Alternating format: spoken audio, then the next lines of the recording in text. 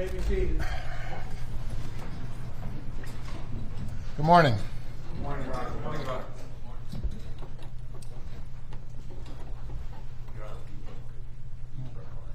Okay, Mr. Murdaugh. Murdaugh.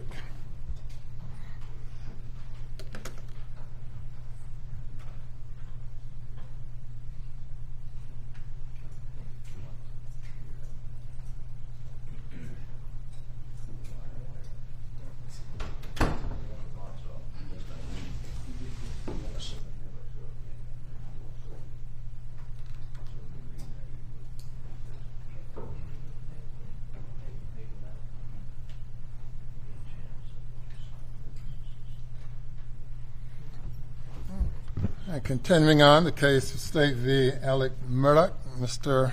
Waters.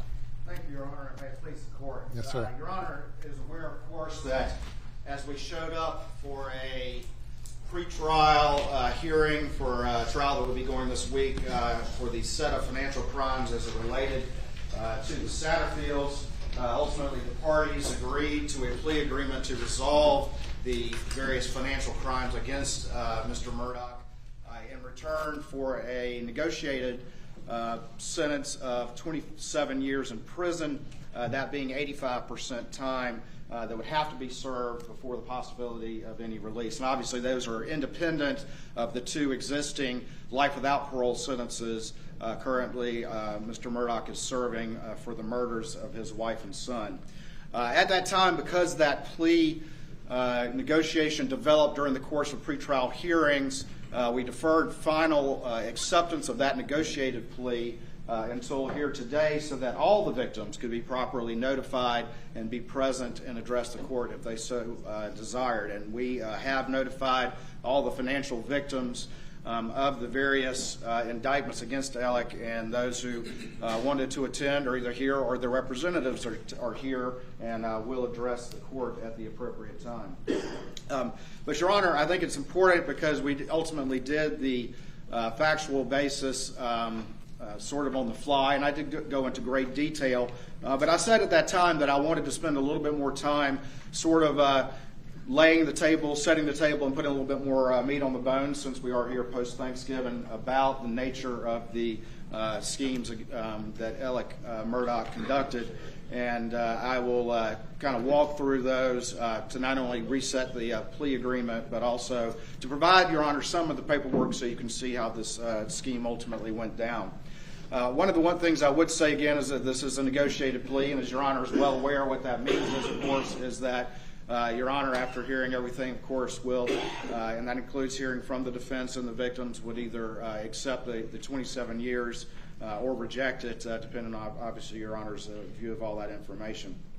But, Your Honor, to begin with this whole morass, again, I think the easiest way for me to walk back through it would be to go in chronological order and to, again, talk about not only the counts that are being pled to and what's being pled to, but also kind of remind Your Honor of the facts. And I do have some exhibits that I'm going to hand up to Your Honor as we move through this, and I've, of course, already provided copies to the defense.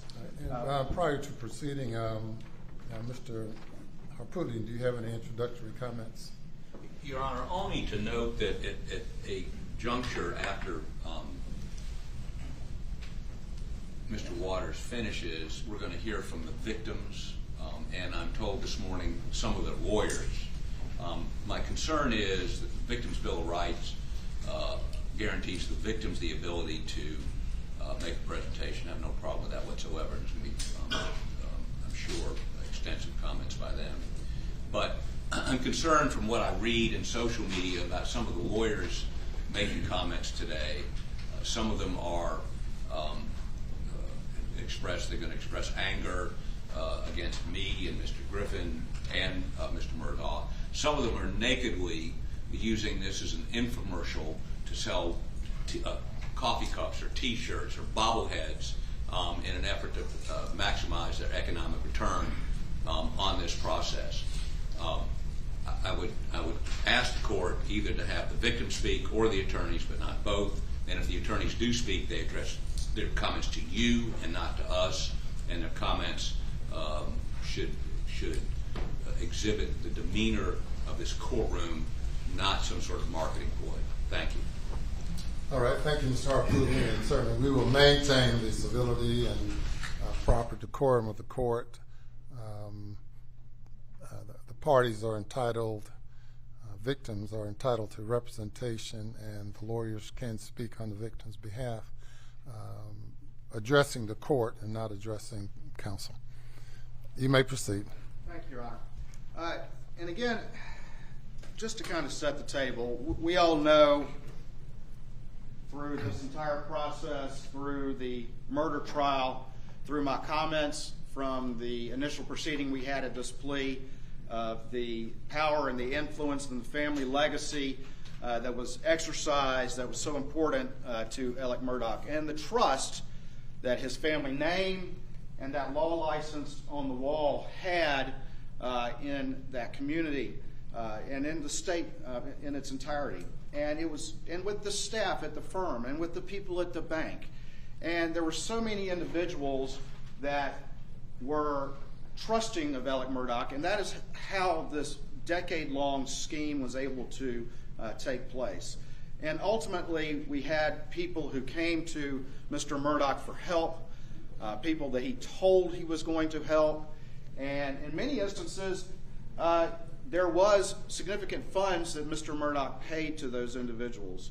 But that was how the scheme usually worked. It was a sleight of hand. It was where he was handing them a check and had their focus on that he was able to steal money from them behind their back. It was the fact that he used things like Palmetto State Bank and what we've called the fake forge on these disbursement sheets and told his staff to fill those out. And then those go to the finance office at the firm. And it looks legitimate. And your average staff member who is going to never question a powerful senior partner, but these look like legitimate expenditures. And so that was that trust, that power, that influence, that was the only way that these schemes were able to take place. And throughout this investigation, Your Honor, and this ultimately, when we first got involved, the state grand jury first got involved, it was late August of 2021, and I described it before as leading to a whirlwind state grand jury investigation because the side of the road happened not long after that, and we realized that we needed to devote a lot of resources to figuring out what's going on here, because something certainly was rotten there and we needed to explore it. And that's one of the things that, along with investigating the murders, that we focused on. And I want to say this, I'm obviously standing here as a representative of the Attorney General's Office of Attorney General Alan Wilson, and obviously Attorney General Wilson, I'm standing here in his shoes. He's obviously been heavily involved in this case as well. You saw him at the murder trial.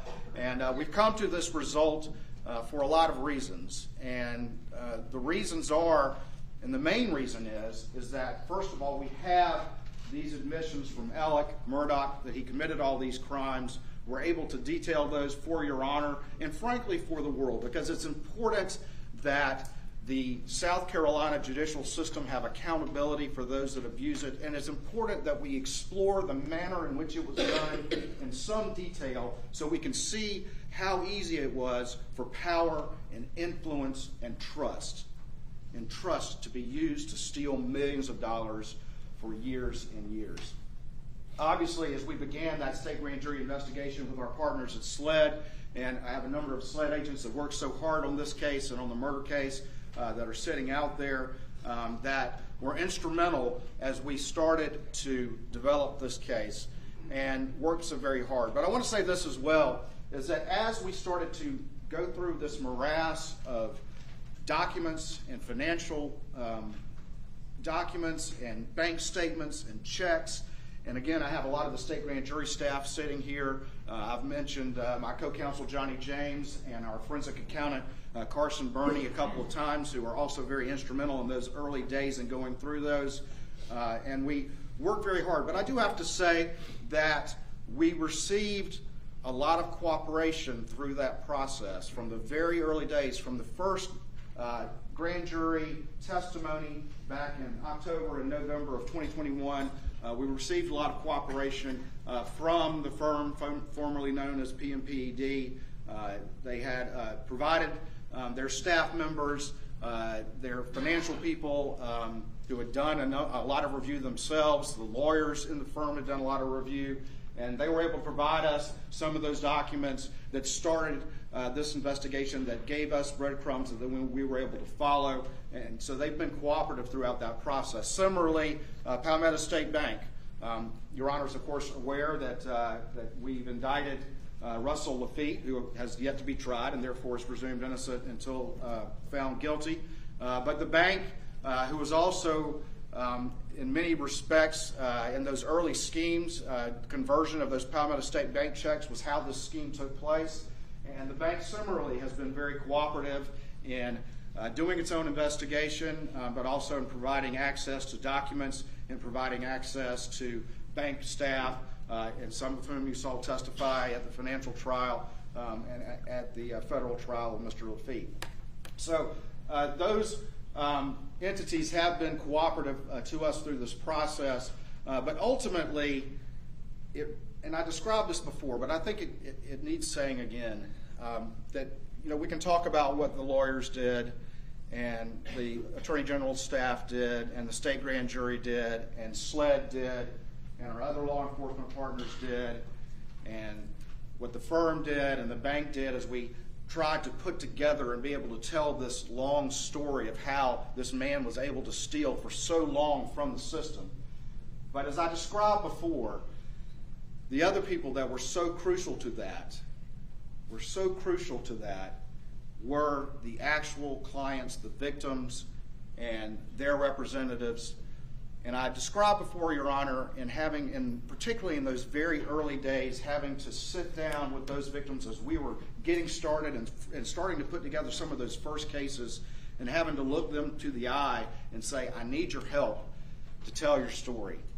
I need your help. We can't make change. We can't expose what's happened unless you tell your story. And I described it before. There was a palpable fear, particularly among those early victims, in coming forward because of the power, because of the influence, because of the belief that no one would ever do anything about what had been going on. And I told them that we would see this through to its conclusion, that we would be committed to it, and again, to a man or a woman, those individuals that I sat at a conference table much like this, looked them in the eye, and they ultimately agreed to come forward knowing full well their name would be out there, and they came forward knowing full well that they would have to go testify in front of the state grand jury, and they knew full well that they would have to testify. And that, Your Honor, again, was true courage, because I heard over and over again, Mr. Waters, again, you don't understand. I have to live there. You don't understand who you're messing with. But they still came forward, and that really was crucial to development of all these financial crimes, which ultimately not only exposed this long-standing scheme of how a lawyer can abuse the system, but really put in context everything else that happened through the course of Alex Murdaugh's life. Your Honor, I have what's been marked now as State's Exhibit 1 that I will hand up, and this is just a timeline of how the financial crimes developed throughout the course of this scheme. And as I described before, and again, I'm going to try to walk through this as quickly as I can, but the first thing that we had was that Alec ran into some financial trouble in 2008, 2009. We all know the recession happened. And after that, he had a number of early large recoveries. And it caused his partners and people around him, because the legitimate fees from those cases were so extensive, to believe that he ultimately had righted the ship. And he did take those legitimate fees, but he was also borrowing so much money, and he then started to steal from those large recoveries. And Your Honor, the first one that is part of the state grand jury cases is Natasha Thomas and Hakeem Pinckney. And Your Honor, there was a catastrophic accident there. It left Hakeem quadriplegic. He ultimately passed away. And Mr. Murdaugh came to the hospital to offer to represent them. One of the things that he had done was had Russell Lafitte at Palmetto State Bank appointed as a conservator, and that became crucial to this particular scheme. And ultimately, when those recoveries came in, and they were quite extensive, he was able to steal some of those. And the next exhibit I have, Your Honor, that I would hand up. And Your Honor, I would ask, not that first one, but this exhibit, we've redacted account numbers from it, but there is extensive financial information in there. And we would ask that these exhibits, which I think are important for Your Honor to see, but that they remain under seal this time just because they do have financial information in them. All of them? Or just Not the first one, but the first one. no objection? All right, I'm going to hand up this exhibit right there. And Your Honor, this is the exhibit as it relates to Hakeem Pinkney. And what you see on that first page and on the second page is really the hard work that was done in this case. Because it's one thing to determine that a check went from where it was supposed to be and somehow ended up in Alex Murdaugh's world. But it was another thing to figure out exactly how that money was spent and how that money was dispersed.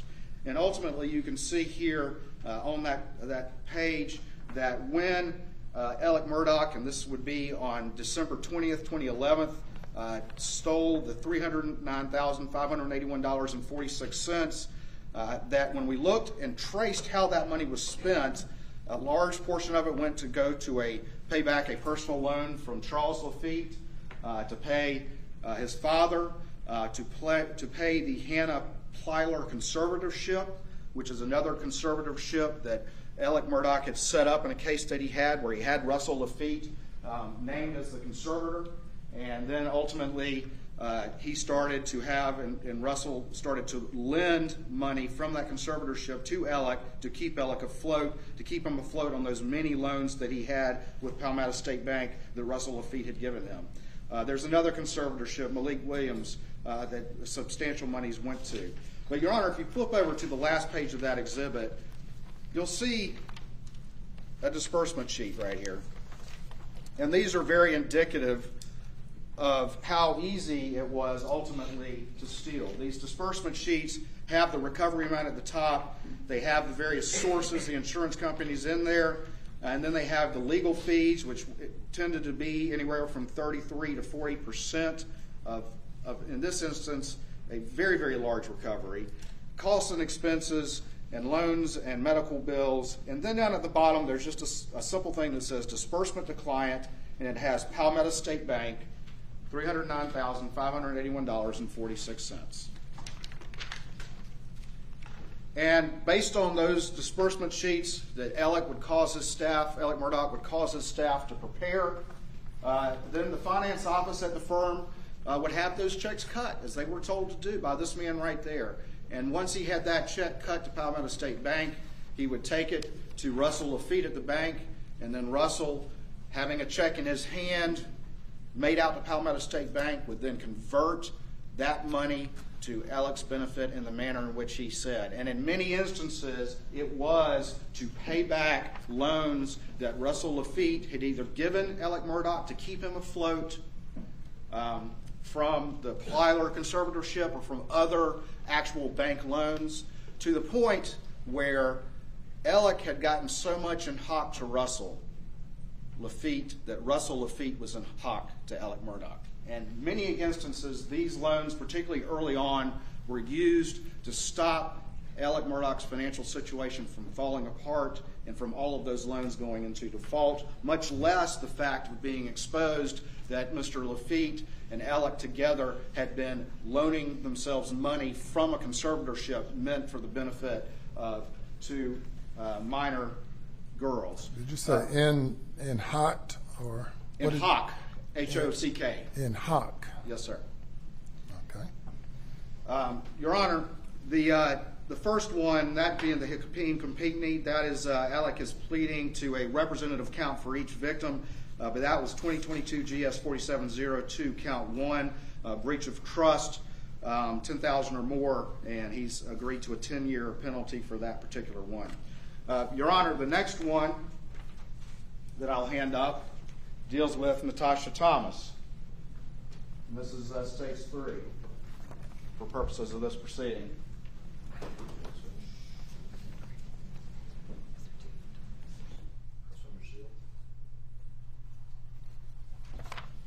And this one again, Your Honor, she was in the same particular accident, and there were two different thefts that were taken in this particular one. One of them was on December 20th, 2011, and that was for $325,000. Again, Mr. Murdaugh had Russell Lafitte appointed as conservator for Natasha Thomas, who was a minor at the time.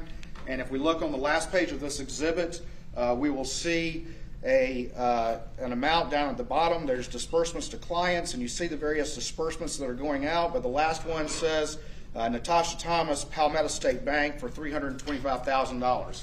And again, the staff does as they're told by Mr. Murdaugh, and they cut that check from the trust account for $325,000 made out to Palmetto State Bank.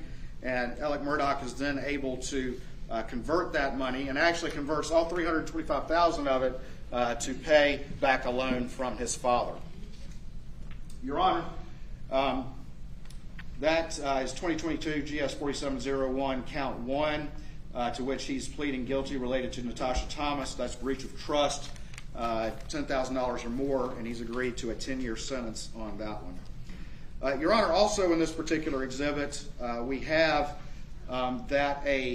and this was very typical, that a lien was held back to pay off, in this instance, Medicaid. And it was very common for plaintiffs' lawyers, this is very common, very accepted, and very usual, to hold back, give initial disbursements to clients, but then hold back monies to pay off medical liens and other liens that need to come out of that recovery.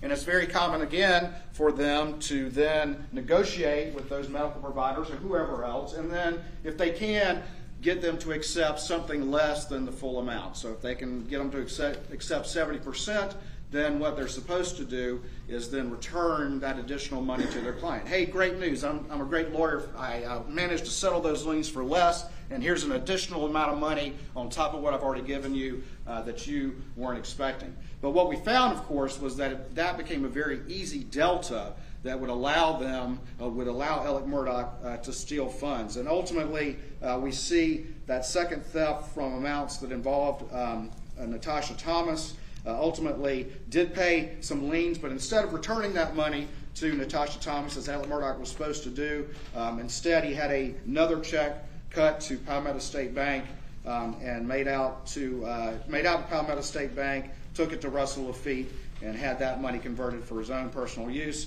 and pretty much had it converted to cash, and ultimately had it converted to cash, including $9,000 cash, which is obviously a very interesting number in that it's meant to stay under that $10,000 threshold. Your Honor, I mentioned before that he had Russell Lafitte appointed as a conservator, and they had been borrowing money from a different conservatorship. Russell had been loaning money to Alex Murdaugh from that conservatorship. Russell Lafitte had been loaning money to himself from that conservatorship, and that money needed to be paid back. And so ultimately, I'm going to hand out what's been marked as States 5.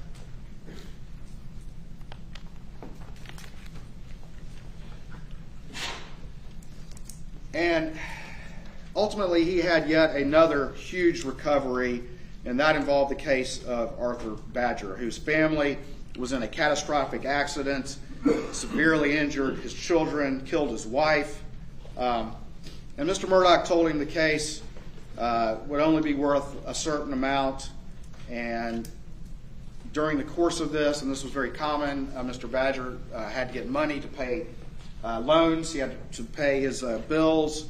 And what we found in this particular case was that Mr. Murdaugh ultimately settled globally a lot of these claims and had the civil defense lawyers there allocate the money in a certain way so that he could ultimately hand a very large check to Mr. Badger, more in line with what he was expecting him to receive. But he structured so much of the money going into Arthur Badger's sort of part of the ledger that he was able to steal $1.325 million from that particular claim. And if you look at that first page, you'll see the tracing exhibit from the state grand jury and all the work that was done there.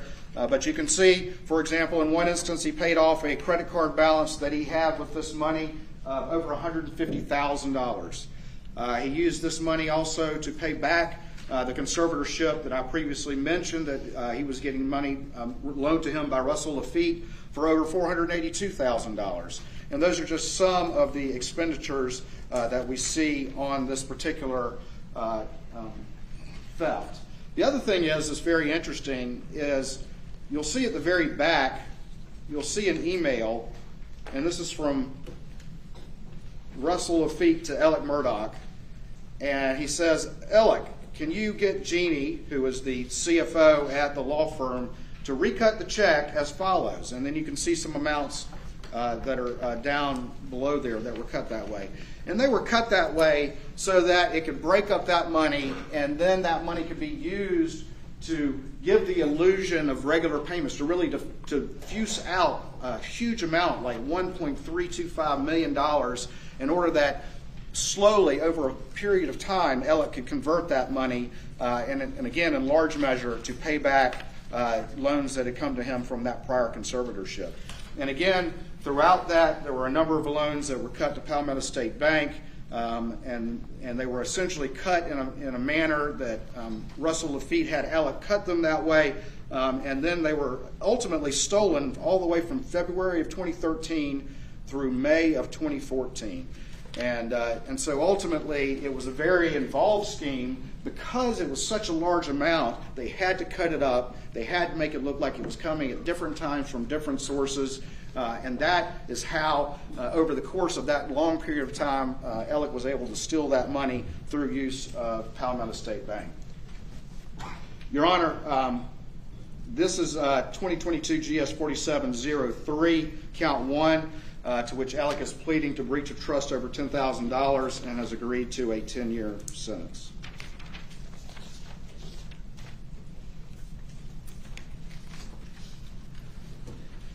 Next one I'll hand up to Your Honor is State's Exhibit 6.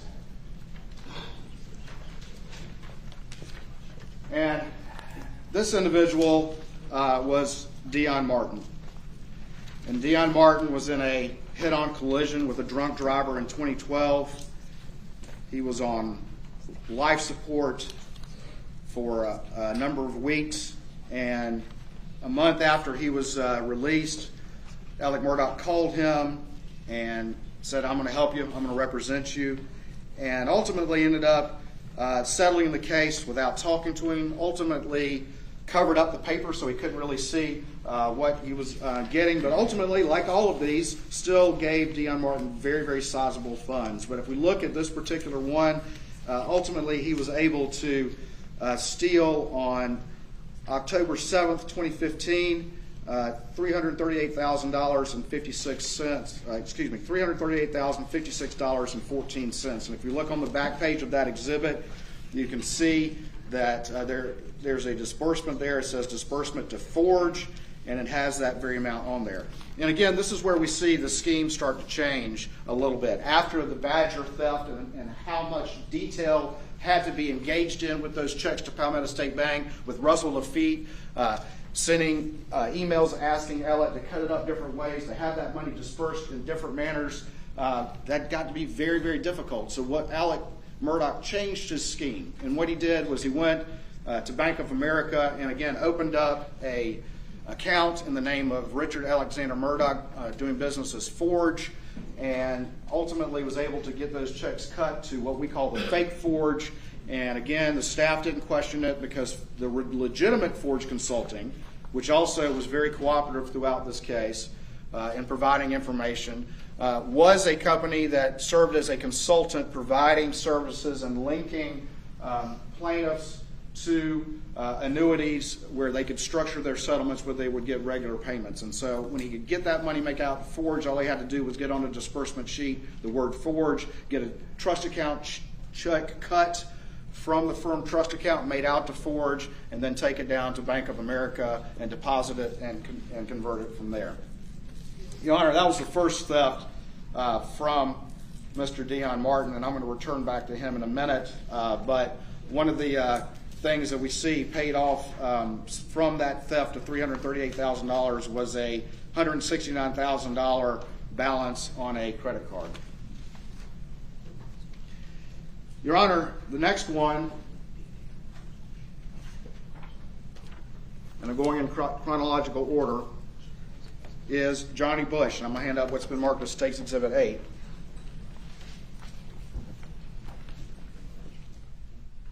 And we'll come back to Dion Martin in a minute. But this particular one was on June 9th, 2016. And Mr. Murdaugh is pleading guilty here for 2021 GS 4736. Count 2 to computer crime, and he's agreeing to a 5-year sentence. And in this particular instance, Mr. Bush was a long-time friend of Mr. Murdaugh. He was in a car accident. He trusted Alexander Murdaugh. He mentioned that over and over again because Mr. Murdaugh referred to him as a brother. And anyway, Mr. Murdaugh settled the case without talking to Mr. Bush. And Mr. Bush signed the documents because, like he said, he trusted him. And ultimately, Mr. Murdaugh was able to get him to sign a disbursement sheet that had on it a disbursement to Forge for $95,000. And you can see that on the last page of this particular exhibit. And ultimately, again, that was in June of 2016 that he was able to steal that money from Mr. Bush. Going to the next one. This is Exhibit 9.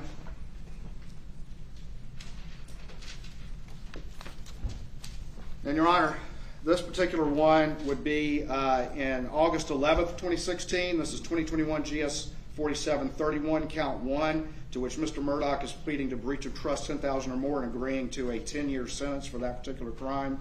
And in this particular instance, again, he had a case where there were disbursements, but he had a lien put on the disbursement sheet. The lien just said the word forge for $70,000. And ultimately, again, he was able to take that $75,000, deposit it into his fake forge account, and then convert it to his own use. And a lot of that was cash. A lot of that was payment to employees that he had, payment on credit cards that he had, including a payment to on a credit card of over $21,000.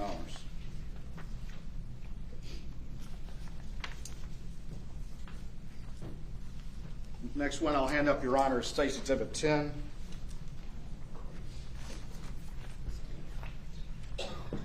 And this one is the case involving Jamie and Risher. And in this particular instance, Mr. Murdaugh is pleading to 2021 GS 4737, Count 1, breach of trust $10,000 or more, to which he's agreed to a 10-year sentence. And in this instance, he had been in a wreck.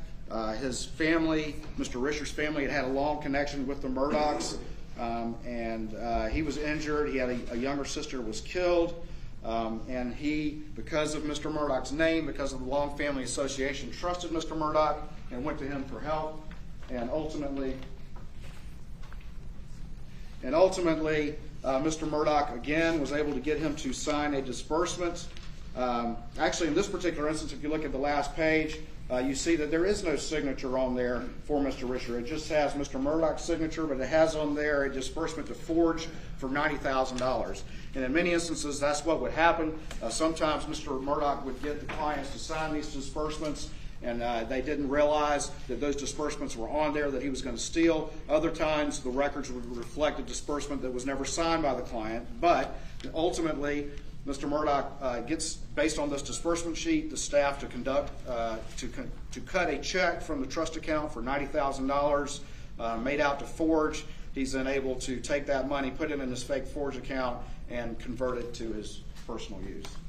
On top of that, Mr. Murdaugh also misappropriated $5,504.94 in case expenses, which he billed to Austin Aviation for a trip to New York, a private plane service, limo service, and meals that ultimately he was able to bill to Mr. Risher as if they were legitimate case expenses for this case, when instead that was a personal trip for Mr. Murdaugh, a luxury trip, which he then billed to a client and stole that money.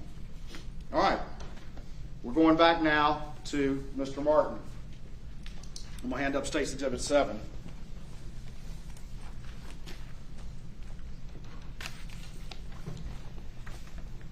I mentioned Dion Martin before, and now we've moved to October 11th, 2016. He had already stolen, as I said before, over $338,000 from Mr. Martin over a year earlier. But now he's back, and in this instance, he gets a check cut from Fake Forge, made out for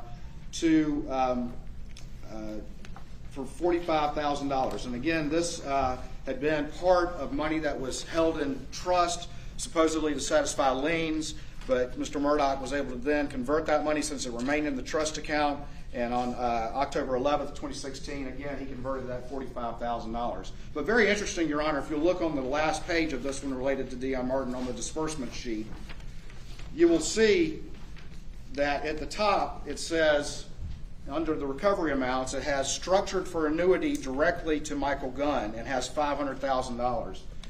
That's a phantom recovery. That doesn't exist. He just put that number on there, and by doing so was essentially able to generate on his books $200,000 of attorney's fees. That's a phantom.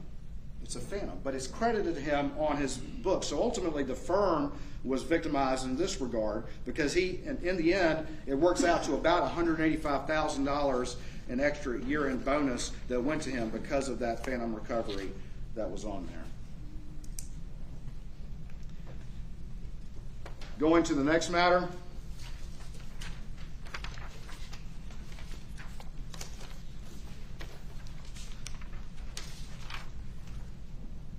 We'll hand up States 11.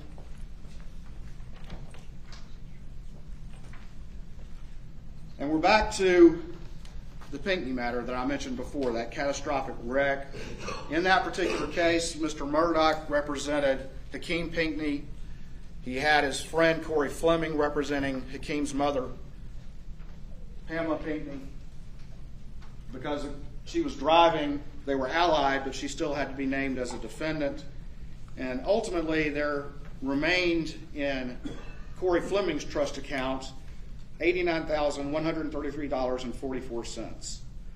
And even though the disbursements had happened in that case years and years before, even though Mr. Fleming had had a lot of direct contact with Mrs. P during the course of that and had disbursed money to her, who had direct communication with her all the time, in this particular instance, without calling her, Corey Fleming and Alex Murdaugh got together, and Corey Fleming had a check cut from the MKF, the Moss Coon and Fleming trust account, for that amount. Didn't call Miss P and say, oh, by the way, there's $89,000 belonging to you. Instead, he sent that to Alex Murdaugh at the trust account, and then Alex Murdaugh, once it's in the PMPED trust account, if you look on the last page, you'll see that he gets a disbursement sheet cut.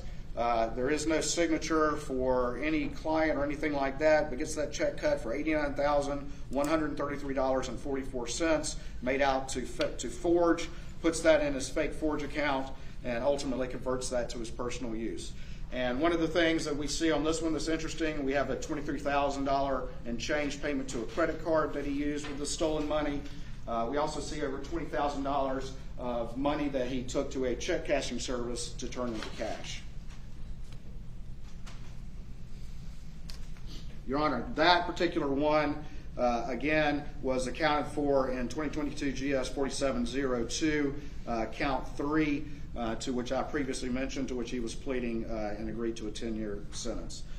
Your Honor, the next one is on May 16th, 2017, and this was the first check of what we call the double dip. And this is the one where Mr. Murdaugh is pled pursuant to Alford for stealing the repayment of the firm, from the firm, of money loaned by his brother Randy, and ultimately he pled under Alford to 2022 GS 4723 count 3 to money laundering $100,000 or more, to which he's agreed to a 20-year sentence. I think it's very interesting, though, that we look at the date that first double debt check goes in, and it's May 16th, 2017, which is the same day that also we have the check cut from the PMPED trust account check for Ms. P's money for the $89,000. Those both occurred on May 16th, 2017, and ultimately were converted for his personal use. Handing up the next exhibit is Exhibit 12. And the victim in this particular case is Randy Drawdy.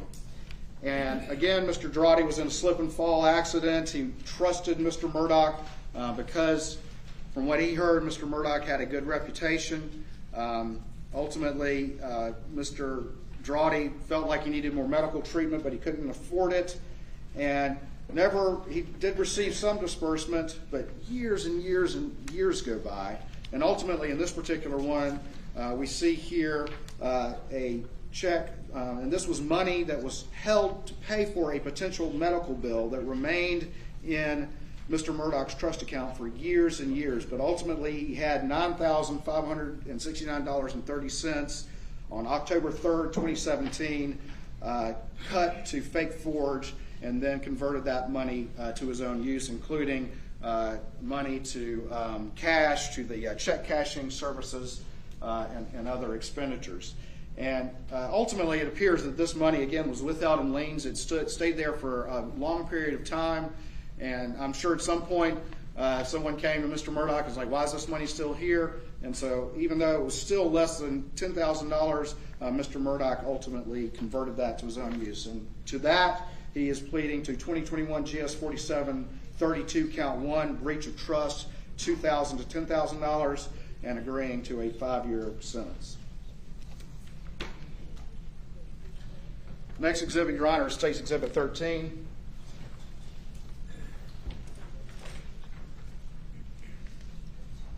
And this involves Jordan Jenks. And Mr. Jenks is here present in the courtroom today. Mr. Jenks knew the Murdaughs well and considered him a friend, and ultimately said that Mr. Murdaugh pushed him to settle the case for an amount that he thought was less than what he was expecting. And he also knew that there was money that had been withheld in trust if the insurance company ever came and claimed it, was what he was told, Mr. Jenks was told by Alex Murdaugh. And he also knew that Murdaugh was busy first with the boat accident and then with the murders, and didn't want to bother him. And if we look at this particular exhibit, there was, if we look on the disbursement page, the first one, and this is 3 pages from the back, Your Honor, there was $150,000 in liens that were withheld for Blue Choice Health Plan. But instead of satisfying those liens, instead of doing right by his friend, Mr. Murdaugh instead cut one disbursement for $65,000 and another disbursement for $85,000 from that $150,000 that he had withheld, and had those made out to forge and deposited into his fake forge account. And then ultimately converted all of that to his own personal use. And you can see on the first page, the tracing exhibit, how he converted that to his personal use.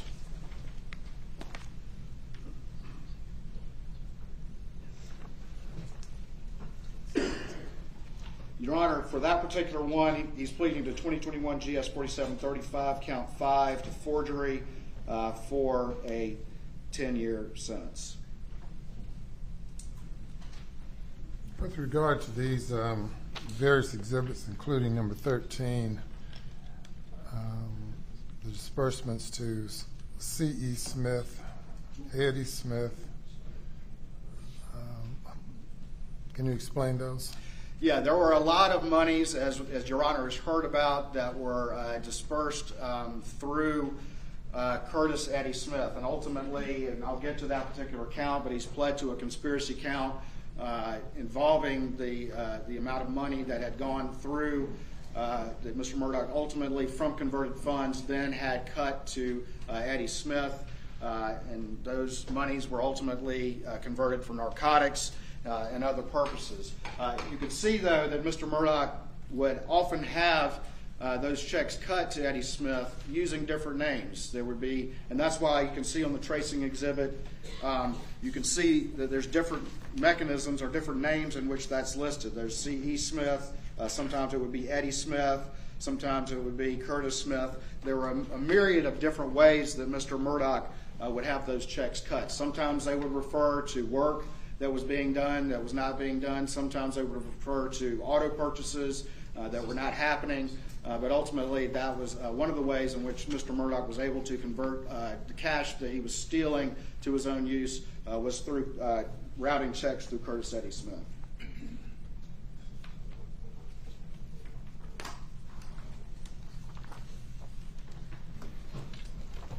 Your Honor, next exhibit I'll hand up is Stage 14.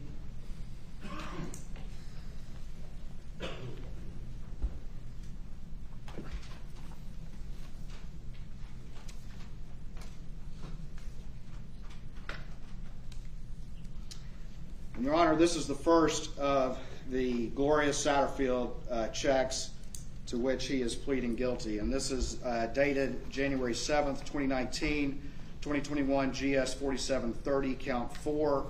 He's pleading for this false pretenses and agreeing to a 10-year sentence. And there are 2 other charges he's pleading that I'll get to here in a minute. But I'm doing these in chronological order. I detailed at the prior proceeding how Gloria Satterfield was the longtime housekeeper for Mr. Murdaugh and his family. Ms. Satterfield's family, her sons trusted Mr. Murdaugh. There had been a long-time family relationship there. Ms. Satterfield in February of 2019, not of February 2019, but Ms. Satterfield had fallen at the Murdaugh home and ultimately passed away. And Mr. Murdaugh approached the family, and some of the Satterfield family is here and is going to address the court. And he approached the family and said, I'm going to help you. I'm going to make sure that Ms. Satterfield's sons are taken care of. And ultimately, I've detailed the entire timeline, which I won't go through extensively here again. But he ultimately involved his friend Corey Fleming. They got an initial recovery of $403,500. Well, that's the ultimate amount he cut to himself. It was $505,000. At that point in time, Tony Satterfield was the PR, but instead of advising Tony that the first recovery had come in, instead they involved Chad Westendorf at Palmetto State Bank, who really served as a patsy. Mr. Fleming and Mr. Murdaugh dealt with Mr. Westendorf and told him they would take care of everything, they would handle everything, they would make sure that the money went to the boys, that this money was being set up for a structure with the boys. Don't worry about communicating with the Satterfields. We've got this. But of course the Satterfields were kept in the dark throughout the entire process. And unlike many of the other schemes where Mr. Murdaugh was able to successfully steal because he had handed a big check to these clients, so therefore they're paying attention to that life-changing money and not realizing what's really going on. In this particular instance, as I will detail, Mr. Murdaugh stole every dime of what ultimately was a very, very large recovery. And I will talk a little bit more about that. And I know I detailed that last time. I'm not going to go through the whole thing again, but suffice it to say that Mr. Murdaugh conspired with his friend Corey Fleming, who he had represent the Satterfields, to get Chad Westendorf, keep him in the dark, keep him as a patsy so that he would not really know what was going on.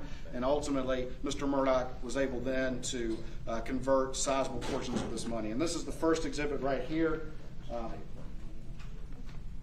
This is the first Satterfield one. Again, this is January 9th, 2019. And this ultimately had Corey Fleming cut a check for $403,500 made out just to the single word forge.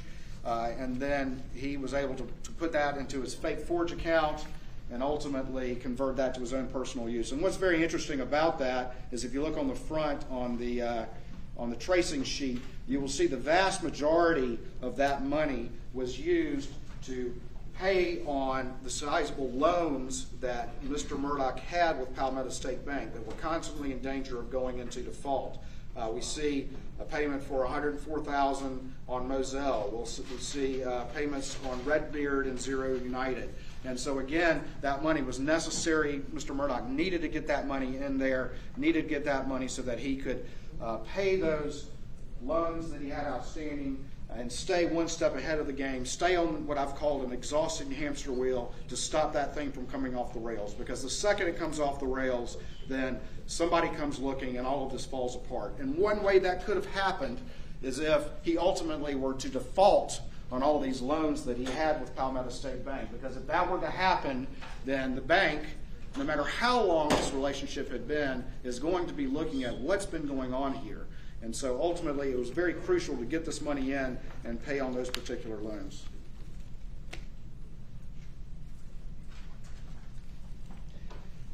All right, going in order here, Your Honor, I'm going to come back to the Satterfields. I'm going to hand out what's been marked as States 15.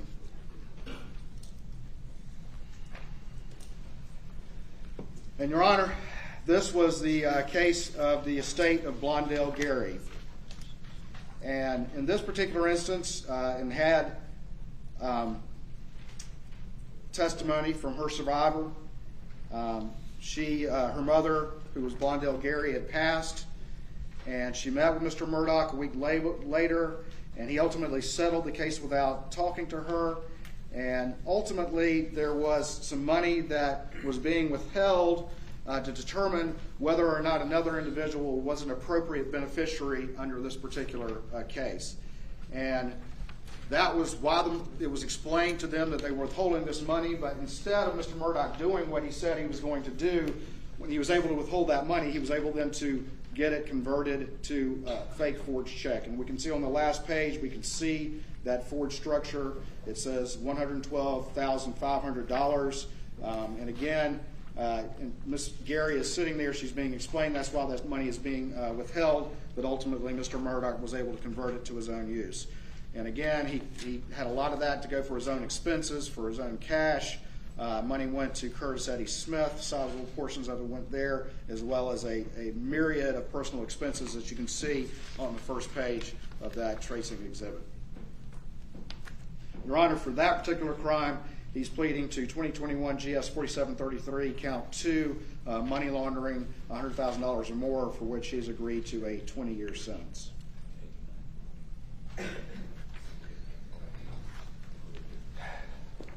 State's Exhibit 16.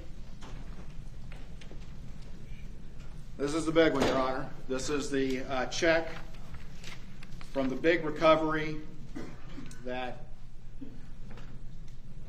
Alex Murdaugh, in collusion with Corey Fleming, were able to get in the Satterfield case. And ultimately, after Mr. Fleming took his sizable legal fees, had a check cut from the Moss Coon and Fleming trust account for $2,961,931.95 and made out to the single word forge, and then had that personally delivered to Alex Murdaugh, who then was able to convert every dime of that money for his own personal use. And again, throughout all of that, until all of this came to light, till after the side of the road and people started looking, ultimately the Satterfields had never saw one thin dime of that money. They never received one thin dime of the money that went through Corey Fleming, that went through Alex Murdaugh. And it was all converted for his personal use, this particular check. Your Honor, for that particular crime, he's pleading, again, 2021 GS 4730, count 5 to money laundering, $100,000 or more. That's a 20-year sentence, and that will be the lead sentence for the case. I will get to later the additional 7 consecutive years. That's the other lead sentence that will total that 27 years of 85% time. But this 2.9, by far being the biggest amount, is one of the lead sentences in the particular case. And again, you can see how this money and the extensive amount of work that was done that was to trace how that money ultimately was spent. But just to give some examples, we have a payment of, look on page 2, Your Honor, a payment on of over $609,000 on a loan on which his father was a co-signer at the bank. We see a $500,000 payment on a loan relating to Moselle. We see over $132,000 going to C.E. Smith. We see repayments to one of his law partners of over $304,000. We see payments to his father for a loan for $385,000. We also see payments on a credit card down at the bottom there of $146,968.06. So again, stealing this money, we're getting to a critical point for Mr. Murdaugh. Stealing this money was necessary, again, to keep afloat and to pay back all these extensive loans that he had taken from the bank, to pay back these loans he had taken from his father, to pay back these loans he had taken from his law partners, to pay back six-figure credit card balances, as well as all the other expenditures that are listed on there.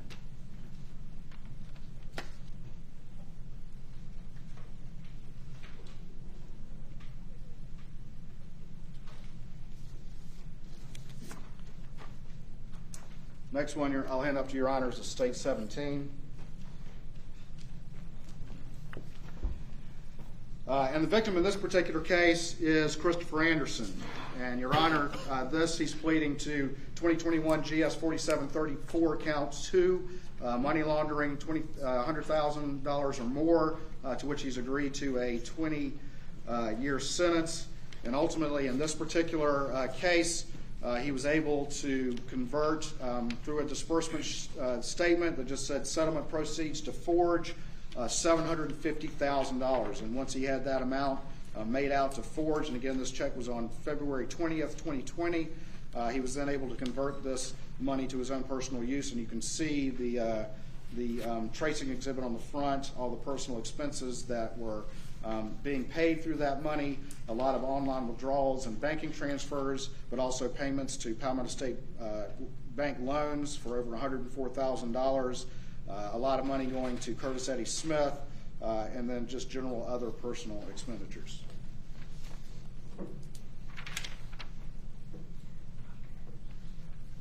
Next one I'll hand up is States 18.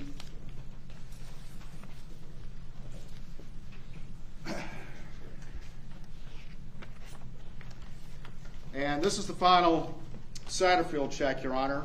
Again, over a year has gone by from the $2.9 million check, from that $3.8 million settlement. Again, the Satterfield family is unaware that a single dime has been recovered. And ultimately, there's still money remaining in the Moss, Kuhn, and Fleming trust account. And so Alex Murdaugh, in October again of 2020, has a check cut by Corey Fleming from the Moss, Kuhn, and Fleming trust account for $118,000 made out to just the single word forge and delivered to him, which he then converts to his own use. You can see cash withdrawals of over $22,000. You can see over $28,000 to Eddie Smith, as well as other expenditures. And this, of course, is around the time also that they then have the stipulation of dismissal signed in the Satterfield case that doesn't have the caption.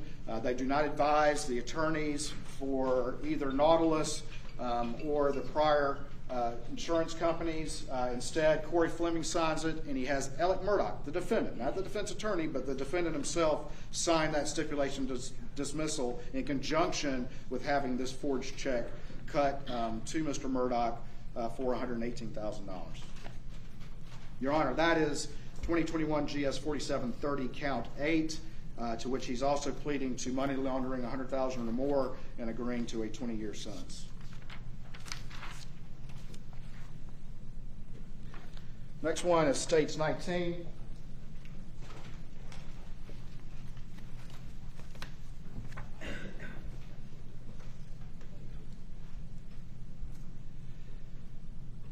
This is the estate of Sandra Taylor.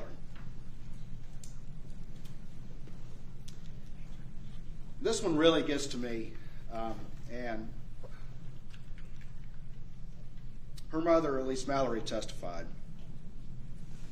Her daughter was killed by a drunk driver, leaving behind 3 minor children. And I've talked to her extensively. And she went to Mr. Murdaugh because she heard he was the best in town. And he kept telling her and lowering over and over again how much the case was worth. And if there ever was a more acute example of trust, it was Miss Mallory and Mr. Murdaugh. She put this case in his hands, and he kept coming back and saying that the case was worth less and less and less, until eventually he told her that the case was only going to be worth $30,000, $10,000 for each one of those children. And she believed him. Because like many people, $30,000 is a lot of money.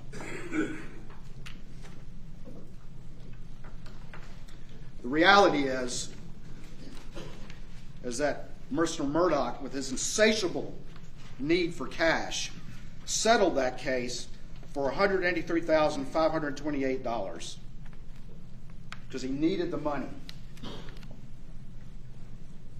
And then he had a disbursement sheet that wasn't signed by Miss Mallory, executed, in which he put on their attorney's fees of $30,000. You can see that on the last page. And then had the rest of the money, $152,866, made out to Forge, and then converted that money to his own benefit. And that was on November 30th, 2020. $23,500 of that was cash withdrawals for his benefit. $29,000 went to C.E. Smith, and then more went to other versions of that name. Paid $20,000 on a credit card. And Miss Mallory, those children, like the Satterfields, who were also the most prime example of trust in this case, the people that trusted him more than anyone, the Satterfields and Miss Mallory, like the Satterfields, she didn't get one thin dime of that money. And Mr. Murdaugh even went so far as to go back to the firm and say, hey, I feel bad that I wasn't able to get that much from Miss Mallory. Can we refund the $30,000 to her? Because he told her that. He said, I can only get $30,000 in this case, and because, out of the goodness of my heart, I'm not going to take a legal fee. That's what he told her. Out of the goodness of my heart, I'm not going to take a legal fee. I'm just going to get you that $30,000. But the problem was he'd already dispersed the money. He'd already dispersed the $30,000 to the firm. And he went back to the firm and said, and telling them a different lie, telling them, hey, I would like to just refund that $30,000. I don't want to take a fee. Just refund that to her. Obviously what he was going to do was then give her that $30,000, which is what he had promised her was going to be the recovery all along. But the firm was like, no, the fees are paid. No, we're not doing that. And so Miss Mallory never got one dime. For that crime, Mr. Murdaugh is pleading to 2021 GS 4738, count 2, money laundering, $100,000 or more, and he is agreeing to that, to a 7-year sentence that is consecutive to the 20-year sentence of 2021 GS 4730, count 5, and those would again be the lead sentences for the total of 27 years at 85% time as a result of this plea here today.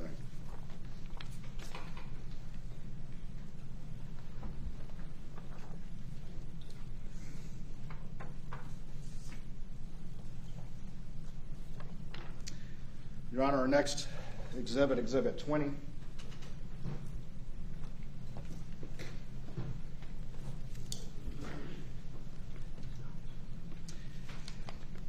In this particular instance, this was another instance in which Mr. Murdaugh was able to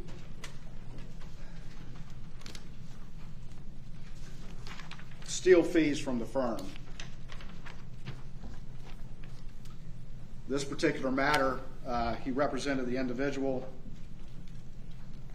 and ultimately he had cut 2 disbursement sheets.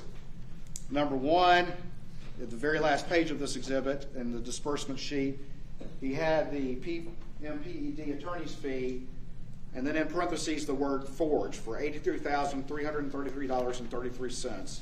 Your Honor, that was from May 12th, 2021.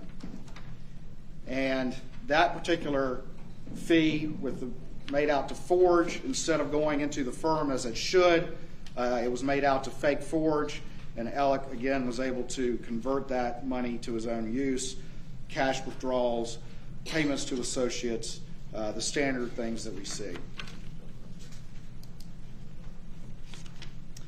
He also had a second disbursement sheet cut in which it said forge on it, $91,867.50. That check was cut on December 16th, 2020. And again, ultimately, those were cut from the client trust account. Should have represented legal fees, but instead were diverted by Mr. Murdaugh into his forge account and converted to his personal use.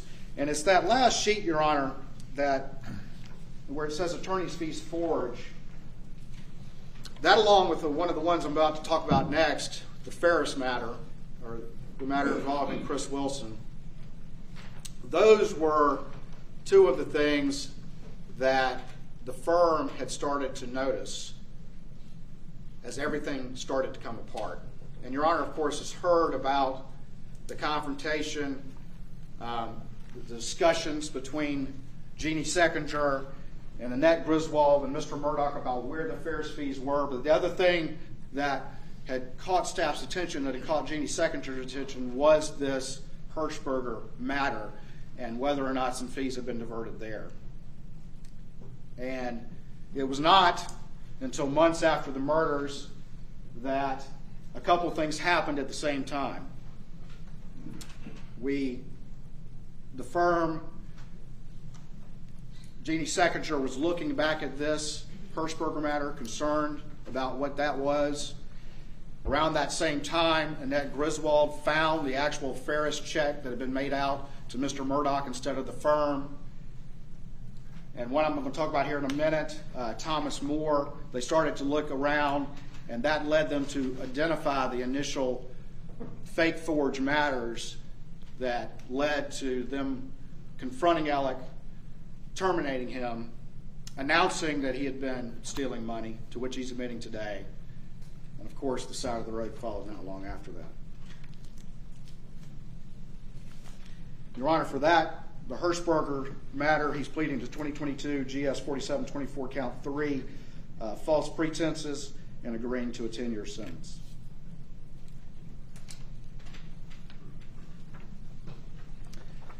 Next exhibit I will hand up is Exhibit 21.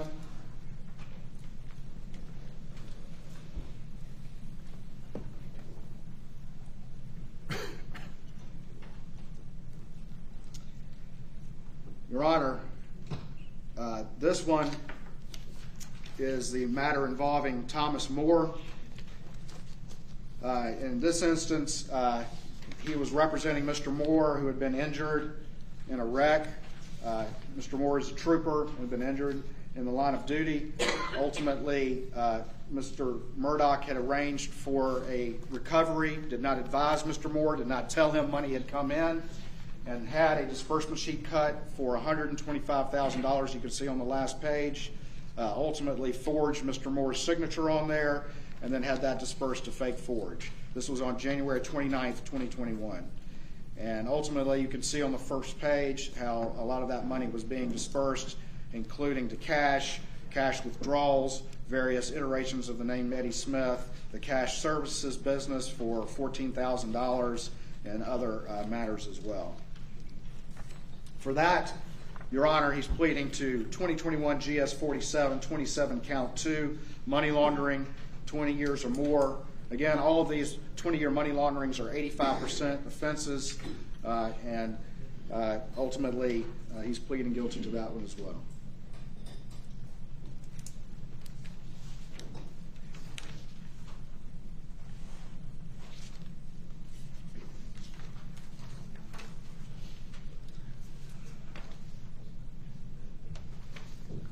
next hand of State's Exhibit 22.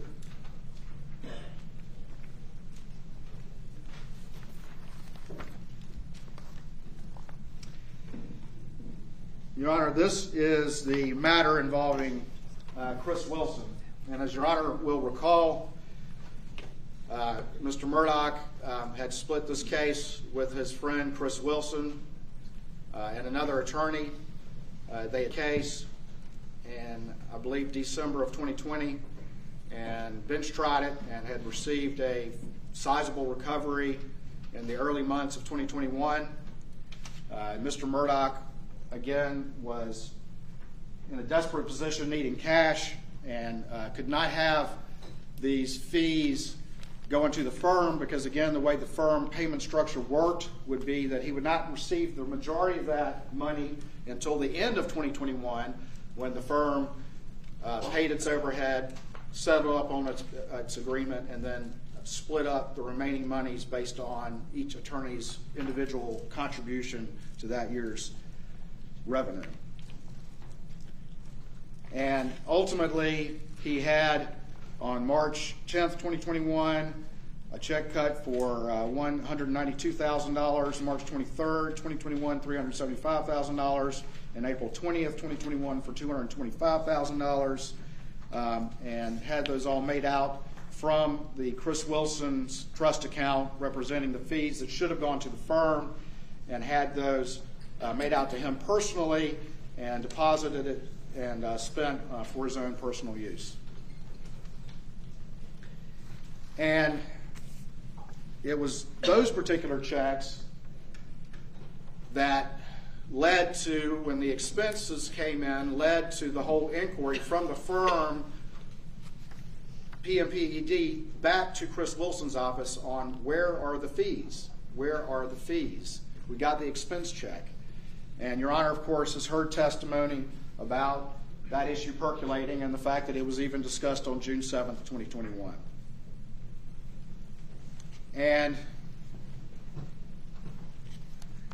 after June 7th, 2021, of course, no one was really paying attention to those matters anymore for a number of months. And one of the things that Mr. Murdaugh was able to do was borrow money from a law partner,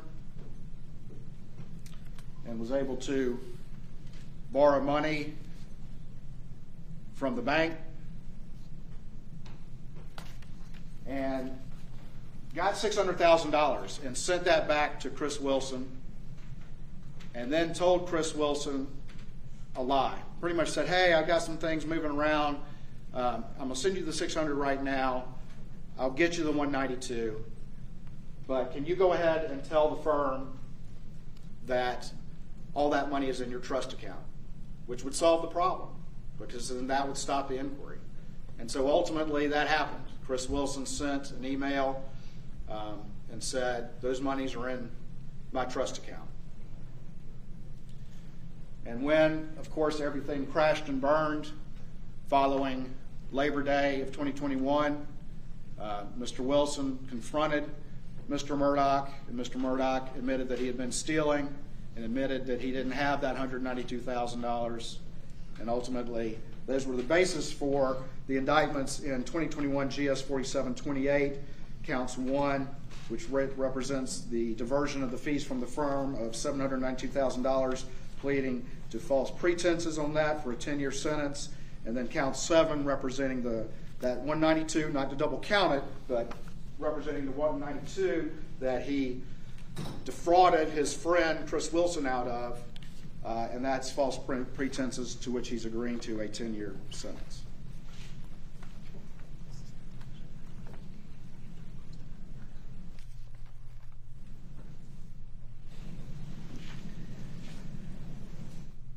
Your Honor, additionally, Mr. Murdaugh is pleading to 2022 GS 4710, count 1, and that is a criminal conspiracy, Your Honor, between him and Curtis Eddie Smith. And the dates are from October 2013 through February 2021, and ultimately those deal with the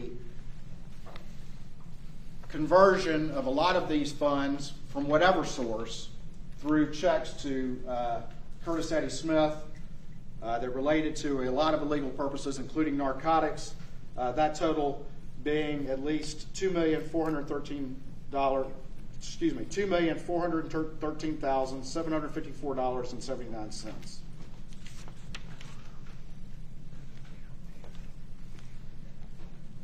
Finally, Your Honor, Mr. Murdaugh is pleading to 2022 GS 4734 count 9, and that represents his willful evasion of taxes for all of this ill-gotten gains, and that total from all those years is $619,391.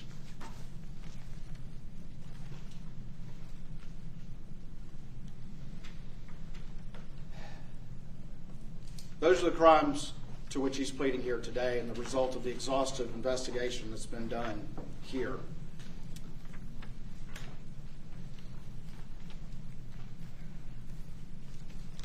And Your Honor,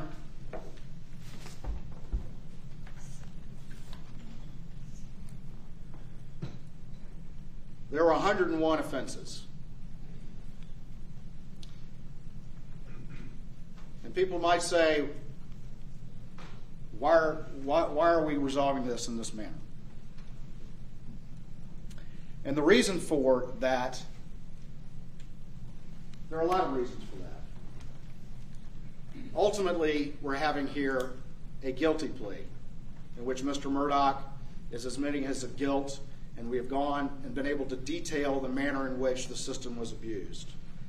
Mr. Murdaugh is waiving his appellate rights, and within the law, his post-conviction rights, which means for this plea here today, there is certainty, as much as the law will allow, that he will serve at least 85% of that 27-year sentence if Your Honor ultimately accepts this result. Whatever happens with any other litigation, we ensure with this result here today that Mr. Murdaugh will stay in state prison for what is most likely the remainder of his life. And that's aside from the 2 life sentences that Your Honor previously imposed upon him. But we have to remember that this result here today is not for the murders. This result here today is for those white-collar offenses. And 27 years at 85%, Your Honor, is more than anyone can think of, state or federal, that someone has received for white-collar offenses. It's more than Enron. It's more than WorldCom. It's more than Carolina Investors.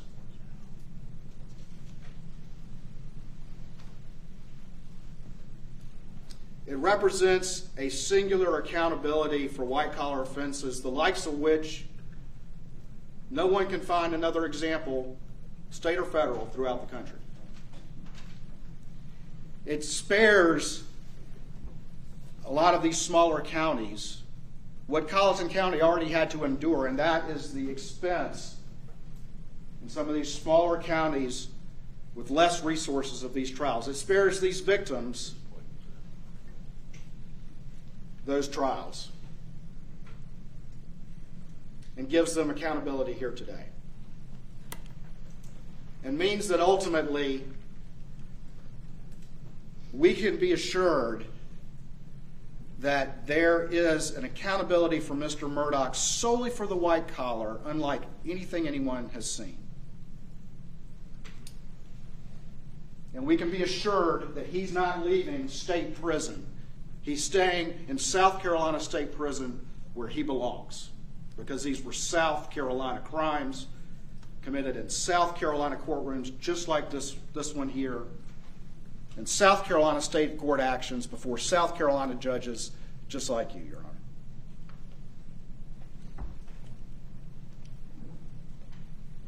Those are some of the reasons why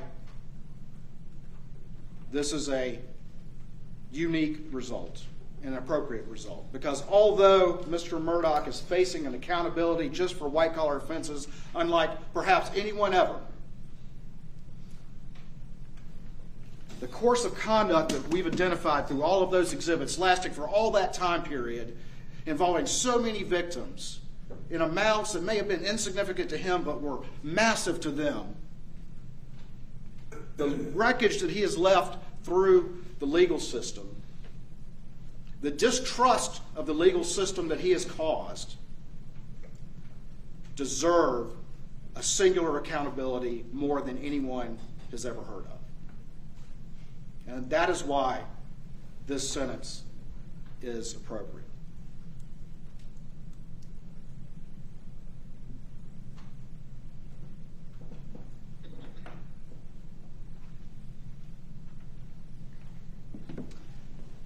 Ultimately, the firm, PMPED, who I mentioned, has been very cooperative with this investigation. The bank has been very cooperative with this investigation.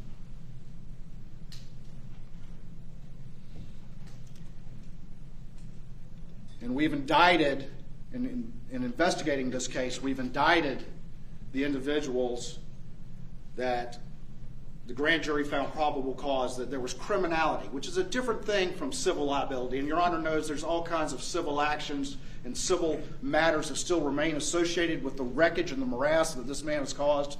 And that is not, all of that is not for this courtroom here today. This is to resolve criminality. And ultimately, the firm has paid net amounts back to the victims that I've discussed here today.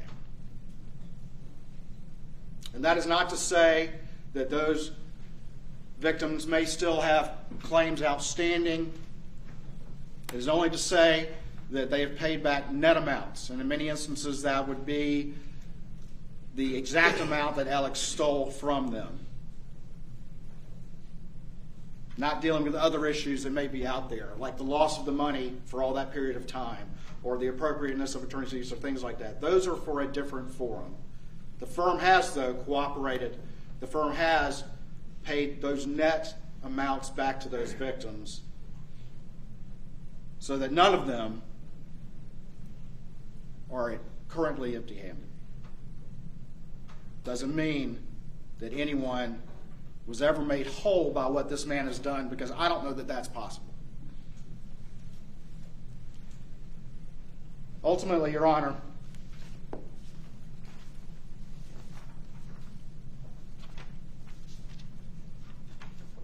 want to hand up a couple more exhibits.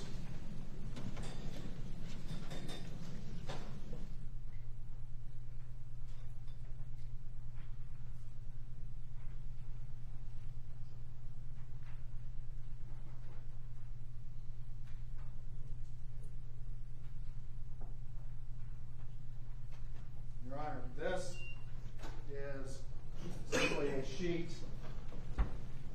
that has been provided by the law firm, going through a number of those victims, monies that they have paid, those net amounts, other costs to them. And again, this is not to settle on a restitutionary figure. This is just to give Your Honor an example of some of the expenditures that are out there. And I've discussed this with the defense. I'm giving these figures up to Your Honor, but assuming that this plea gets accepted here today, our plan is to ultimately work with the defense and with all the various parties to come up with a figure that is appropriate for a restitutionary amount, even though we all know that in the end, the well is dry, and the well was bled dry by this man.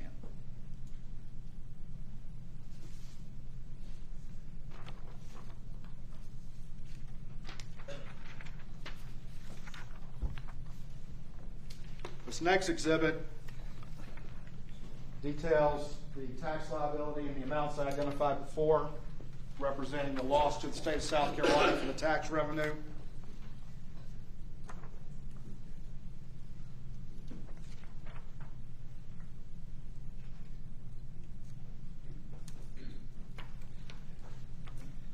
This next exhibit, which was an exhibit at the murder trial as well, Exhibit 25, represents the confession of judgment to the Satterfields for $4,305,000.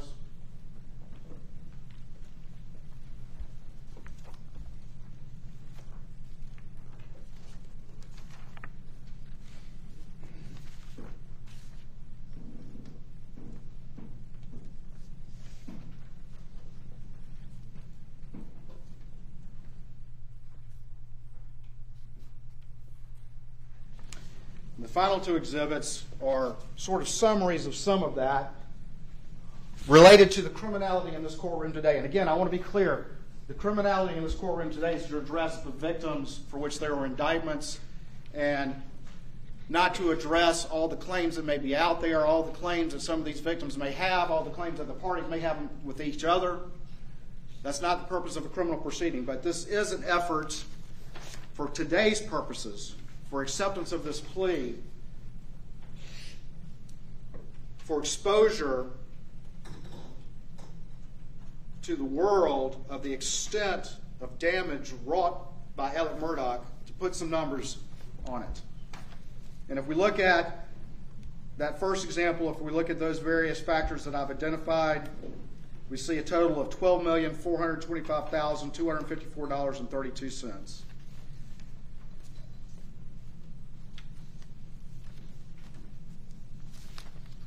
There have been some offsetting claims as it relates to the firm, and if you account for those, we're looking at $8,548,488.26.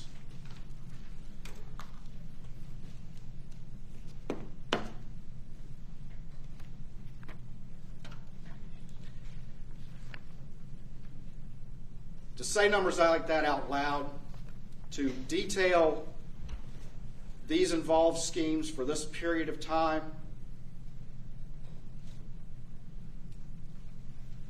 is unique and unprecedented and calls for a unique and unprecedented sentence of 27 years. Your Honor, I do have a number of victims and their representatives who would like to speak, and I believe our first one would be Eric Bland. I believe the mic right there is working, and this time I would, with the court's permission, allow these victims to address the court. Prior to proceeding, we will take a 10-minute recess.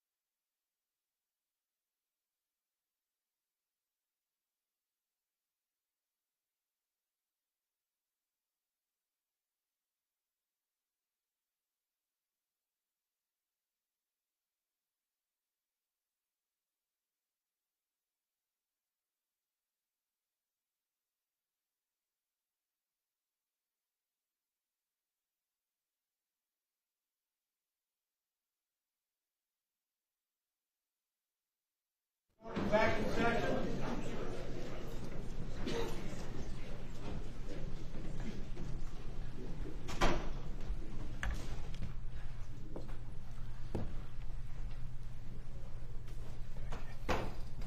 Thank you. You may be seated.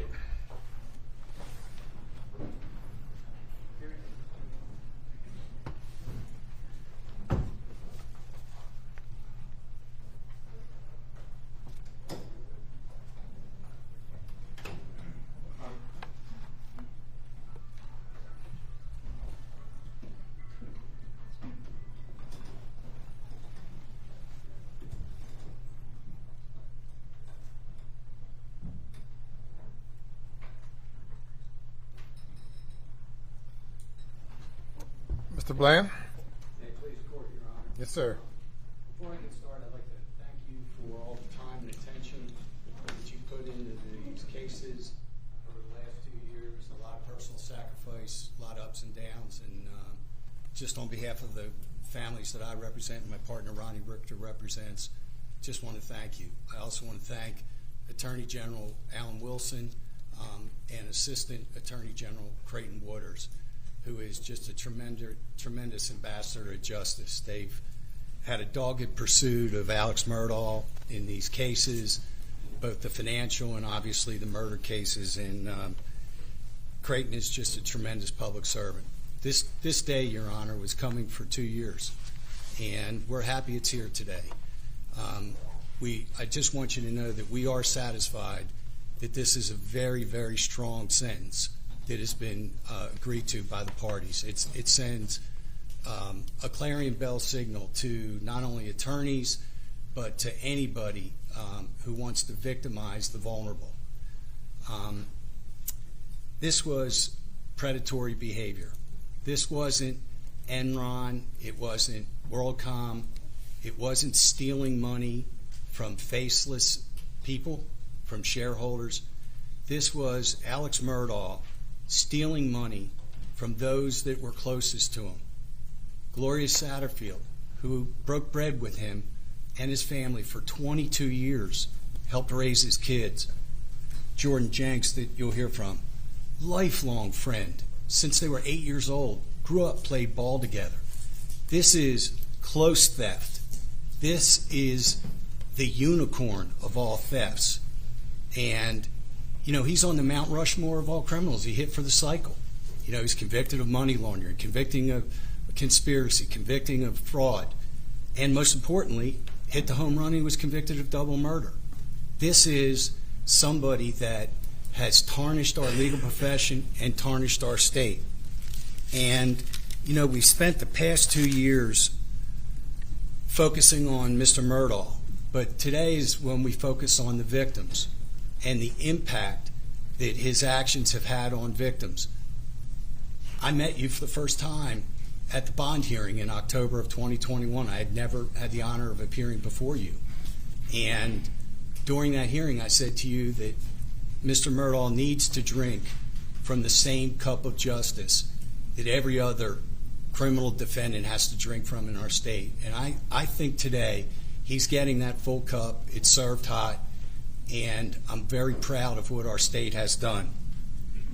But now let's focus on the victims. My partner Ronnie and I have had the pleasure of representing Tony Satterfield and Brian Harriet, along with the siblings of Gloria Satterfield.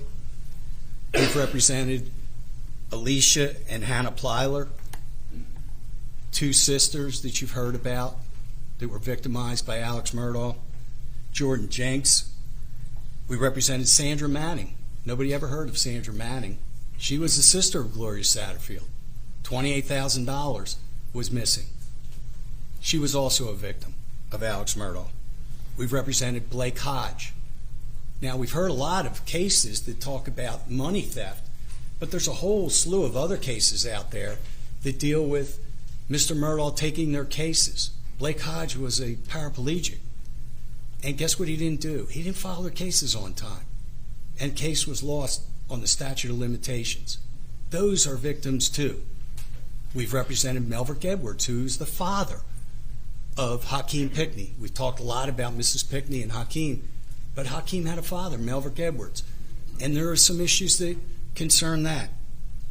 So now I'm going to focus on Gloria Satterfield, because that was the trial that we would be doing yesterday. We were going to start this trial. And Gloria, I get very frustrated when I hear that she was just a housekeeper. She was so much more than that. I think Alex would agree she was so much more than that. She helped raise their kids, of Maggie and Alex's kids, Paul and Buster. She was a good woman. She was a good mother to Brian and Tony. And Alex exploited that woman, the woman who was in his house, the woman who helped raise his kids. He exhibited this type of predatory behavior where these people are not as educated as he was and is as a former lawyer. And he knew that they had something valuable. And he believed that their cases were his cases instead of the cases belonging to the client. So I'm going to introduce Brian Harriet. I'm going to introduce Tony Satterfield to the court and to everybody here. They're wonderful kids. They're glorious kids. Brian is a wonderful man, but he's a vulnerable adult. And Alex Murdaugh took advantage of this vulnerable adult. And it gnaws at me. And when I heard Mr. Wooders get up and go through the litany of crimes, I got nauseous. I'm sure I'm not the only one that got nauseous here. And so let's not delude ourselves. He's not just guilty of 22 crimes. He's guilty of all 102 of those crimes. And he will live knowing that he is guilty of those crimes. These boys, these men are wonderful Christian men, but their death of their mother was used to steal, to enrich himself at their expense. And I heard when he pled guilty, I wasn't in the courtroom a couple weeks ago, he used the words, "I wrongfully obtained." That's not wrongfully obtained. He stole. Use the right word. He was a thief. He used the word and said, "I misrepresented." No, you didn't misrepresent. You lied. That's what we have to talk about in this courtroom. He was a thief, and he stole, and he lied to these clients, those that are closest to him. He lied to his law partners. He lied to his own brother. $3.5 million of the $4.3 million that was recovered on behalf of the death of Gloria Satterfield, he stole. He took. And you heard Mr. Wooders, there's Mrs. Pickney coming in the courtroom. You heard Mr. Wooders say, he stole every dime, everything, every last penny from them. And, I heard it said that, Alex said 2 weeks ago, I'm really happy that I'm finally able to be pleading guilty, that I've been wanting to do this since September of 2021. No. You need to hear, Your Honor, what he has done since September of 2021 in order not to have accountability and in order not to accept responsibility for what he did. When we had the bond hearing, after the bond hearing, his lawyers said in a gaggle that the Satterfields should look to others to get their money. They shouldn't look to Alex, that there's other people that are responsible for that. That was the start. We sued him civilly.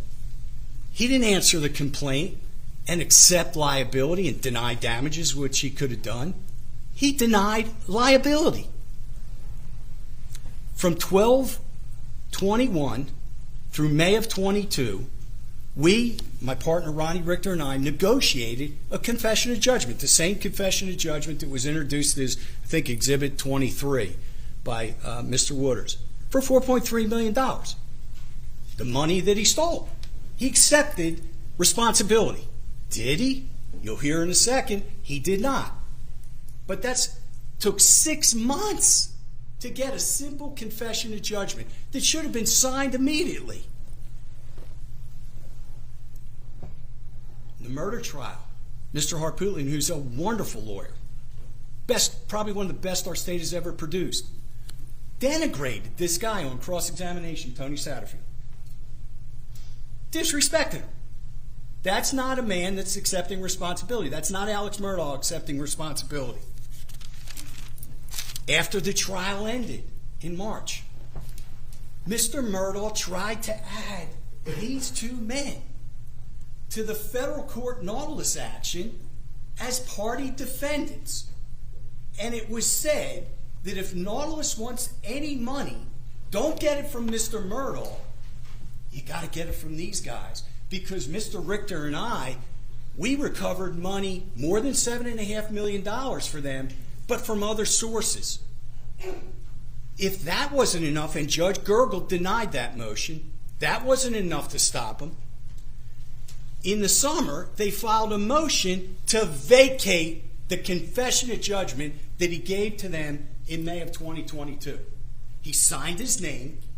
He had two really good lawyers help him negotiate the terms. It was notarized under penalty of perjury. But then he went and filed a motion in our state court trying to vacate that confession of judgment. Judge Price denied it in August. Wrote an order that said, not happening. You gave it freely, voluntarily, without coercion or duress. You're a smart man. You knew what you were doing. Did it end there? No. They appealed it. They appealed that. Did it end there?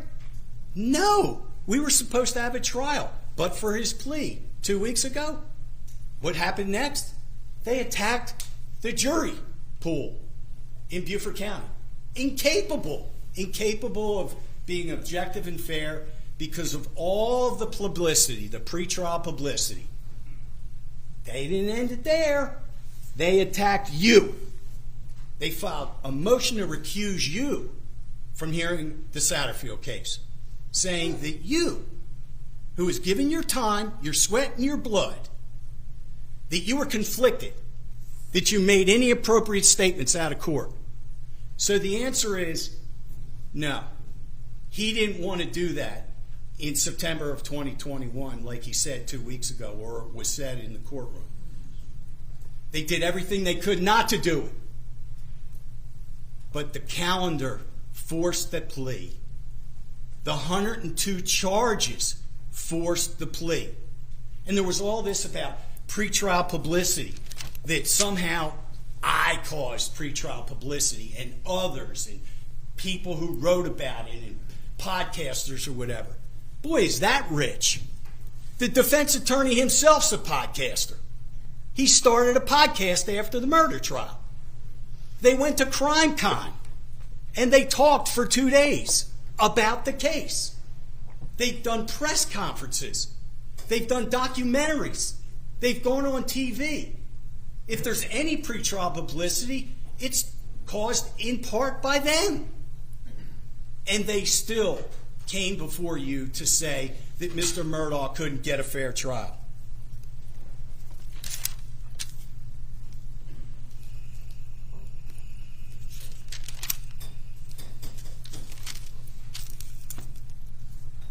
These victims' lives have been permanently altered. Let's focus on them.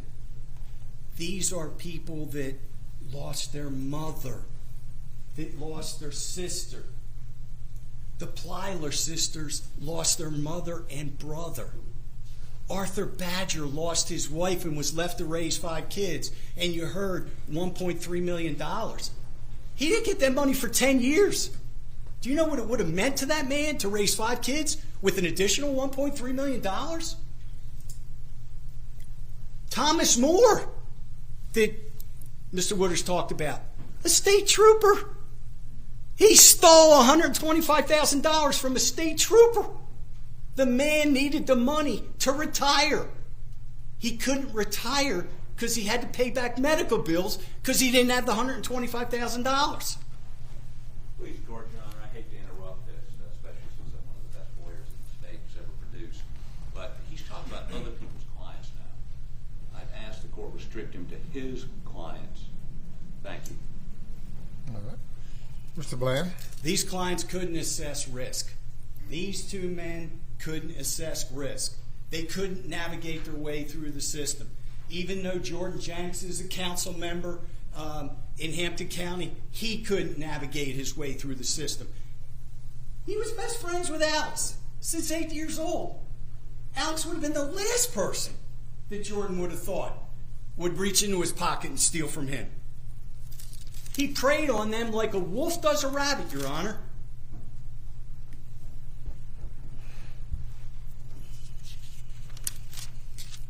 Being a lawyer is everything to my partner and me.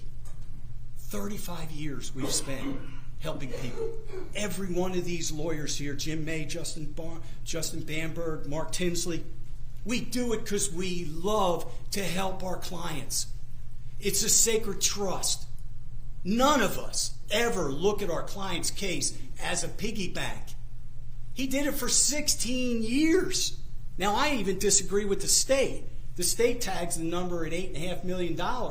No. The federal government tags it at $10.5 million he stole. It isn't a white-collar crime. It's a red-collar crime. It's a red-collar crime because it includes lack of remorse.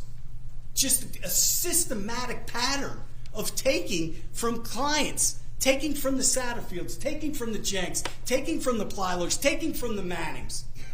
It never stopped. The only reason it stopped was because of the boating accident, or it would have continued. Every client was transactional, and he has done more damage to our profession. All the lawyer jokes that we lie, we steal, we double deal, we go back in chambers with you, and we cut deals behind our client's back. He sent us back generations. Our state was a laughingstock until you got a hold of that murder case. So now the Satterfields have a judgment. It's in stone. They withdrew their appeal. My clients want their money, Mr. Murdaugh. When do you plan on paying it? They want that $4.3 million.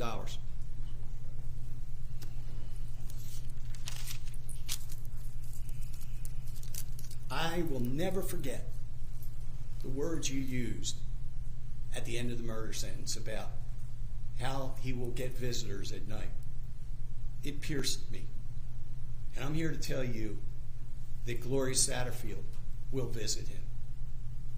That Alania Plyler and Hannah Plyler's mother and brother will visit him. All of these people will visit him and let him know that it wasn't okay that he that he used their trust and misused their trust, that he stole money from them. He will see them and they will visit him, and I hope they do. Because not only did he hurt these people, he hurt his whole family. There's good in his family. Not everybody's bad in his family. He hurt his son. He tarnished his son. His father's a thief, a liar, a conspirator, and a money launderer.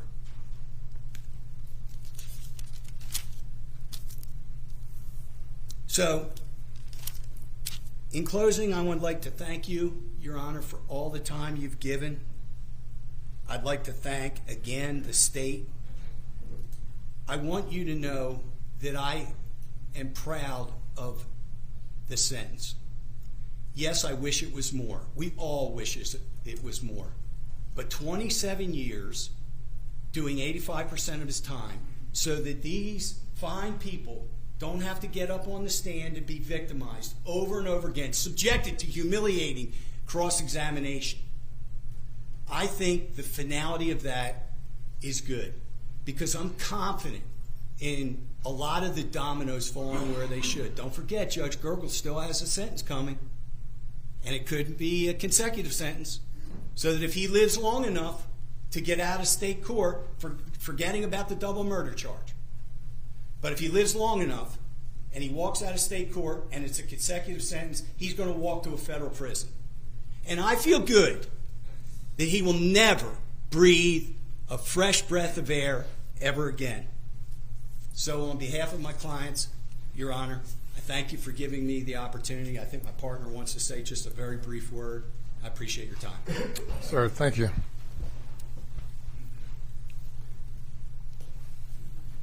May it please the court, Your Honor. Yes, sir. I'm Ronnie Richter. I've been a lawyer in good standing of the bar of this state for 30 years now, Your Honor. I'm also a lifetime South Carolinian.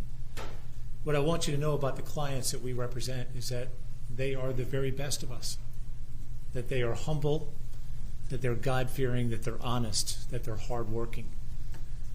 I've had a great career, but this has been the highlight of my career, to try to restore some faith that was destroyed by that man in the clients that we serve. I want you to know this too about the clients that we serve. None of them are victims. And I've heard the word said over and over. I'm even going to disagree with my partner. We don't have a victim in this courtroom. The word connotes that some accident has happened, that some misfortune has befallen them, that they are not victims. Prey, Your Honor. Prey is hunted. Prey is hunted by predators. Prey is taken when it's at its most vulnerable. But by any way of looking at what happened here, the people we represent are not victims. They are prey. And that man across the courtroom, by any measure, is a predator. And when I say to you that these folks represent the best of us, and I look across the aisle and I see Alec there, who was once a contemporary of ours, all I can think to myself is, for all the power, the privilege, the entitlement that he was born into, that, I mean, for God's sake, all that was ever asked of the man is that you wake up and be Alex Murdaugh every day. To have taken it so afoul is hard to reconcile. He's made his behavior complicated, but we figured out what he's done. He's tried to hide his true nature from us, but we figured out who he is. So the only question we're left with is why.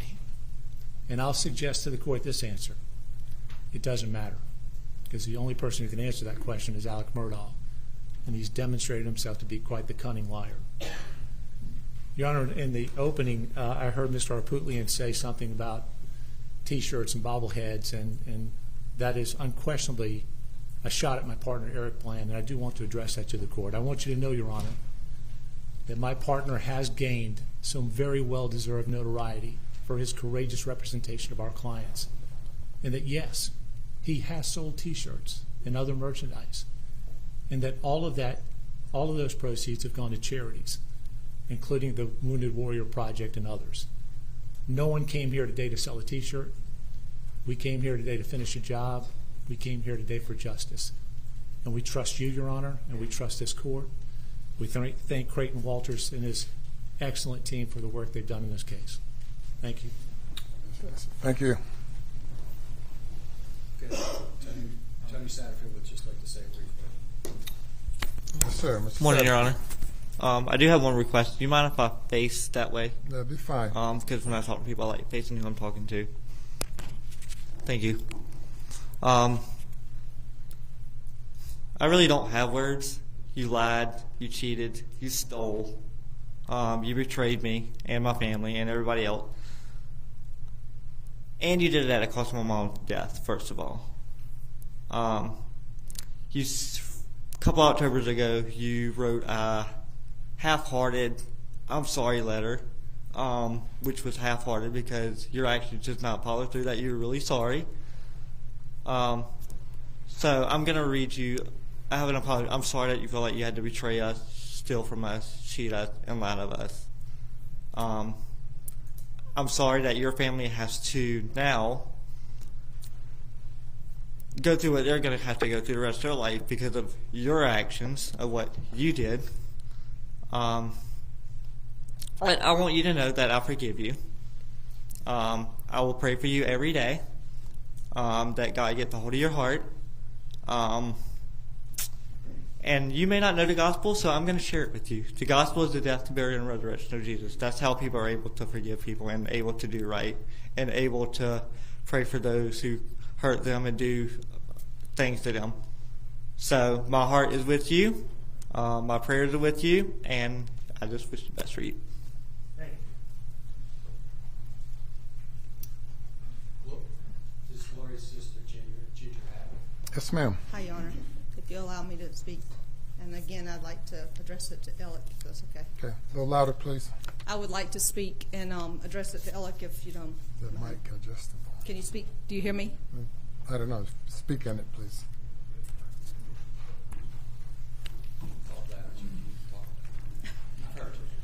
Can you hear me now? Hear me Yes. now? Now you hear me? Okay. Alec, Gloria worked very hard for you for 20 years, you and your family. She loved Buster and Paul as her own. She loved Maggie, and she trusted and loved you wholeheartedly. She considered you and your family as her own family. To have her loyalty and love and trust betrayed by you is very hard for our family to understand. We just will never understand. And how you were able to profit from her death is especially hard for us to understand and cause unimaginable hurt to our family. The fact that if only you had given Tony and Brian just a very small portion of the money you stole from them, they would have appreciated it and been very happy while thinking that you had kept your word, done your legal duty, and looked out for them and their best interest. Instead, you chose to break the law that you had sworn to uphold, be greedy, and look out for your own best interest. Alec, in time, the wrong you did to so many people may be forgotten, but in hopes that Gloria and her pure heart, full of kindness and love, will not be forgotten, we started the Gloria's Gift Foundation in honor of Gloria and her memory by providing gifts to some needy children during Christmas so that Gloria will be remembered forever. And my heart goes out not only to my family, but today to hear all these families that you did wrong by. Those children that you stole from, everything. They lost a mother, and you stole every dime from them. I just don't understand. Did you not have a soul? I don't get it, Alec. I can't understand it. And I thank God maybe that I don't understand it, because then I might be in the same situation as you. I just don't get it, and I guess I never will get it. So hopefully God will forgive you, because you're going to need forgiveness.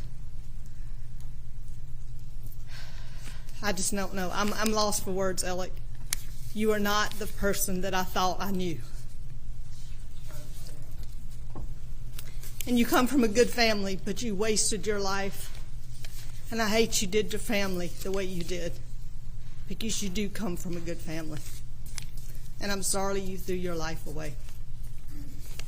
Thank you, Judge, for allowing me to address. Yes, ma'am. Thank you. And thank you for the state for everything y'all did for us to find justice. That's on behalf of Satterfield. Thank you. Your Honor, I believe the next person to address the court would be Justin Bamberg, who represents a number of the victims here, including Ms. P., Sasha Thomas, Angel Gary, Jamie and Richard, Johnny Bush, Christopher Anderson, and Randy Drawdy. Mr. Bamberg. May it please the court. Yes, sir. Thank you, Your Honor. Beside me is Miss Pamela Pinckney, and she would like to say just a couple of words. I'm reminded of a quote, and I think it's very fitting for today. It's that fairy tales don't tell children that dragons exist. Children already know that dragons exist. Fairy tales show children that dragons can be slayed. This process, from the beginning of the investigation through the state grand jury process, as Attorney Waters said earlier, a lot of people were afraid to participate, and it took courage. That grand jury process, this entire criminal justice process, not even thinking about the civil stuff, the criminal justice process, this has been the fairy tale. The children are the victims. It's the victims' family members. It's their closest friends. It's the people in our communities whether you're talking about Charleston County, where some of the charges were pending, or Beaufort, or Hampton, or Allendale, or Bamberg, or Orangeburg, those communities, the children. Today is such an important day because these victims, their loved ones, the community members, everyone knew that dragons existed. They've seen it. They watch TV, they read the newspaper. Everybody knew that dragons existed.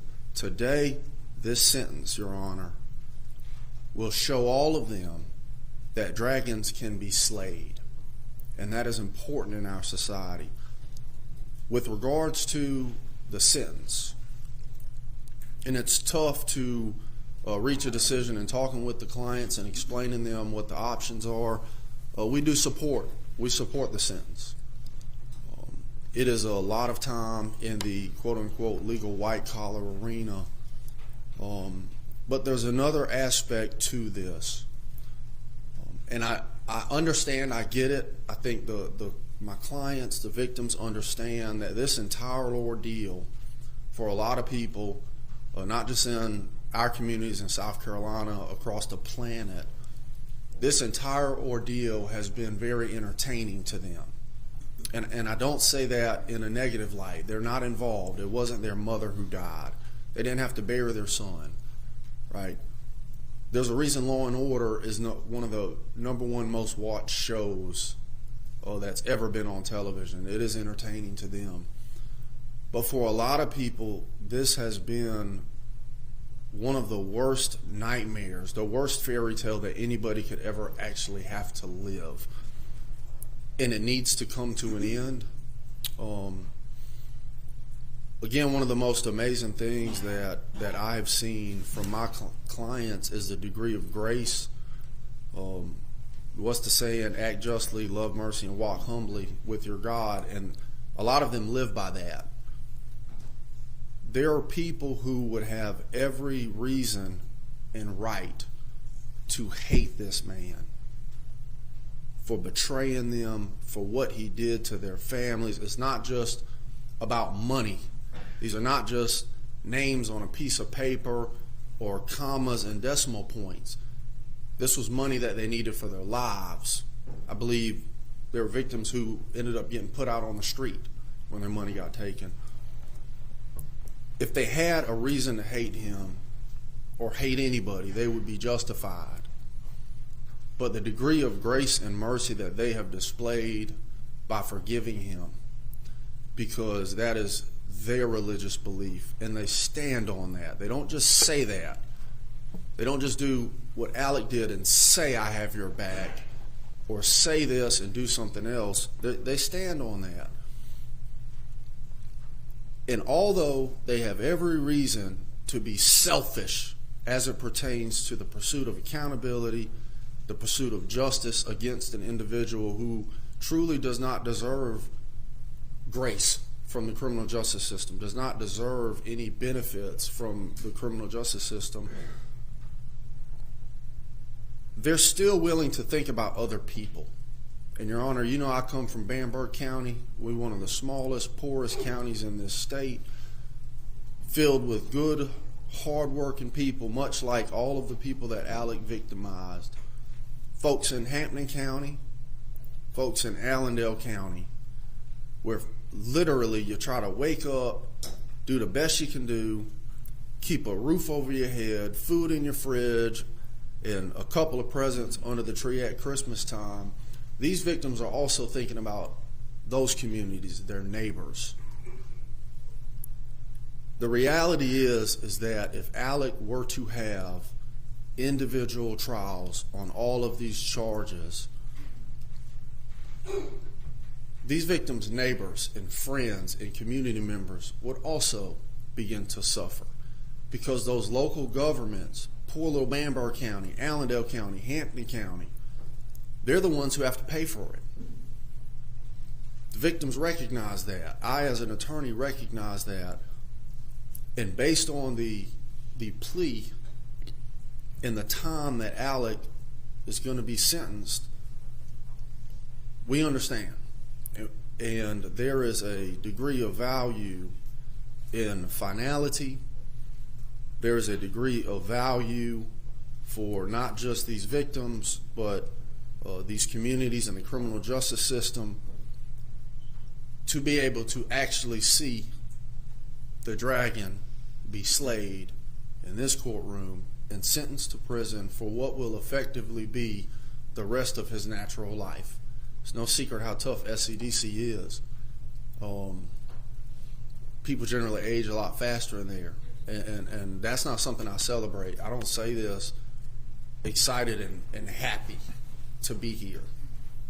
As a lawyer, I hate looking at Alec and seeing a former attorney sit there. I hate it. I hate to see somebody from our neck of the woods sit there. I don't celebrate that. This process has sucked. If it wasn't for the commitment to shining light on things and standing up for folks like Ms. Pinckney and others who needed it, I personally don't know how I would have made it through the process, because it's not enjoyable.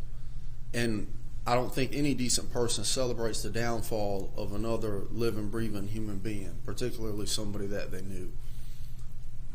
But it's necessary. This has been a horrible, tragic, sorrow-filled fairy tale. And I think everybody is ready for it to come to an end, Your Honor. We'd like to thank Creighton Waters and the AG's office. They've done a wonderful job. And Your Honor, if it wasn't for the encouragement that Creighton and his team poured into people to let them know that the state had a true interest in accountability, I think that there would be far less charges, because people wouldn't have wanted to testify at the grand jury or have their name public or their face public. And there's a lot to be said for that. Today will make our system better. It will bring closure. And ideally, it will deter others. There's a whole nother discussion that can be had with regards to the fact that 27 years in prison is a very, very large, as you heard, if not the largest amount of time someone labeled a white-collar criminal could get in prison. But that's more so of an American criminal justice system discussion compared to some of the other offenses. But here today, I think that is a win. My clients support finality here, and I'd just like to thank you for all your time and attention that you have given this particular case.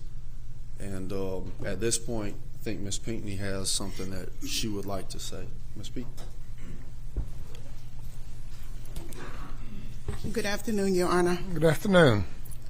To Mr. Murdaugh, because I am an ordained evangelist and I have Christ in my life, the 23rd Psalm says, Thou preparest the table before me. No, the Lord is my shepherd. I shall not want. He maketh me to lie down in green pastures. He leads me beside the still waters. Yea, though I walk through the valley of the shadow of death, I will fear no evil, for thou art is with me. Thy rod and thy staff, they comfort me. Surely goodness and mercy shall follow me all the days of my life. And because of what you did to me, I thank God for giving me strength to get through what I went through. Because without God, I wouldn't be here. And to you, Alex Murdaugh, I never thought that you would betray me and did me and my family the way we did, the way it was done at a vulnerable time in our life, at our lowest estate. We was in a terrible motor vehicle accident, and you just took us for granted. But all I want to say to you is I forgive you from my heart. On this day and forevermore, my prayers and endeavors shall be with you, and God bless you. Thank you, Ms. B. And Mr. Bamble, our next person to address the court will be Mr. Mark Tinsley. Good afternoon, Your Honor. Tinsley. The longer I do this, the more I realize I don't know. I don't practice in this courtroom in terms of criminal defense cases. I don't understand why the label of a white-collar crime is given to these crimes, to the predatory acts that befell all of these people. The money that they were owed was owed because of blood, sweat, and tears. Hakeem Pinckney needed his money. The Badgers, who I represent, 6 children, 2, 3, 5, 8, 9, and 11, are left with a single father, and he stole everything. And so I stand up here to say that I believe in accountability. I don't know that justice is served here, and I don't know that the punishment in this case is justified, and I don't want to be the odd man out. So I'll just keep it to myself and think it. Alec, you're a broken person. I don't think you're going to lie in bed at night and have people come to you. I don't think that those people matter. And I don't know when that happened, but clearly it happened where you matter more. And I feel bad for you as a result of that. I knew Paul and Maggie. I knew you. A lot of people thought they knew you. Clearly we didn't. I don't think you've always been this way, but somewhere along the way, you became broken. And you've justified it, and he's justified it every step of the way. And I stand up here, Your Honor, to simply correct the record. They didn't steal $1.325 million from my clients. The bank didn't help. The bank was complicit in every step of the way in enabling Alex Murdaugh to steal and pull this off. You asked about Eddie Smith. Eddie Smith was a check cashing scheme. Eddie Smith was being paid to cash checks, but that money is still out there, and he knows where it is. He didn't spend all that money on drugs. If he wants to be accountable, he wants to be contrite, he ought to tell these people where their money is. That's not going to happen. The same as he's not going to lay in bed at night and think about the wrongs and feel sorry for what he did. I don't envy you in having your job and the decisions you make. I recognize that there's value in finality. And maybe this is the right decision. I respect Your Honor. I respect this system. I stand up here merely to correct the record that my people have not been made whole. We are going to continue to seek accountability from the people that enabled him, that helped him, that were complicit in the thefts of their money. And so that's the reason I'm here today. Thank you, Your Honor. Thank you.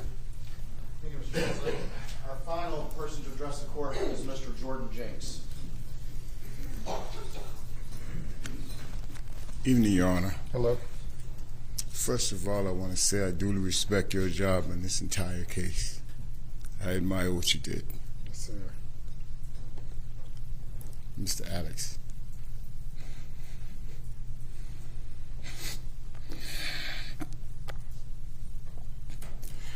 I've been waiting on this day.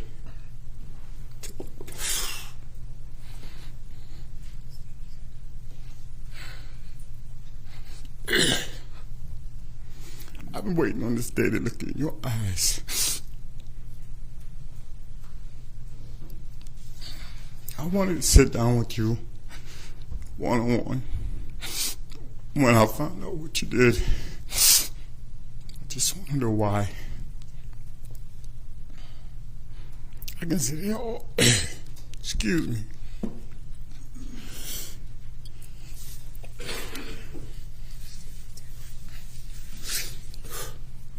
Unlike a lot of these people here, these victims, I got a lot of intimate stuff that I could say.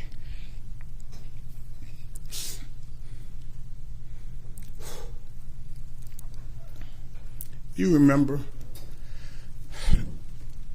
all those wildlife hunts I had for law enforcement? Your entire family was the guest of honor. Mr. Buster, Judge Eldroff, insisted on me taking care of them for the day. You don't know how many brownie points you got in my life from just that. I trusted you with everything. I knew I was going to break. I knew it. Mr. Bland, can you reposition his mic so I can understand?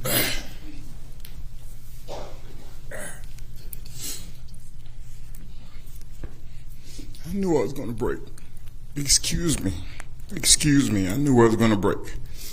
But I got some notes here. I don't even know if I can go through.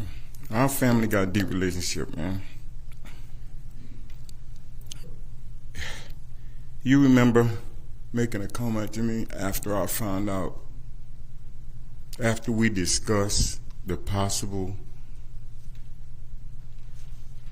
amount this lawsuit was worth, and you made a comment to me, and you said, don't spend all this money foolishly. Tell me what you did with $20 million that you stole. Part of it being mine. And you know, I'm sitting there crying. I want everybody to know, Judge, I need you to know. I'm not crying because of what he stole from me. I'm crying for what he did to everybody in the suit. These kids, these people dying. I didn't want to come up here and bash you, but I gotta ask you, what kind of animal are you? I can't even go over my notes. I'm not here to be your judge. Ultimately, that belongs to the good Lord and Savior. But may He have mercy on your soul. I didn't want to see you. When I saw you on TV in an orange jumpsuit, it hurt me. Still wasn't mad at you. But this judicial system put together a system to deal with people that make bad choices. And my friend, you chose to make the choice you made. So I need the judge to know that I am full favor. I am in full favor of the court's recommendation for the 27 years. I can go back to us going to mediation. That you affected my wife. You chose to have Maggie deal with us those 2 days we were in Charleston in mediation. She catered to us hand and foot. You told me where to go and check into my room. We did. From that point, we never drove another foot. Neither did you. Maggie drove us everywhere we went. When all this came about, Paul, and Maggie, I couldn't believe it. I didn't believe it. But after sitting here today and hearing some of the devious things that you did to people, these victims here, changed my mind, bro. Once again, I ask you, what kind of animal are you? Boy, I gave you my all. I would do the money you stole from me. You could have asked me for it, and I would have gave it to you if that's how I felt about you and your family. You didn't have to steal it from me, man.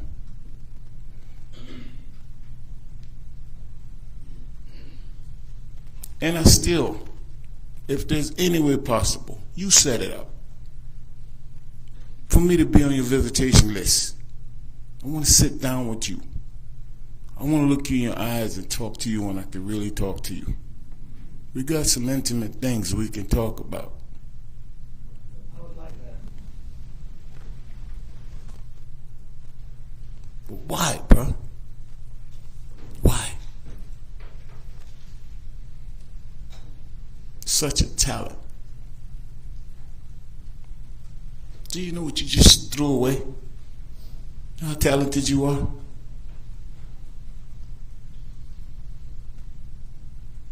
I don't understand. Mr. Harpoonian, nothing to do with you, but you made a comment earlier. about attorneys trying to sell bobbleheads and cups. Can you represent this man to sell those bobbleheads and cups to repay the victims that he stole from? Thank you. Thank you, Mr. Jenks.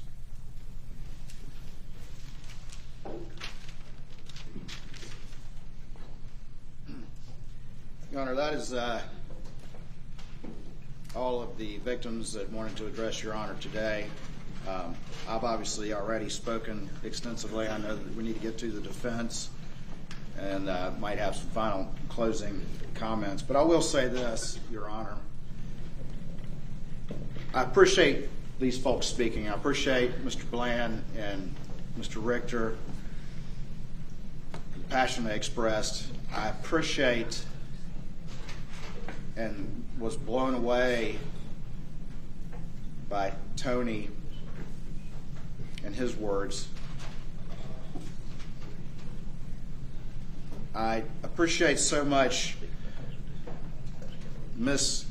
Bamberg's words, putting in perspective some of the considerations that we have to consider in slaying the dragon, and having not only Mr. Bland but Mr. Bamberg and Mr. Tinsley having been there at the beginning of this investigation.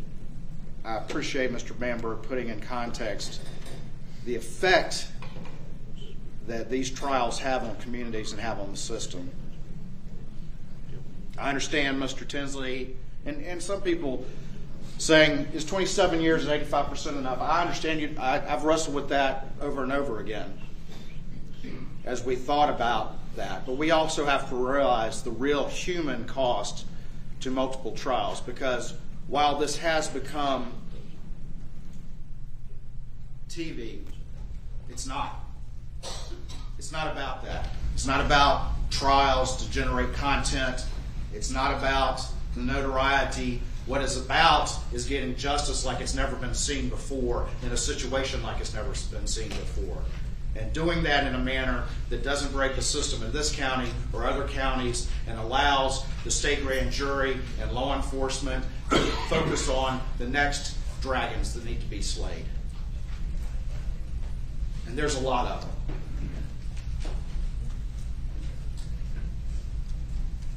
Is 27 years enough? I believe it's a practical life sentence, and I believe, like I said before, it's a unique sentence that no one's ever heard of for these types of offenses. But I echo what Mr. Tinsley said, and I understand his reservations, but I echo what he said when we talk about white-collar crime, because the effects are devastating. And I've handled a lot of white-collar crime, and I see those effects, and you heard it in the voices of these victims, and I've seen it in looking at their eyes. Because a lot of times with the violent crime, as horrible as they are, at some point you can process that some horrible predator broke in your house and did something to you. And it wasn't anything that you did. But with white-collar crime, it can be so devastating, lifelong devastating, because a lot of times that money can never be repaid. But the problem is that they start with trust. And that's different than being victimized in violent crime. And sometimes that can be harder, a lifelong scar that can be harder because of that trust that you placed in someone. So I agree with Mr. Tinsley, and we have always taken very strong positions on white-collar crime. And ultimately, there's a happy medium somewhere. There's nothing happy about the situation, but there's a medium somewhere.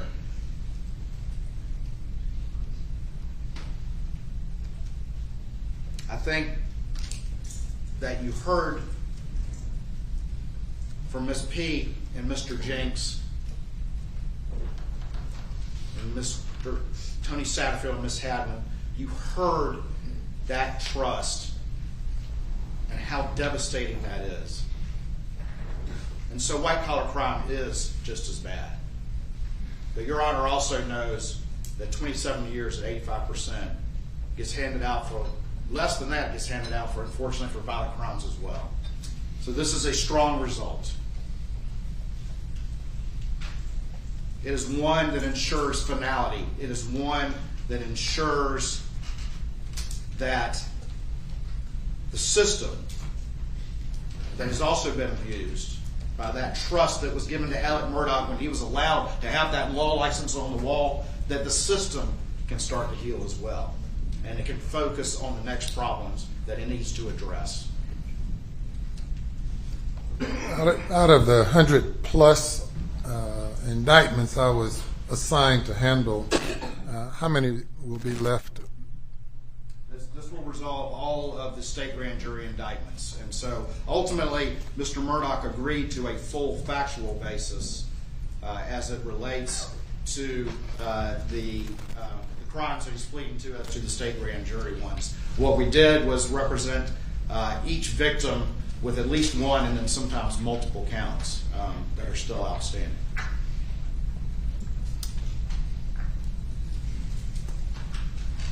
Well, of course, the Chief Justice is not chief of just the state grand jury, but the entire court, unified court system.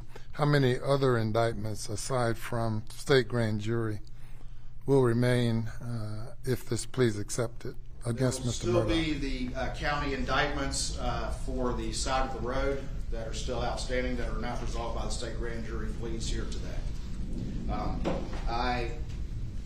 Unfortunately, I do not have that exact number in front of me. I think as it relates to Mr. Murdaugh, I think there's 4 charges that are outstanding. What's proposed to be disposed of include all the state grand jury indictments only? That's correct, Your Honor. This is a state grand jury plea here today. And aside from the specific one, he is offering to plead guilty to, the remainder will be dismissed? There is no deal on the table for those charges. The defense and the parties will discuss those after today, but this is to resolve state grand jury. Referring the remainder of the state grand jury indictments will be dismissed. Yes, sir. In return for his plea here today, he is agreeing to a full factual basis, except for the offered one that I mentioned before. So even though there are representative charges, he's agreeing to the conduct that's been alleged. Yes, he's pleading to 22, and the remainder will be non-prossed upon the successful conclusion of this plea. All right, thank you. Your Honor, the last thing I will say before I turn it over to the defense is on behalf of the Attorney General Alan Wilson, on behalf of the state grand jury team, on behalf of SLED and all the law enforcement partners that have worked so hard, DOR as well, that worked so hard on this case, we would ask you to accept this plea and to issue the negotiated sentence of 27 years. Thank you. Okay, Mr. Harpootlian. Please, the court, Your Honor. Yes, sir. We would join the Attorney General in urging you to accept this 27-year guilty plea. It is, as he's pointed out, harsher than any defendant charged with similar crimes has ever received in the state of South Carolina.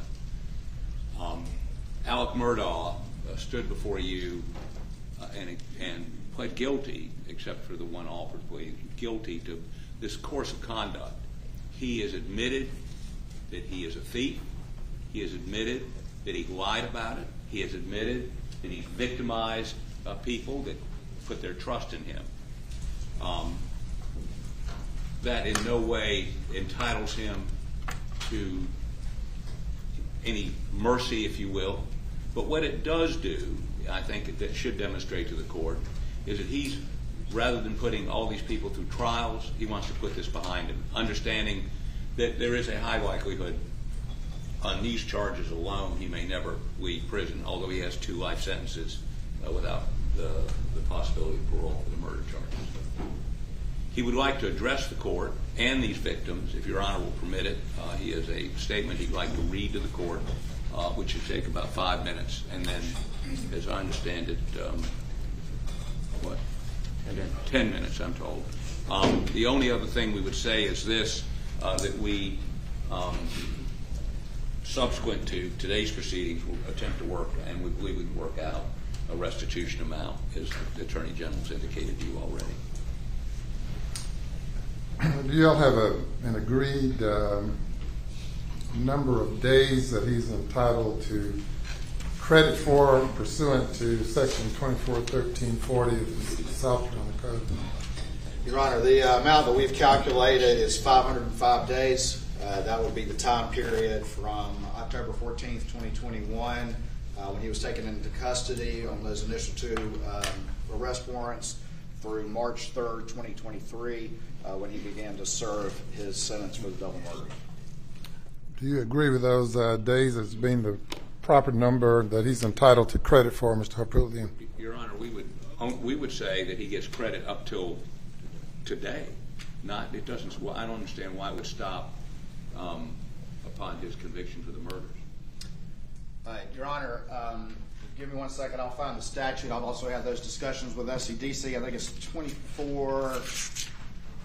241340. If Your Honor will permit me, I can bring it up with my phone. But the language of that is very clear that you don't get to double dip, and that when he began to serve his sentence for the murders, that he no longer was also getting to claim credit for pretrial detention on other charges. Well, Your Honor, I would suggest that you indicate he gets credit from October whenever he was arrested, and if SCDC takes a position that he doesn't get credit for the time subsequent to his conviction on the murders. And by the way, if the murders were set aside for the sake of argument, which, as you know, we have a pending motion, then SCDC may interpret it some other way. But if it's an SCDC interpretation, we would just ask that you indicate that you give him credit from October 4th, subject to any SCDC interpretation. In talking with SCDC, I mean, it has that box on the form, as Your Honor is aware, that says credit for time served shall be given to be calculated by SCDC. I don't have a sentencing sheet in front of me. And so in discussions with them, they said that that's what they would do. They would have the bond form, and that they would calculate that amount of days and then come up with that. And obviously, I guess, if down the road there needs to be an issue litigated as to credit for this delta between March and today, then Mr. Harpootlian and I can handle it. But I know that SCDC, in looking at this and looking at 241340, would say that his credit that is appropriate would be solely that time that he was on pretrial bond, and not given double credit when he's actually serving a sentence for double murder. Your Honor, all we'd ask is that you comply with the sentencing sheet and say give credit for time served. And if there's a dispute between us and the Attorney General, more appropriate between us and the Department of Corrections, that's what administrative law courts are for. And we can deal with it there. All right, thank you. And Your Honor, at this time, I would ask that you allow Mr. Murdaugh to address the court and courtroom. Yes, sir. Mr. Murdaugh. Or Murdaugh. Thank you, Your Honor. Can you hold that, or do you need that? No, I'm good. I'm good. Turn here.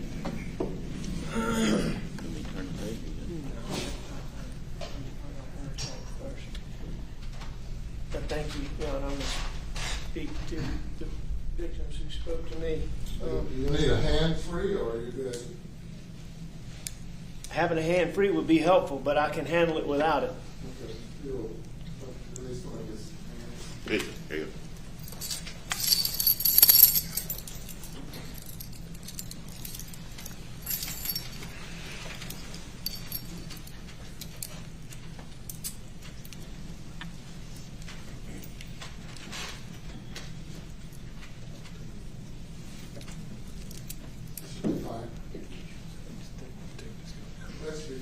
Can I take Just like this? Just a free cuff. Can I take that off, sir? Pardon? Can I just take this free cuff off? Sure.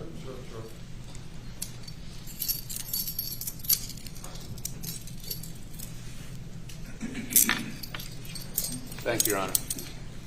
Yes. I think I'm all right with that. Thank you. Yes, sir.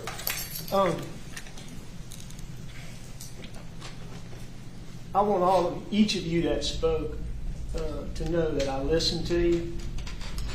I heard you. Your pain and your hurt is palpable. I get it. It's reasonable. And I promise you that it resonates with me. I understand it. I hope that the time will come when you can look back and know that despite the things that I did, that I care about each one of you. Because I do. I did terrible things, each of you placed your trust in me. I was very proud of that. And I'm still today honored by that fact. But I deceived each of you. Terribly. I did terrible things. Things that thinking about right now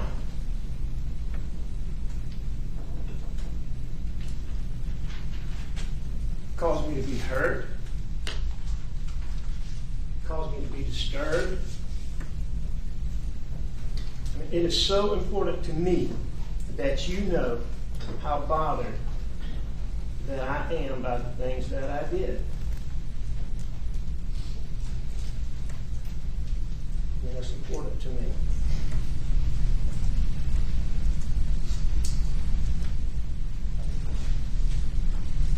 After hours, days, weeks, months of self-reflection, I know now that I took more and more and more pills because I was hiding, or attempting to hide from the reality of the things that I was doing to all of you.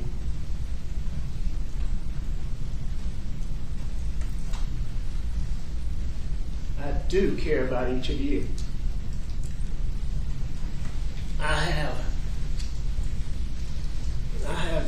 special recollections of my interactions with each one of you outside of the terrible things that I did.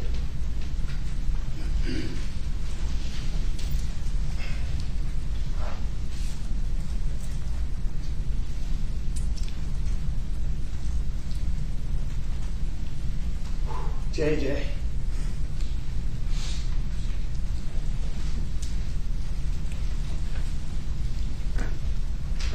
I felt as close to you as anybody. I still do. As anybody I can think of. We grew up together.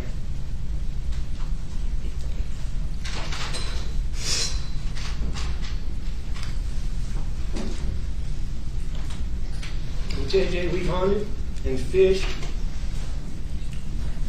together, alone, all over the low country. I mean, I think we've talked to each other about everything that's important to both of us. And man, I hate the things that I did. Our daddies were the best of friends. I mean, I mean it. When I say that I care about you, as hypocritical as that seems in light of the things I did, it is so very true. I did care about each of you, and I still care about each of you. Michelle, I can't think of a bad day that a hug from Miss Carey and a kiss from Miss Carey that she would always give when I would see the two of you, because I never saw one without the other, that wouldn't make better. And it was usually accompanied by some sage advice or words of wisdom that were always so perfectly appropriate for whatever was going on. And I truly love her, and I love you. And I am so sorry. There's so many others that aren't here today that I hope will listen or be listening one day, like Dion. Dion's daddy, one of my dearest friends. I can still remember going to Dion's graduation, spending time with him. One more thing, JJ, going back, I do want to tell you as to how close I feel to you. My wife loved you, and you are absolutely right about everything you said, but you are dead wrong about one thing. And I would never hurt Maggie, and I would never hurt Paul. And it is important to me that you know that. Because she did love you. And I hope you know that. hope you know that I mean what I say here today.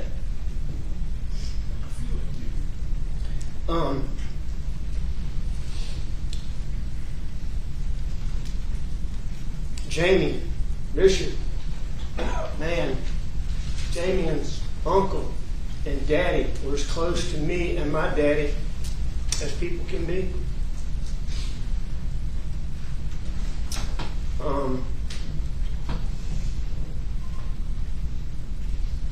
Lord knows, Tony, I went to elementary school, middle school, high school with your aunts and your uncles. Ginger, how many classes did we have? I mean, I've grown up with you guys.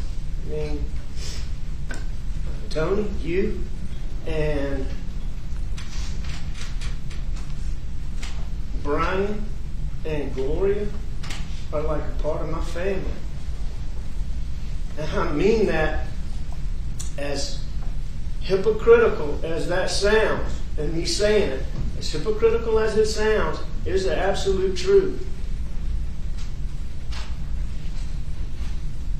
That does bring me to a point, and I will say that I said to Mr.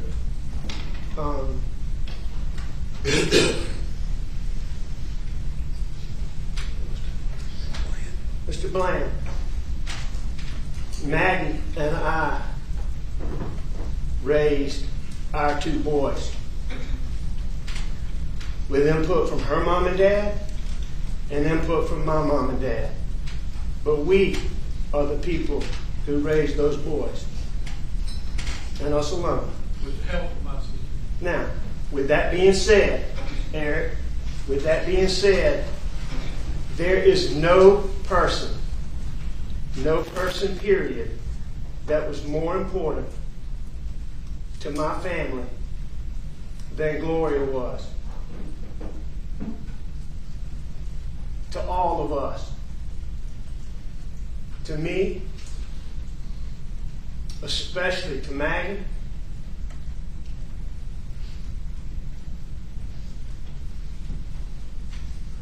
to Paw.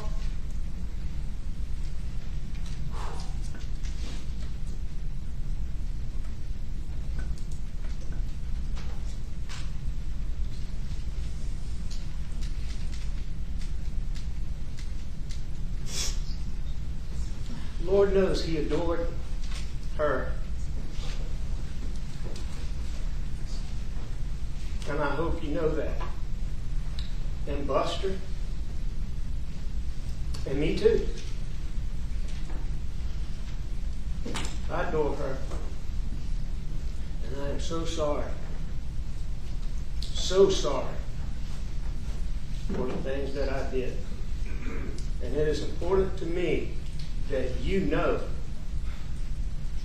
how sorry I am for the things that I did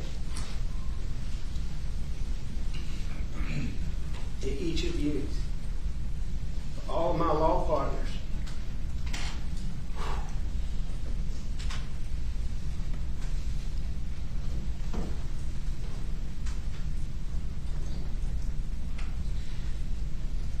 There's no guys.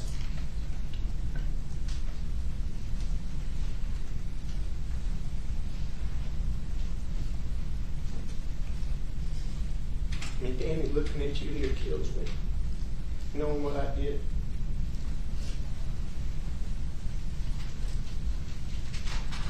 I mean, you guys, we shared every facet of my life with every member of my family.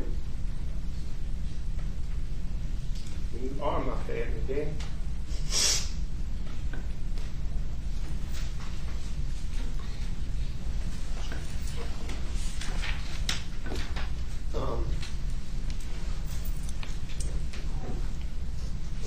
And I have some more to say as we go along. We'll talk in some more detail. But to you people, it is so important.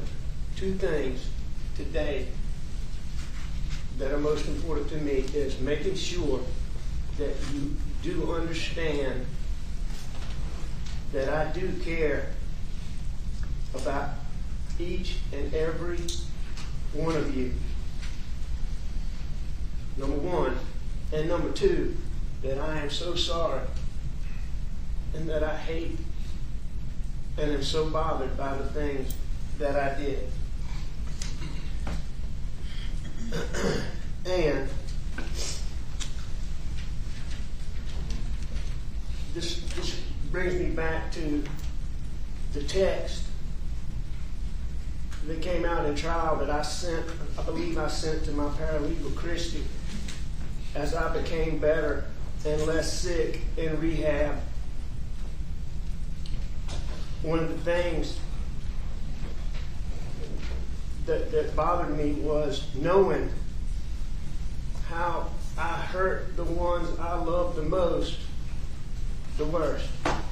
And you all are included in that sentiment. I hope you know that. Tony, Brian, when I decided to make up the story and the claim about the dogs and Gloria, I did it with good intentions of helping you. I am so sorry that those intentions very quickly became selfish. And I am so sorry that I continue to involve you in my actions. And I am so sorry for everything that you, and I want to make sure the whole family knows that I am so sorry for everything that you have been through.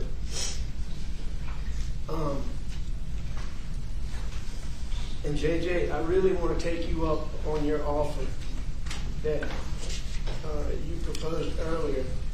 But I also hope that in time that each of you will be willing to talk with me, because I would like, as time moves on, to continue to reiterate just how sorry I am and just how important it is to me that you know that. So I'd like for you to think about it.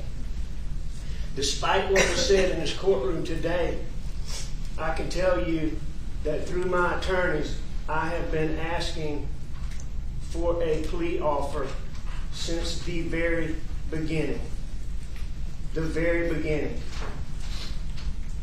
I formally pled guilty within 2 weeks of receiving the very first plea offer. That was in this courtroom however many days ago. But I formally pled guilty within 2 weeks of receiving the very first plea offer. And you've heard a lot of talk about the sentence. And I will tell you that the sentence that I'm agreeing to is harsher than I wanted. It's certainly harsher than I had hoped for.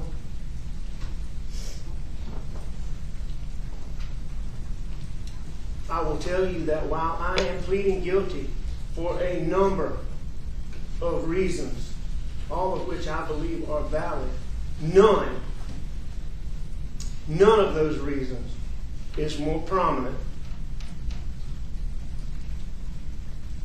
than my hopes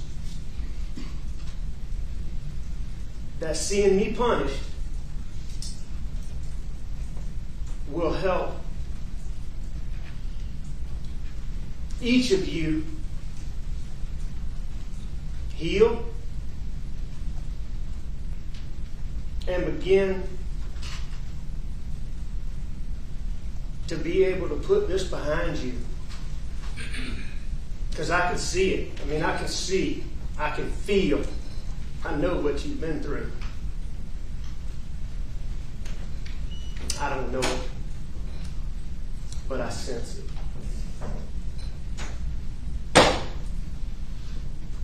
And I am so sorry.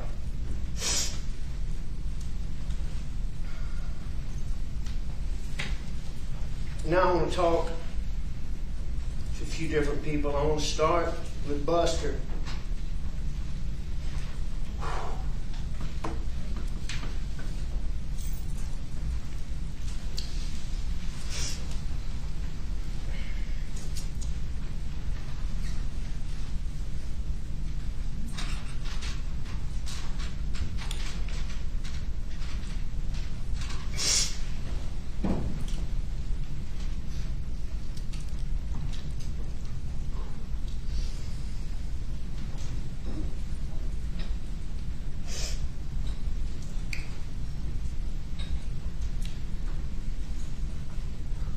Buster,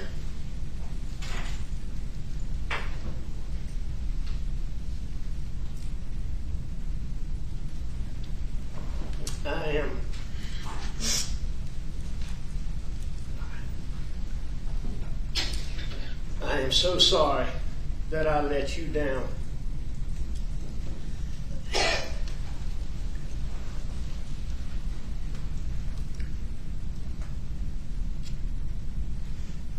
I am so sorry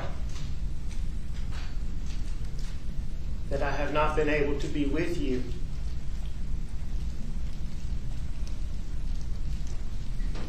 During such hard times.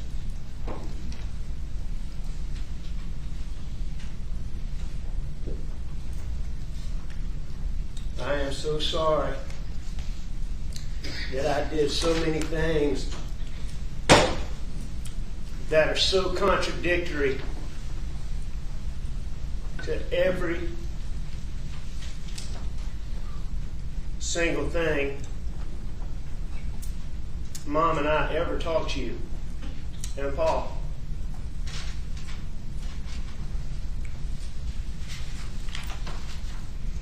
I am so sorry. I am so very sorry that the things that I did and that I am pleading guilty to here today have somehow caused some people, especially people on social media, and some people in the media, to somehow believe that based on the things that I did, that it is somehow okay to make false, baseless, unsubstantiated claims against you that are not only based on no facts and no evidence whatsoever, but are also not based on any semblance of reality whatsoever. And I am so sorry that you have had to go through that.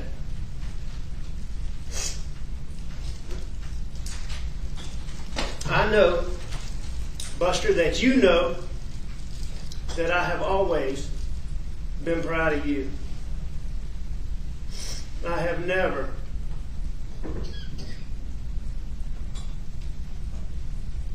been more proud of you than I am for the way that you have handled all of the adversity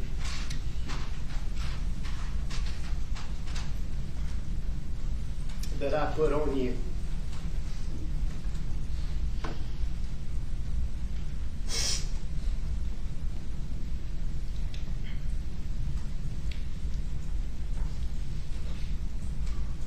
Your whole family is proud of you.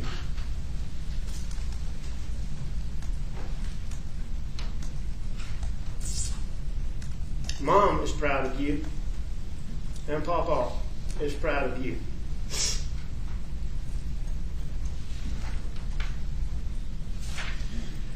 I see in letters, emails, and messages that people give to my attorneys how impressed people are with the way that you have carried yourself through all of this. I want you to remember that rational, reasonable thinking people never make as much noise as haters do.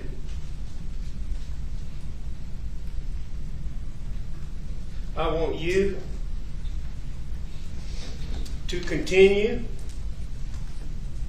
to tune them out and continue to be the bigger person as you have this whole time.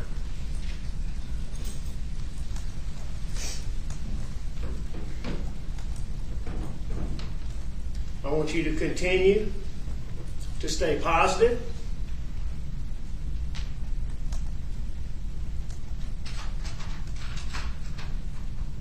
And stay the course.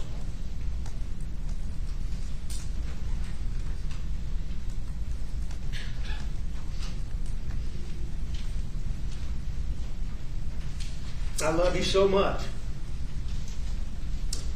And I am so proud of you.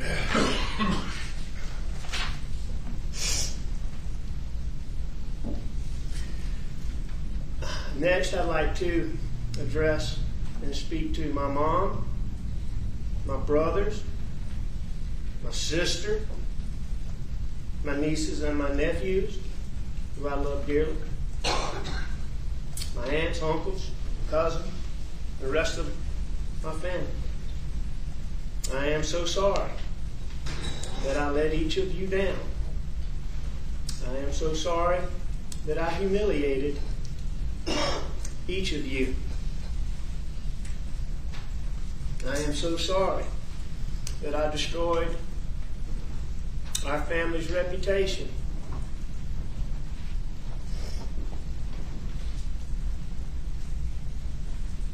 With these terrible things that I have done. I am so sorry that my actions that I'm pleading guilty to here today somehow made people on social media and in the media think that it's okay to falsely attack two of the three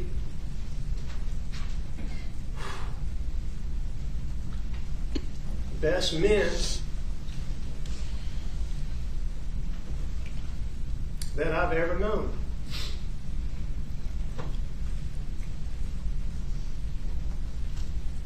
And that's my father and my grandfather.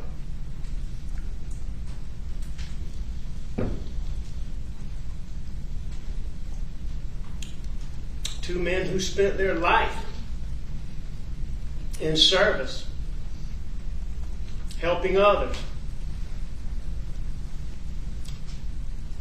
Two men fully and wholly committed to justice.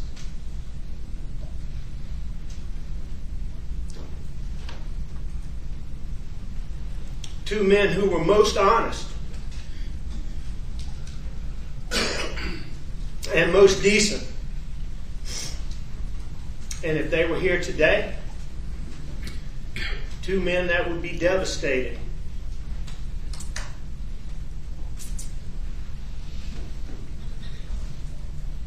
by what I have done.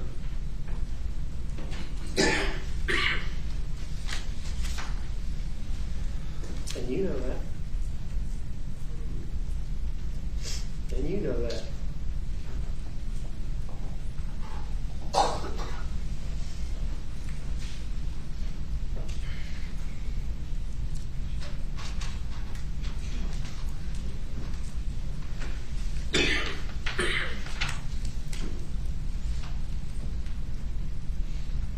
Next, I want to apologize to my mother and father-in-law, although I hate the term in-law, as they have always treated me like one of their own.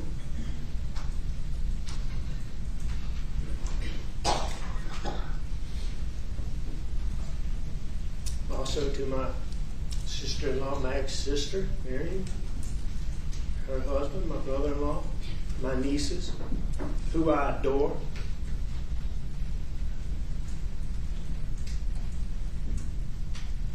My aunts and uncles and cousins on Maggie's side.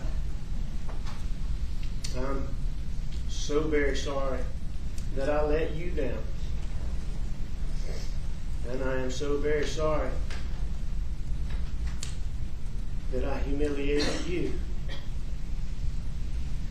And I am so very sorry. And I had Buster, back to this, that I have negatively affected Max and Pawpaw's memory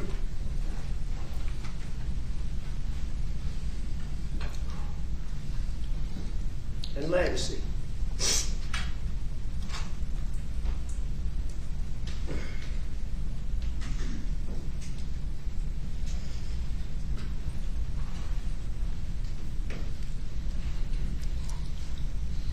I also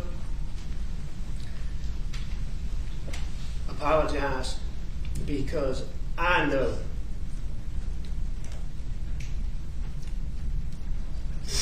and I know in my heart the actions that I am pleading guilty to here today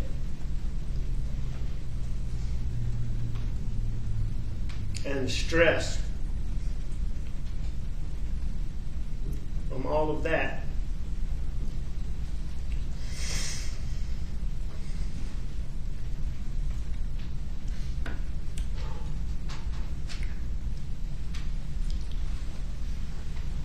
contributed to the health issues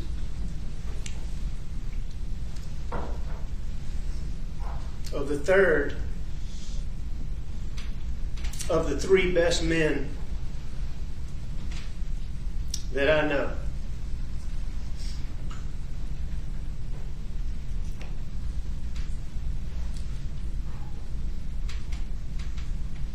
Papa T.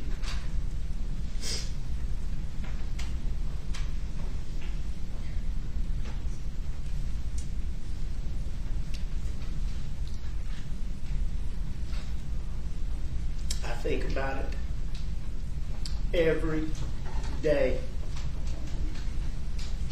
how my actions have affected him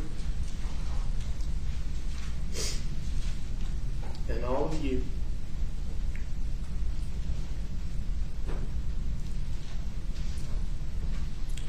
And it eats a hole in me. Next. And I'm sorry, this is taking longer than I had anticipated. Next is my brother Randy.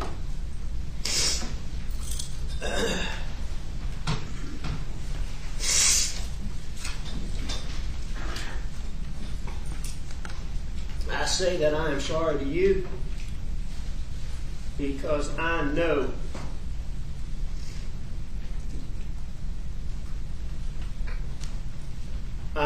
for a fact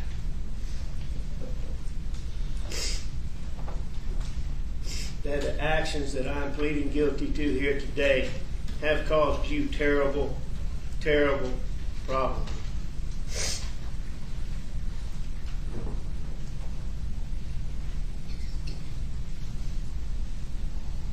I am so sorry that my actions alone, have caused you to be so wrongly and falsely attacked.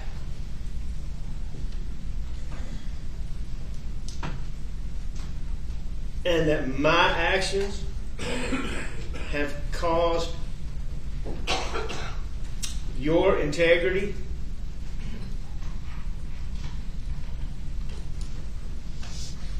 to so wrongly be questioned.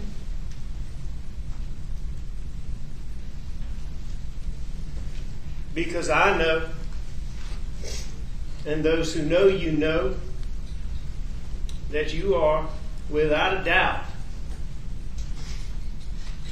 one of the most honest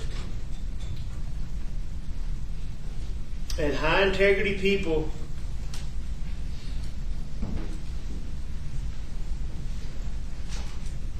that's ever walked this earth.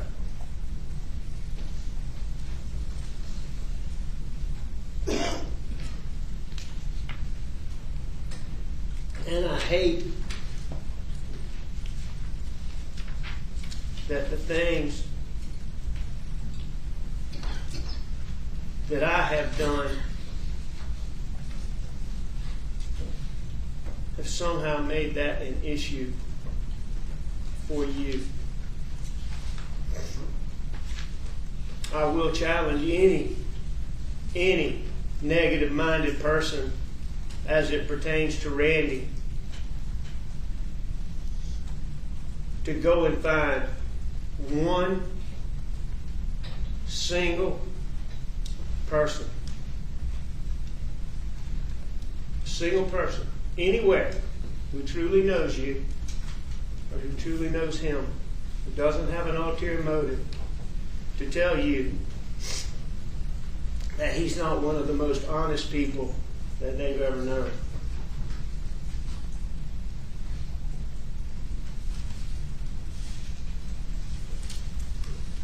And I am so sorry that I went to such lengths to hide my addiction and my criminal actions from you, because I know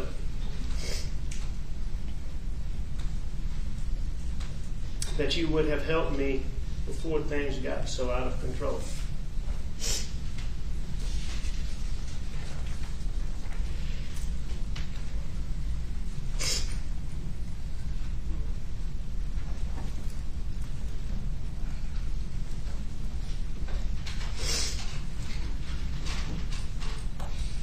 Next.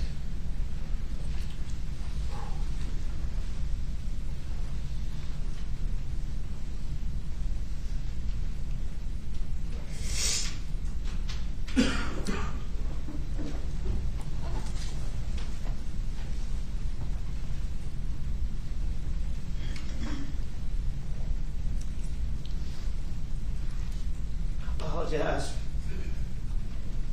to my law partners. Danny, the only one I see here, I assume you're the only one here. Talk to you as hard as it is.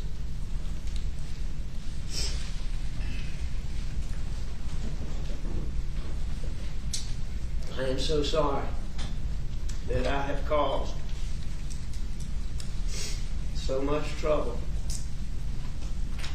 for people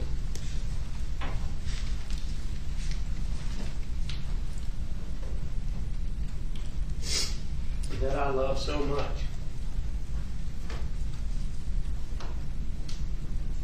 I love you, and I love each of you.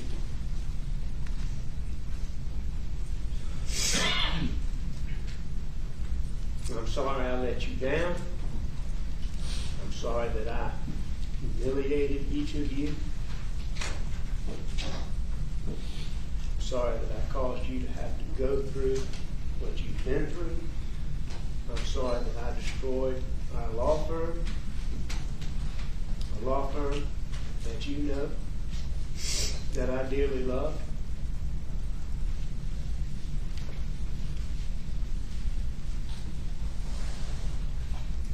And I'm sorry I let you down.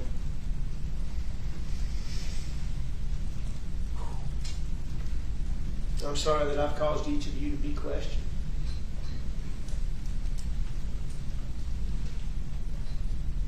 Every one of you is not only one of the best lawyers that I've ever been around, but the best people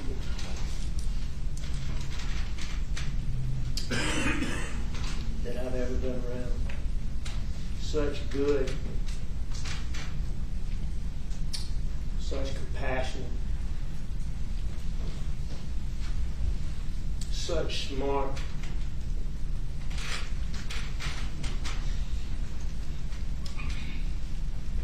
such giving.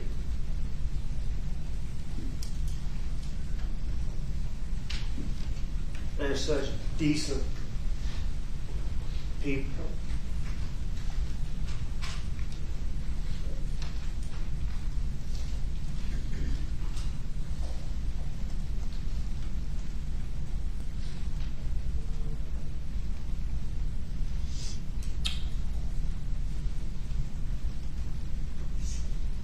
And I, again, am so sorry that I went to such great lengths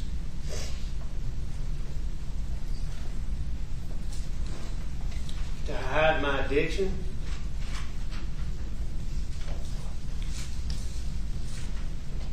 and to hide my criminal acts from each of you. I know you would have helped me before things got so out of control. There's no doubt in my mind.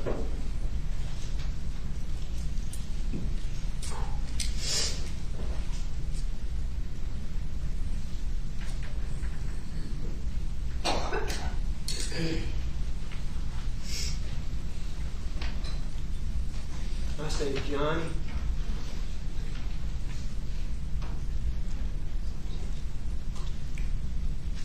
that he was a great mentor to all of us. I learned so many good things from him.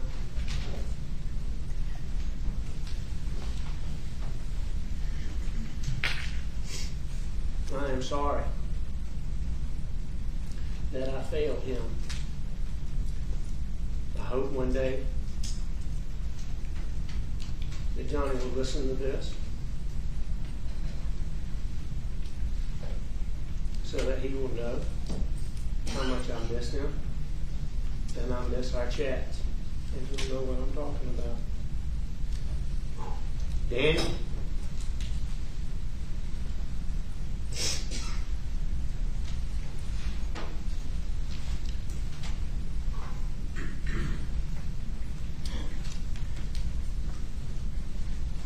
They don't make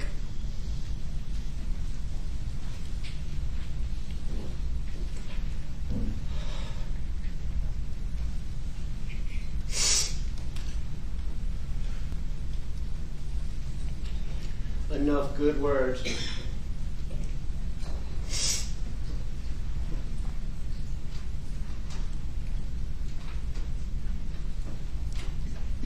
for me to accurately depict how I feel about you.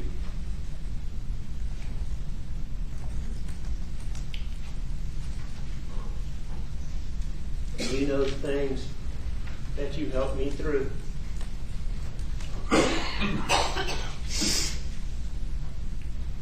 And you know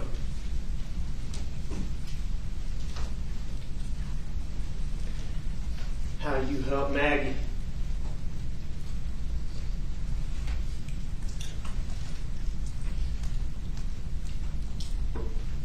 When she didn't think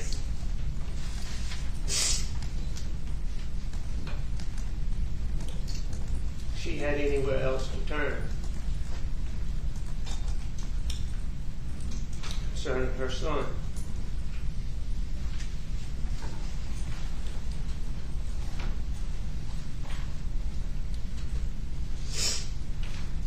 I hope you know how special you are.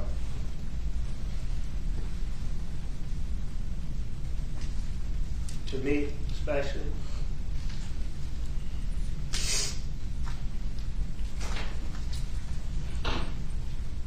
But also to Buster for all you've done.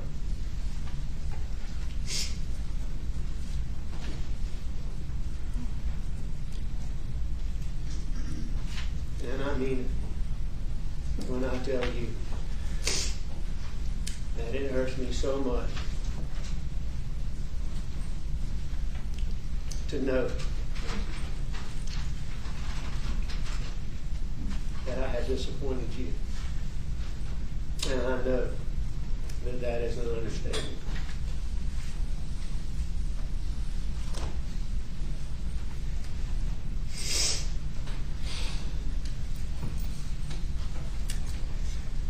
I now apologize to every single person who cares about Maggie and about Paul, because I know that the things that I did, that I'm pleading guilty here today, allowed SLED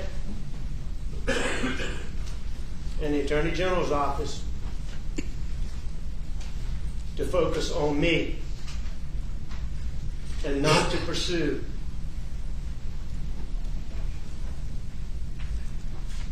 the person or the people who hurt and killed Maggie and Paul.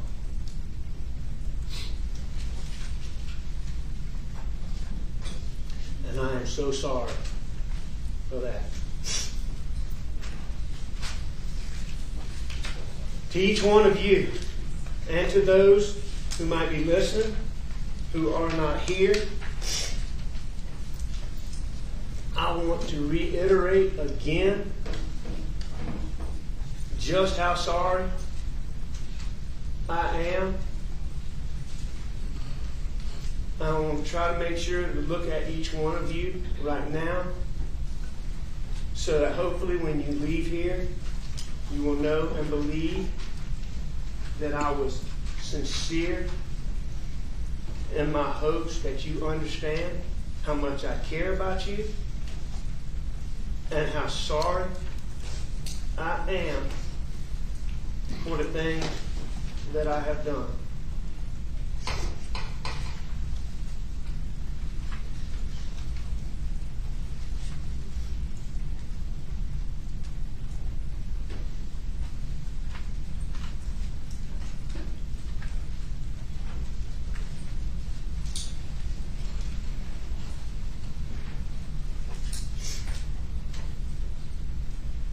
I'm still, as I said, after a lot of reflection, I'm still not sure how I let myself get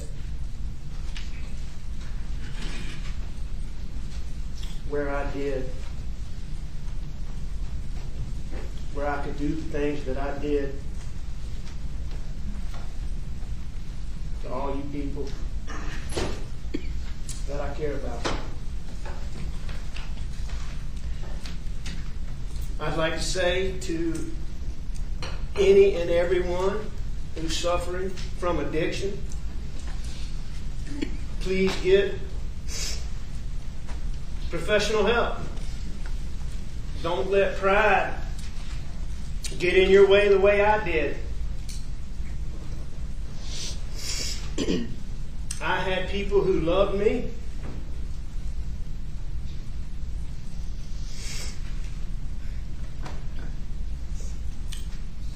who tried to help me. Many, many more people who I know would have helped me.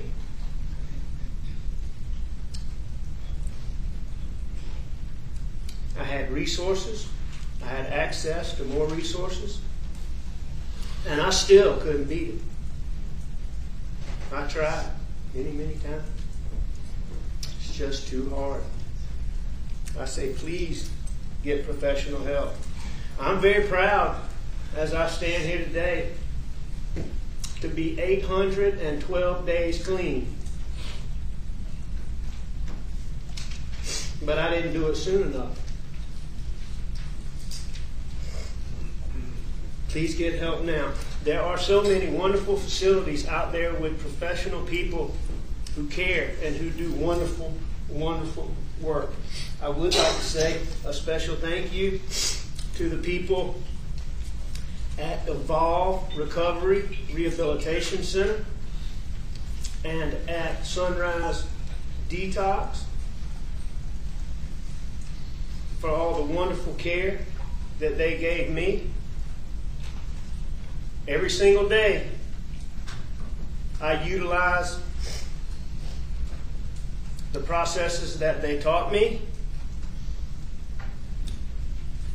and I use the tools that they gave me in hopes that tomorrow I can add another day to my total. Lastly, I want to thank the men and women who have sent me letters, emails, and given messages to my attorneys with genuine messages of support. They mean more to me than you could possibly know, and I appreciate it.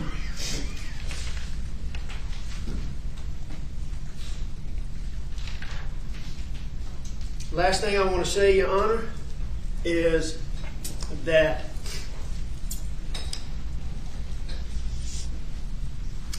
I am fully committed to trying to be a better person. I'm going to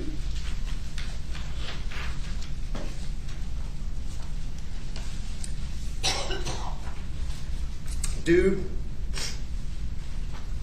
as much good as possible and help as many people as I can while I'm incarcerated.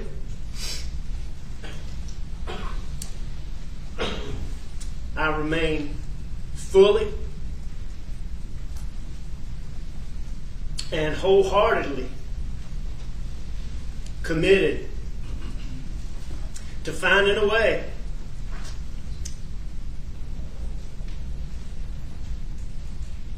to somehow make those who love me proud again in some small way.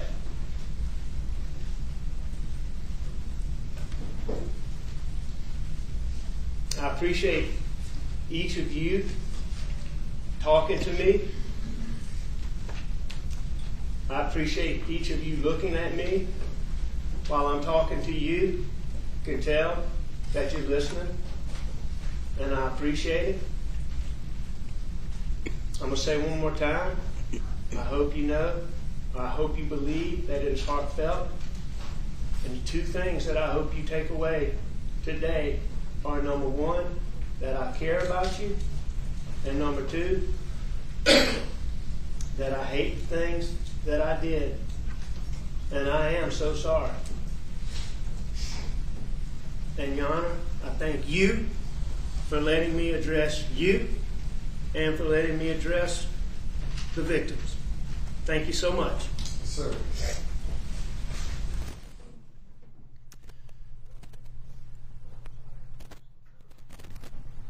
We're going to take a break now for 45 minutes. It's for a 45-minute lunch, and we'll be back at 2:47, thereabouts.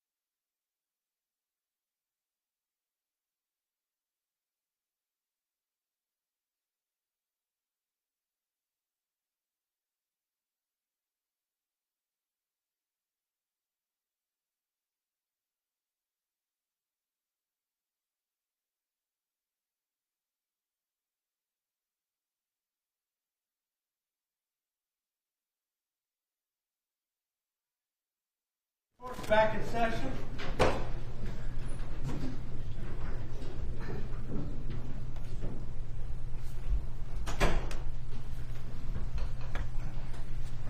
Thank you. You may be seated.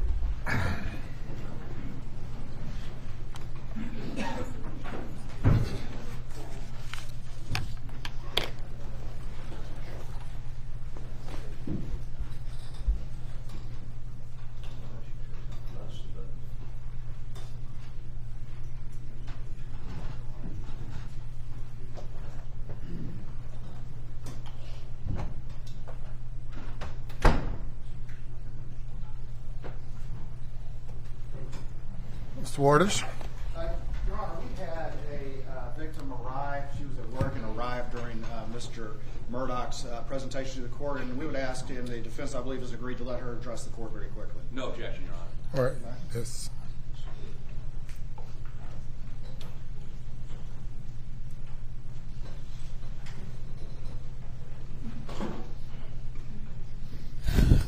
Good afternoon. I want to thank everybody for just, Does you know. the mic work, or you're not speaking into it? Yes. Speak a little loud. Speak a little loud.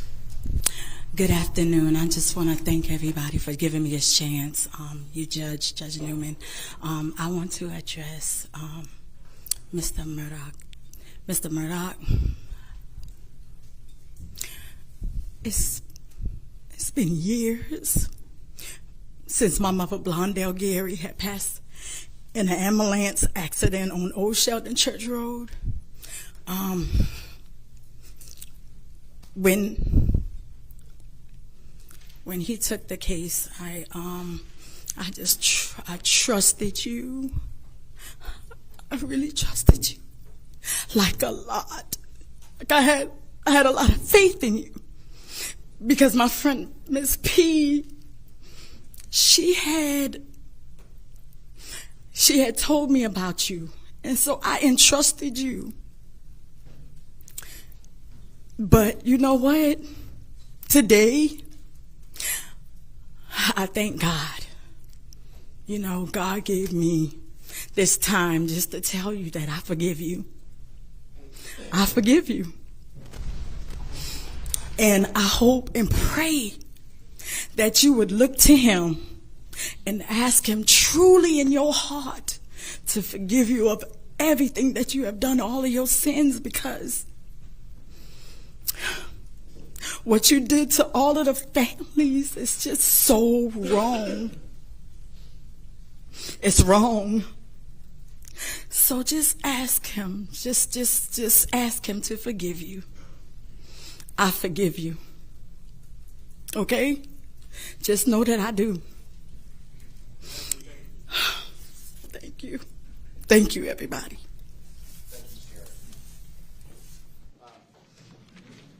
Your Honor, that would be the state's presentation. I would just say in closing that I think Your Honor just got a taste of what all these victims have gotten. And I think that he talked about these special recollections. It's good to know he has recollections about some things. But he's good. He can look people in the eye. But we've seen it all before. We saw it for 2 days at the murder trial. We saw it in Dave Owen's car. And all of these victims have seen it over and over again in their interactions with him and in his office.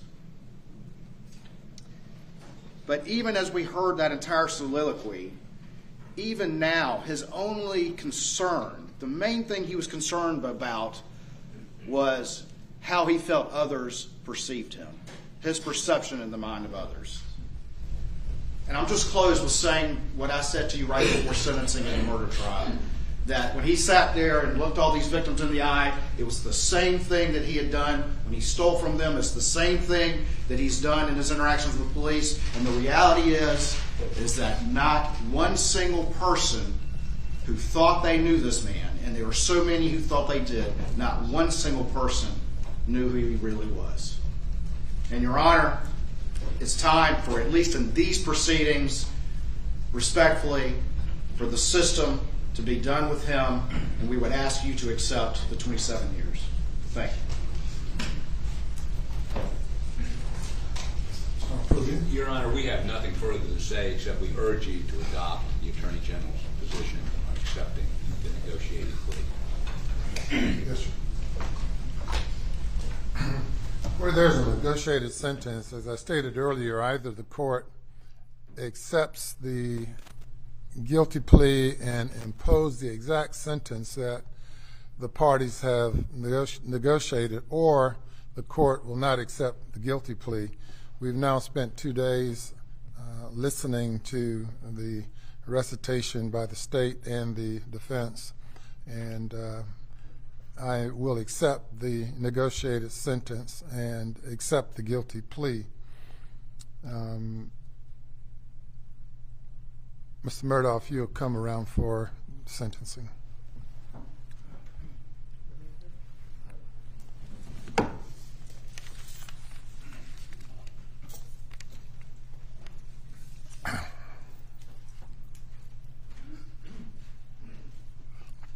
It was September of 2021 when the Chief Justice of the Supreme Court assigned me to preside over the pending investigations involving the various offenses that you are being investigated for, initially including these financial crimes and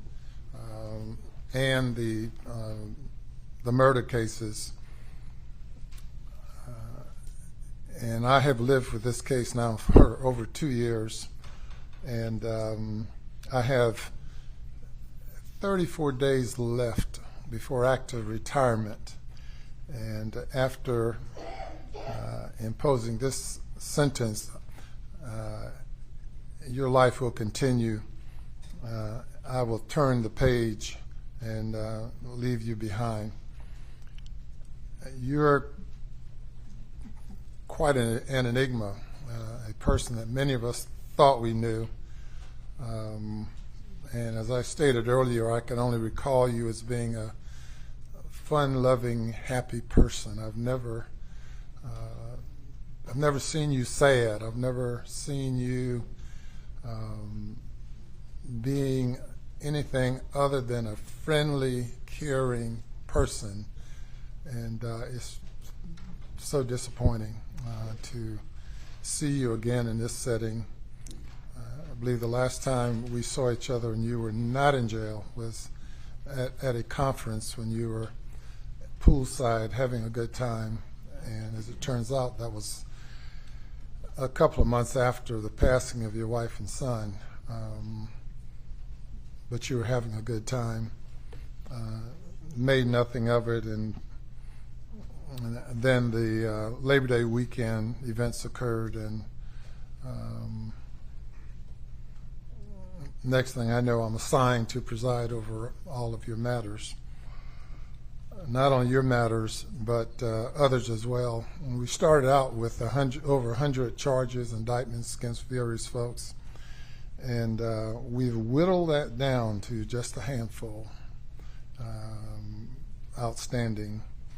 And I'm happy to turn the page and turn, not turn the remnants over to anyone else, but to certainly turn over anything pending against you to someone else. It's been said that these are white-collar offenses. I've never had that distinction. I've never thought of it that way. I've looked at criminal offenses as criminal offenses. You know, 3 property crimes in South Carolina, you can get 10 years in prison. People have gotten 10 years for shoplifting, 3rd offense. I've sent people into retirement for committing criminal offenses over and over and over again. But I've never thought of it as being a white-collar offense. Haven't had employees do embezzlement, church secretaries stole money, preachers stolen money, many offenses. But I never draw a distinction between a violent crime and other crimes. Certainly the law makes a distinction, and many violent crimes are non-parole offenses. The plea I'm accepting with you, you must serve 85% of the time. The parties have indicated that they are the victims, to the extent that they can be called victims. That's my preferred term for the group of people who have been preyed upon or victimized. They've all indicated that they would like for the court to accept the negotiated sentence. It is a stern sentence. The question was asked, what kind of animal are you? You're an enigmatic person. I don't know that you understand yourself.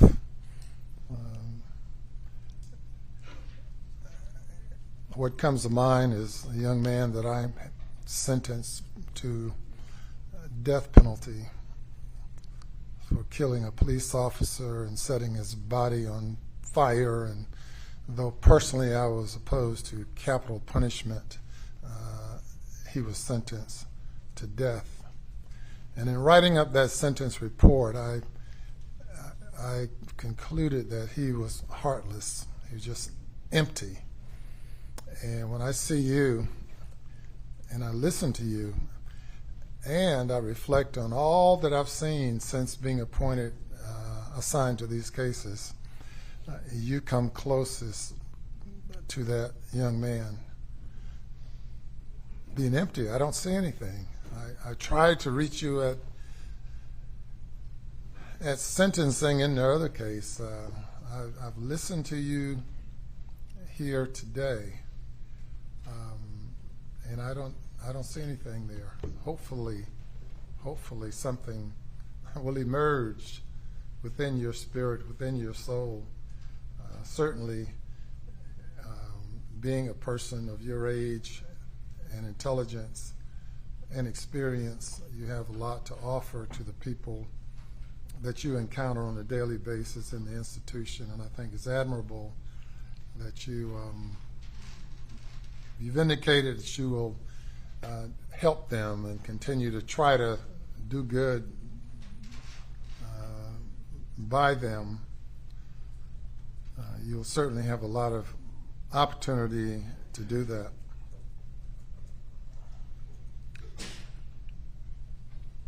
You know, as we look at it, all of us, none of us are perfect. Many of us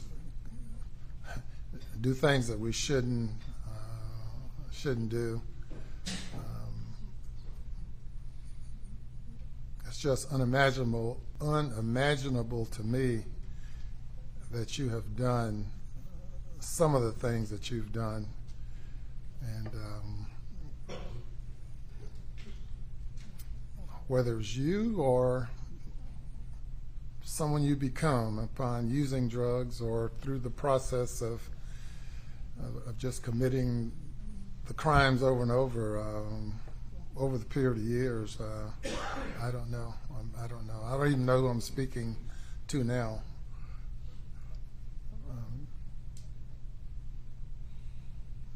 But being a person of power and influence,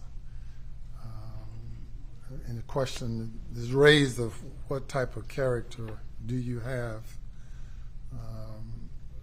A person who would prey upon folks who are vulnerable and who are of a lower perceived estate than you, how you would prey upon those people who you say you love, and you would capitalize on a disparity of what you have versus what they had and what they need and what they desired. In my years, I know of no greater joy as a lawyer that I've had during my 47 years as a lawyer, then the joy of giving, of having a satisfied client, of delivering good results for a client, and experiencing that joy with them, I can think of no greater joy than I've experienced in being able to deliver on behalf of a client. And I'm sure you've experienced that joy as well, until you decided that the only joy you're concerned about was your own.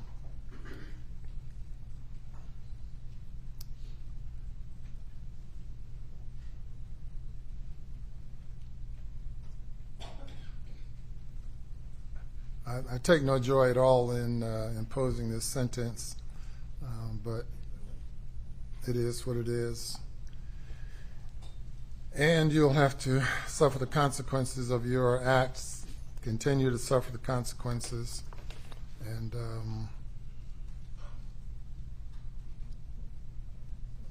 hopefully some good will come out of you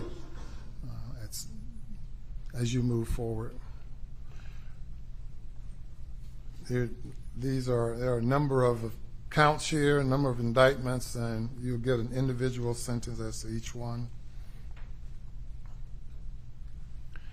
On indictment GS 4727, for money laundering, the sentence is 20 years. Obtaining signature of property by false pretenses, the sentence is 10 years. The second count of obtaining property by false pretenses, count 7, 10 years. Breach of trust with fraudulent intent, value more than $10,000, the sentence is 10 years. Another, obtaining property by false pretenses, count an indictment 4730, count 4, sentences 10 years. Money laundering on indictment, same indictment, count 5, sentences 20 years. Money laundering, count 8 of that indictment, the sentence is 20 years.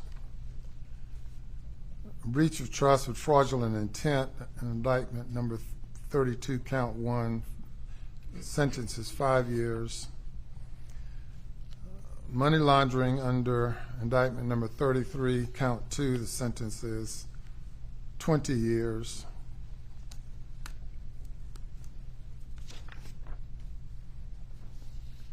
Money laundering under indictment 34, count 2, the sentence is 20 years. Forgery, value $10,000 or more under indictment 35, count 5, the sentence is 10 years. Computer crimes under indictment 36, the sentence is 5 years. Breach of trust with fraudulent intent under indictment ending in 37, the sentence is 10 years. All those sentences will run concurrent with each other.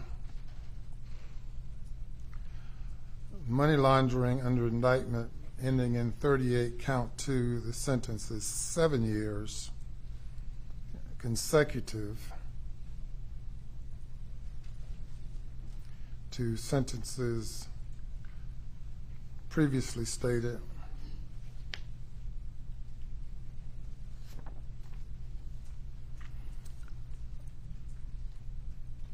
Under indictment 01, 4701, breach of trust with fraudulent intent, the sentence is 10 years concurrent. Breach of trust, fraudulent intent under indictment ending in 02, count 1, sentence is 10 years.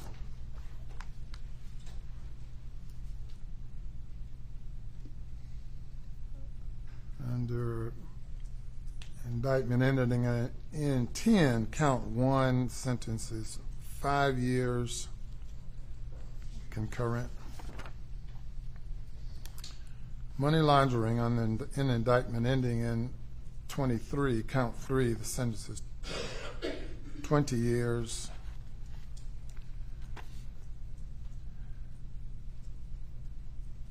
And indictment ending 24, obtaining goods under false pretenses, sentence is 10 years. Willful intent to evade or defeat payment of taxes under indictment 34, sentences 5 years concurrent. You have one 20-year sentence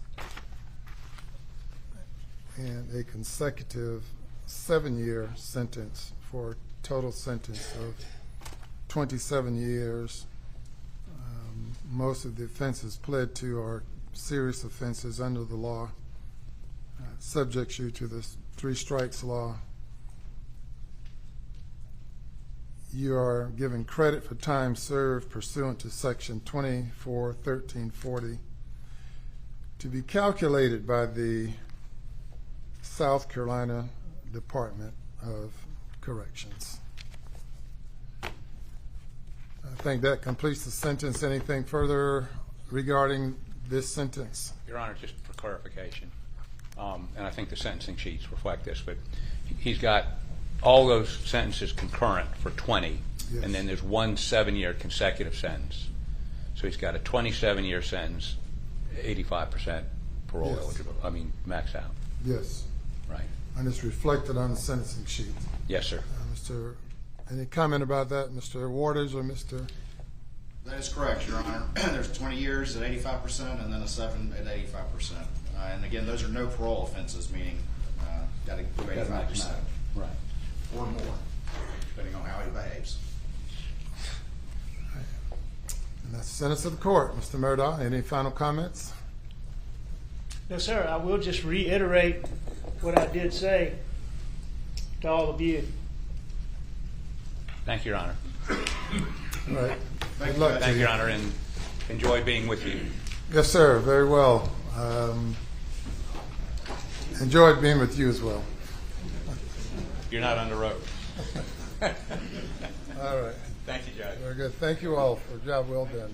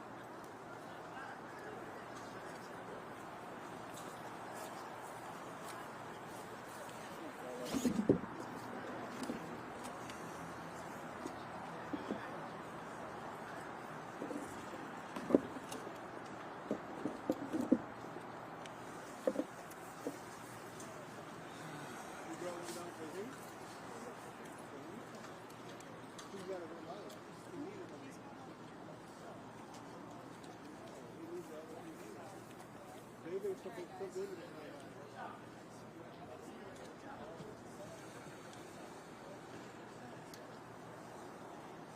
you guys mind doing a mic check, just like saying something?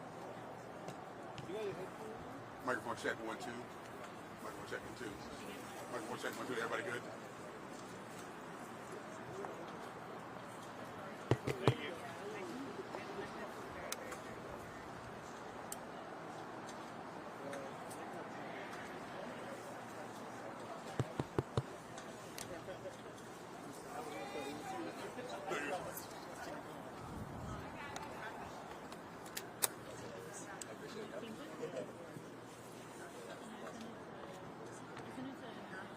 We just sit up. Oh, really? All right, sure. Yeah.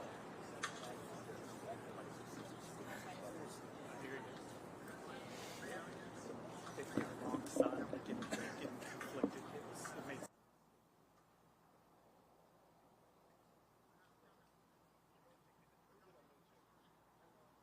check, sir. Test. I've never done a mic check. This is way above my pay grade. You good? What did I have for breakfast? Had some yogurt this morning. Earlier than I would have liked. You guys good? Cool. This was fun.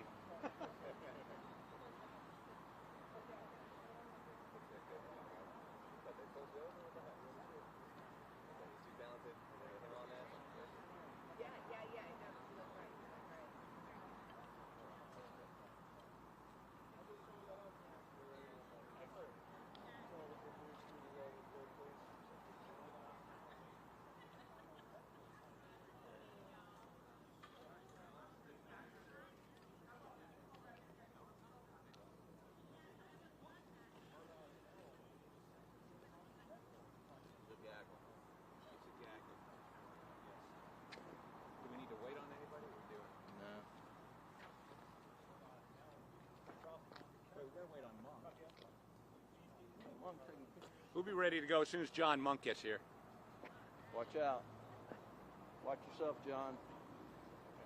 There's a curb right there. Will you stop taking pictures and come on? We're waiting on you. Okay, fucking. All right. So do you have a statement? Only statement we'd have is that Alex is satisfied to get this behind him. It's a substantial sentence. He understands that. And he looks forward to a hearing on our motion to set aside his murder convictions based on jury tampering. And before you ask me, no judge has been appointed. This is the Supreme Court. We don't know when they'll appoint a judge, and we don't know when the hearing is going to be. So let me save you those questions. Jim? You know, obviously Alec had a lot to say in court today, and he took full advantage of the opportunity. And so, you know, I don't have anything more to add. Any questions? With this sentence alone, do you expect Alec to spend the rest of his life in prison? No. I mean, with this sentence, he will be eligible to be released and max out at like 75 and a half. He's 55 now, and he gets credit for time served. He's already challenged me to a golf game. I'll be 86, so he'll probably win if I live that long. But no, I tell you, Alec is committed to getting out. One thing that came, you know, I don't want to count our chickens before the eggs hatch, but a lot of the lawyers in there didn't express a lot of confidence that he was going to have to do 2 life sentences without parole. So, I mean, that was with Jeff going to jail for the wiretapping, do you think it's going to help with your motion for new trial? We don't know anything about any of the facts involving that case. So we're not going to, and it's a pending case. We're not going to comment on that. Thank you. Yes, ma'am. With your confidence that he's going to have his murder vacated, who are you investigating or wanting to be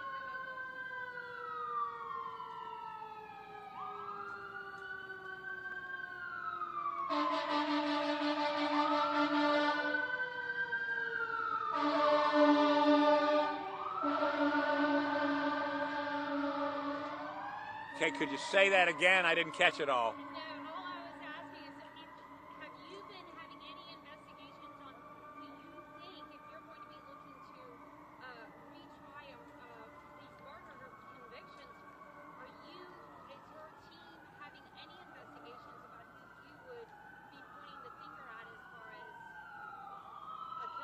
Yes. Who are you looking at? Not going to tell you. Why not? Because we're still investigating it. And first of all, we got to get a new trial. I mean, you're going to black cat me here. We need to go ahead and deal with the jury tampering issue, get a new trial, and then that would be a valid question. What happens now with restitution for the victims' families? Well, most of these folks have already gotten restitution, either from the law firm or insurance companies. The prosecutor didn't seem too convinced that Alex was being sincere in his comments. How sincere do you think he was? I mean, it's the Alex that I've spoken to since September of 2021. He immediately expressed remorse then, and he expressed remorse today. And you know, we met him when Paul was charged with the boat case, and we both spent a lot of time with him and Maggie and Paul. I mean, that's the Alex before he was ever charged, before he was ever accused.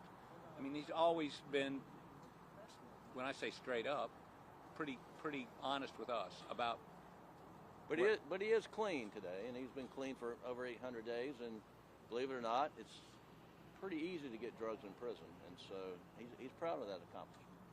Mr. Murdaugh said that he was planning to plead guilty from day one, but it took until 2 weeks before we were supposed to have the first trial to actually get the ball rolling. There's two. One, blame us, because we've got to investigate, and we have to make motions, we have to go through this process. Two, he as he said, he didn't get a real plea offer till, what, 3 weeks ago? Yeah, I mean, early November. You know, you plead guilty, you get life without parole. That was the offer. And then when we finally got ready to try this case, the Attorney General's office became more reasonable, and we went back and forth and ended up at 27 years. The state seems to think that he's not going to be able to get out of prison with this sentence, and you don't seem to agree. Well, this sentence, 85% of 27 years, y'all can do the math. I mean, that... He'd be 75, 76 years old. Yeah, so I'm going to be 75 next month. We're not sure he's going to make it, but, you know, he I don't might. feel like I'm going to die. So, anyway. You guys said you guys were going back and forth with the negotiated sentence. What were you guys asking for? We're not going to, those are negotiations. We're not going to get into that. But something less than 27, and they were asking for something more than 27. Anything else? What? One of the lawyers of victims in the case mentioned that he believes there's still some of the $8 million that was stolen, that it wasn't all used on drugs. What do you say to that? Do you have any doubt in your mind that all of that money is gone? I believe in Santa Claus. I mean, you know, there's no money there. He wouldn't be borrowing money from his law partners, from his brother, from everybody. And, you know, if there's money there for him, I mean, that's... The whole pattern of his borrowing and spending would indicate he was spending the money on something, we believe drugs. And if you look at the checks just written to Eddie Smith and other people we know he bought drugs from, it's almost $5 million of money that was written to either drug dealer or written to drug dealers. And, you know, and the rest was spent on paying back loan. I mean, look, if you go through it, there's no extra money there. Anything else? Thank you. Have a great day. See you when we see you.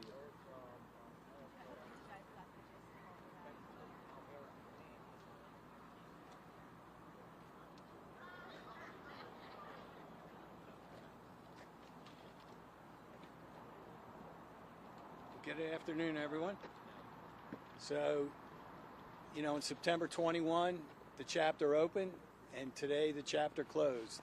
The Satterfield case was the case that broke the financial crimes wide open, and I think the resources that SLED allocated made it go a long way to bring the murder charges, and everything kind of came together. And today, it's ironic, but the Satterfield case is what caused the plea of guilt to happen. This case was supposed to go to trial yesterday, and like my partner says, until your shoulders are pinned to the mat, you're not going to give up. And this case was going to go to trial. I don't think that Judge Newman was going to recuse himself. I don't think he was going to change the venue, and pressure breaks pipes, and that's what caused Alex to plea. You know, I meant every word that I said today. I think that he's a very, very dangerous, evil man. I got up and I left when he was on his filibuster, because I felt that what he was doing was denigrating the victims, telling them that he loved them, and regaling in stories. This was nothing but a PR stunt for him. If the murder case somehow gets reversed, that he could try to reshape his image. He didn't do a good job of it in the murder case during the murder trial. But it's a sad day. Justin Bamberg was correct. As a lawyer, I hate this. I hate that it happened. There's former Attorney General Charlie Condon. He knows as a lawyer, it sets us back years when something like this happens. And I'm just happy for the Satterfield family that it's over with, the Plyler family, Jordan Jenks, Sandra Manning, and Blake Hodges that we represent, and Melvick Edwards. I agree with the sentence. I think it was a just sentence. It's a long sentence. I agree with what Judge Newman said, that we shouldn't differentiate between white-collar and blue-collar crimes. It's all crimes. But it is a long sentence. And, I think Alex is never going to see the light of day, whether he dies in state prison or he comes out of state prison and has to go to federal prison. The Labor Day shooting charges are still out there. And, it's a good day for justice. When Ronnie and I argued the bond hearing in October 21, we said that he's got to get a full cup of justice and deliver it to him and make him get that cup just like everybody else. And the cup of justice kind of took off on another tangent. But that's what Alex got today. He was treated just like everybody else. So I'm very satisfied. Ronnie, you have anything you want to add? No, I said it in the courtroom. It's the same point. This is Brian Harriet. He's not a victim. Victims are folks who had something bad happen to them. He was prey. He was hunted. He and other victims of Alex Murdaugh, he targeted the weak and the vulnerable. He took advantage of that. He saw justice finally today. To Eric's point, you got to pin this guy to the mat before you finally get an admission of that which cannot be denied. So we're happy today that he finally admitted that which was impossible to deny, that he stole all of that money. What sentence would you have liked to have seen? Look, I trust Creighton Waters and his team. I trust Judge Newman. It is a watershed verdict in a case like this, or a sentence in a case like this. So would more have been better? Sure. But I think 27 years, given these crimes, is an appropriate sentence. I worked with Creighton Waters for about the past month, and I can tell you this, that Creighton came to me about a month ago and said, would you object if the sentence was 27 to 30 years? He said, Harpootlian is never going to take it, but we have to, Judge Newman wants us to explore whether we can get a resolution. In all cases, there's always a time when you explore a resolution. Civil cases, it's a mediation, or before you go to the courthouse, you settle. And he said, would you have an objection to a 27 to 30 year sentence? And I did the math. He's 54 years old. I know how many years somebody lives in maximum security. I knew that Judge Gergel had a backstop sentence that's coming in a couple months for the federal crimes he pled guilty to, plus there's the Labor Day shooting, plus if the murder charges stick. So he said, I said, no, I don't have an objection. I talked to the clients, and no one's said, no, we want him in life. But the point is that Harpootlian, he said, would never agree. And they did not. They did not want Alex to plead to anything more than 14 to 15 years. And, God bless the Attorney General, Alan Wilson, and my hero, Creighton Waters. They never yielded. They never went below 27 years. So I'm real proud of the state. I'm proud of that sentence. There was a statement you made inside where you said there's 22 charges, but he's really guilty of 101. I think that was very impactful to many people from home. What do you have to say about that? Well, we know he's guilty, but there was a reason why you put that in your speech. It leaves out some of the victims that were part of those charges. May I ask that you step back up there? Sorry. To all the cameras. Thank you, sir. It leaves out a lot of the victims who were part of those 102 charges that he didn't plead guilty to. But they had their money taken. They were lied to. They just agreed, the state agreed on a compromise. Compromise, by the way, is not a dirty word in our society. It's a good word. Used to be a real good word until Washington made it a bad word.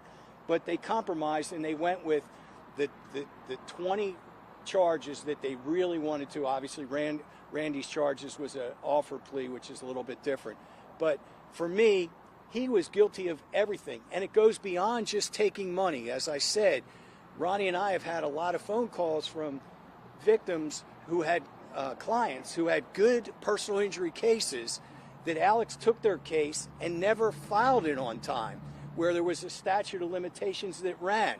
We didn't take the case because sometimes the damages were maybe $10,000, and when you prosecute a legal malpractice case, you need an expert witness, and they're very expensive. Lawyers charge money to testify against other lawyers, so it was impractical to bring. But he caused carnage, not only in stealing people's money, but stealing their cases, where if they got a recovery, they would be able to have medical treatment for the rest of their lives. As far as restitution goes, Mr. Harpootlian says most of the victims have been made whole through the bank and through other means. Have your clients been made whole? Well, it depends on how you define been made whole. Our clients had $4.3 million stolen from them. We've recovered in excess of $7.5 million. So you would look at that and say, yeah, you've been made whole. The value of those claims, though, is a multiple of that.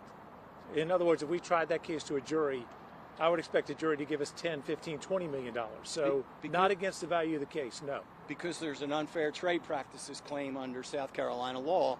If a defendant commits multiple of these type acts, if there's a pattern, which there is obviously with all the different theft, you get triple your damages plus your attorney's fees.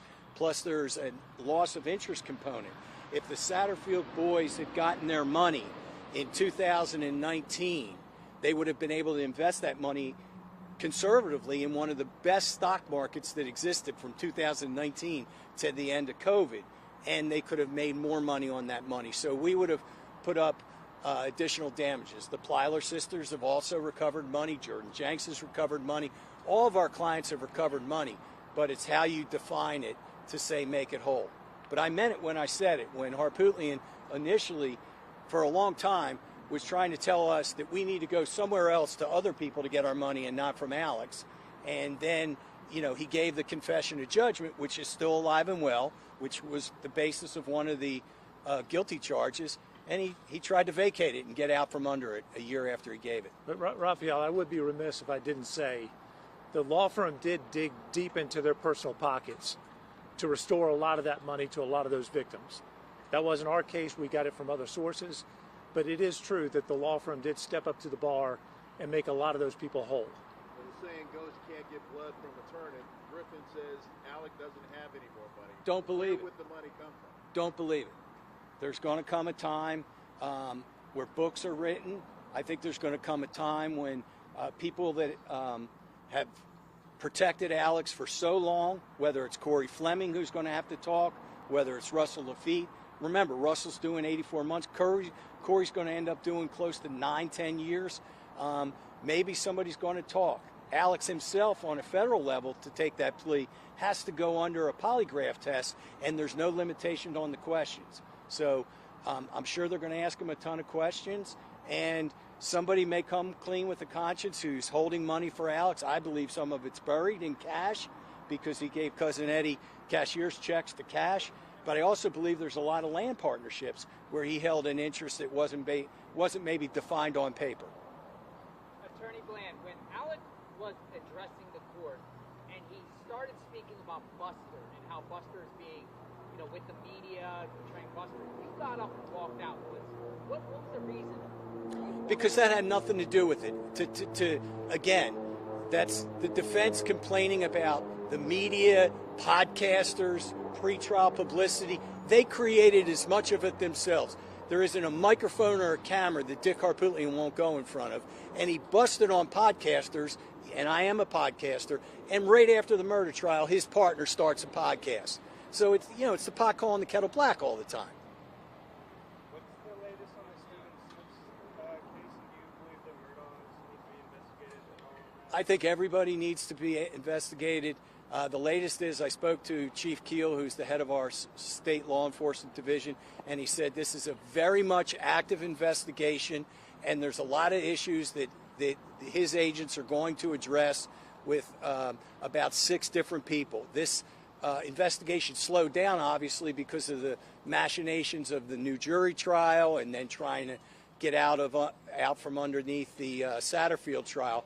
But do I think the Murdaughs need to be investigated? I think everybody does. And the one question that needed to be asked of Buster was, do you have any knowledge of what happened to Stephen Smith? Not whether you had a relationship with him and not whether you killed him, because we have no knowledge of that.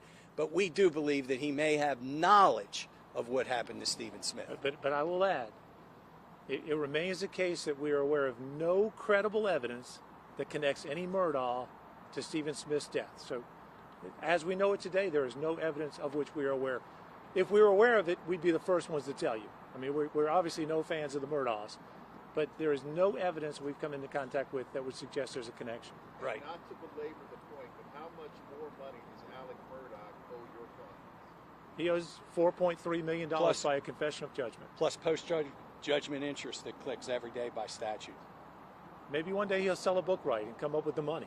So it's good to have a judgment. We'll wait and see what happens. He can if there's unless he gets out from underneath the murder convictions. The Slayer statute says he can't profit off that. But if somehow he gets out under the murder conviction and writes a book or does a movie or something, we have a judgment that's good for 10 years under South Carolina law. Ginger, Okay. I mean, you have anything you want to say, Ginger? I just want to say that we're glad today that this should be the final chapter for our family and that we can get back to our normal, low keel, easygoing, slow way of life that we enjoy, and we're ready to get back to that type of lifestyle that we enjoy. How do you think Gloria would have responded to hearing Tony say he forgives Alex Murdaugh?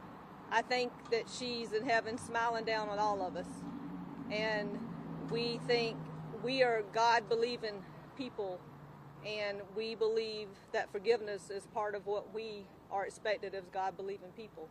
So we think Gloria is proud of all of us. Tony just shows the kind of character that his mama was.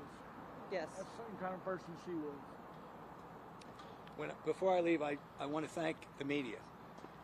I participated with my co-host Mandy Matney at the School of Journalism a couple weeks ago, and everybody was saying, are you scared of the media or whatever? No, I think the media are our friends. I think if, I respect the media and the media has respected me throughout this process. If you're honest with the media, I think they're going to do good reporting. And I think the media was instrumental in putting pressure on Alex Murdaugh, in writing these stories, in doing the news programs.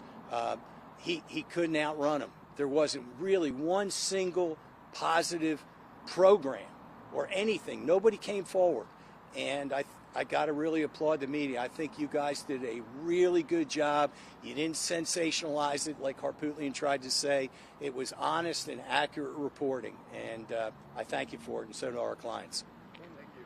And I'd like to say also thank you to Eric and Ronnie and the U.S. Attorney General's office, because they put a lot of hard work into this. Amen. Thank you all, too. Thanks, guys.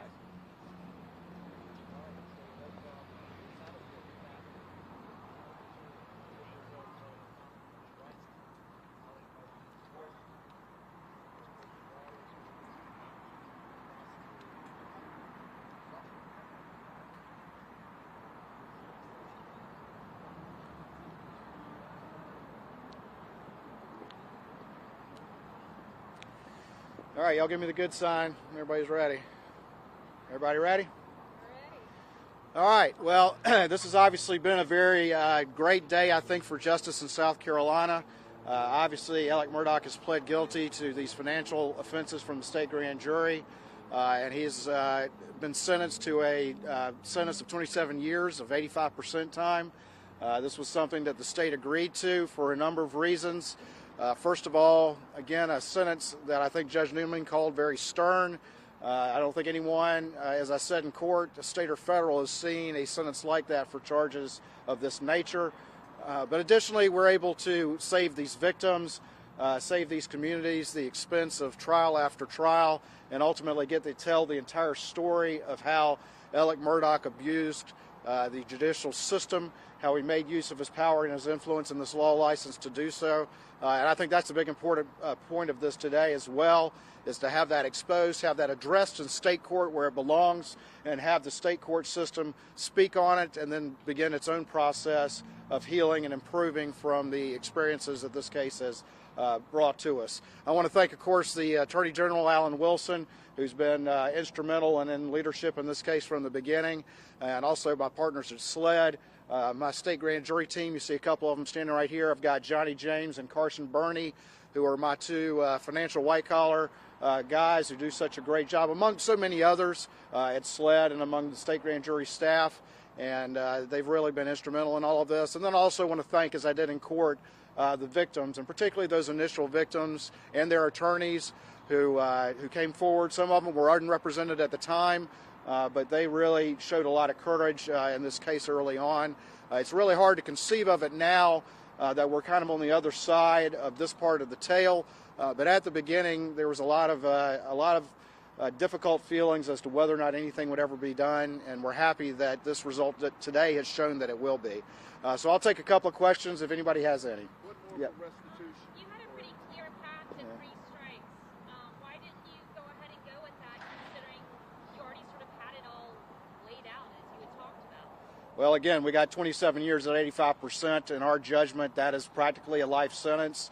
And again, we're talking about, what Colleton endured. That's a small county. They had to endure an incredible expense. And I think you heard Justin Bamberg talk about that all of these smaller counties, Allendale, Hampton, Bamberg, would have to pay for trial after trial after trial. And that's not a good use of judicial resources, not only for the judicial resources in those counties, and to have all those neighbors and friends of those victims have to essentially foot the bill for those trials, but it's not a good use of court time or really time for SLED and the Attorney General's office. As I said in court today, and I loved Justin Bamberg's slay the dragon analogy, we have a lot of other dragons to slay. We had a big announcement last week on some of our cases involving some of the issues at SCDC, some of the corruption there. We even announced where a child had been victimized in real time through use of a contraband cell phone. Another big focus at state grand jury is fentanyl trafficking, which is killing our citizens right and left.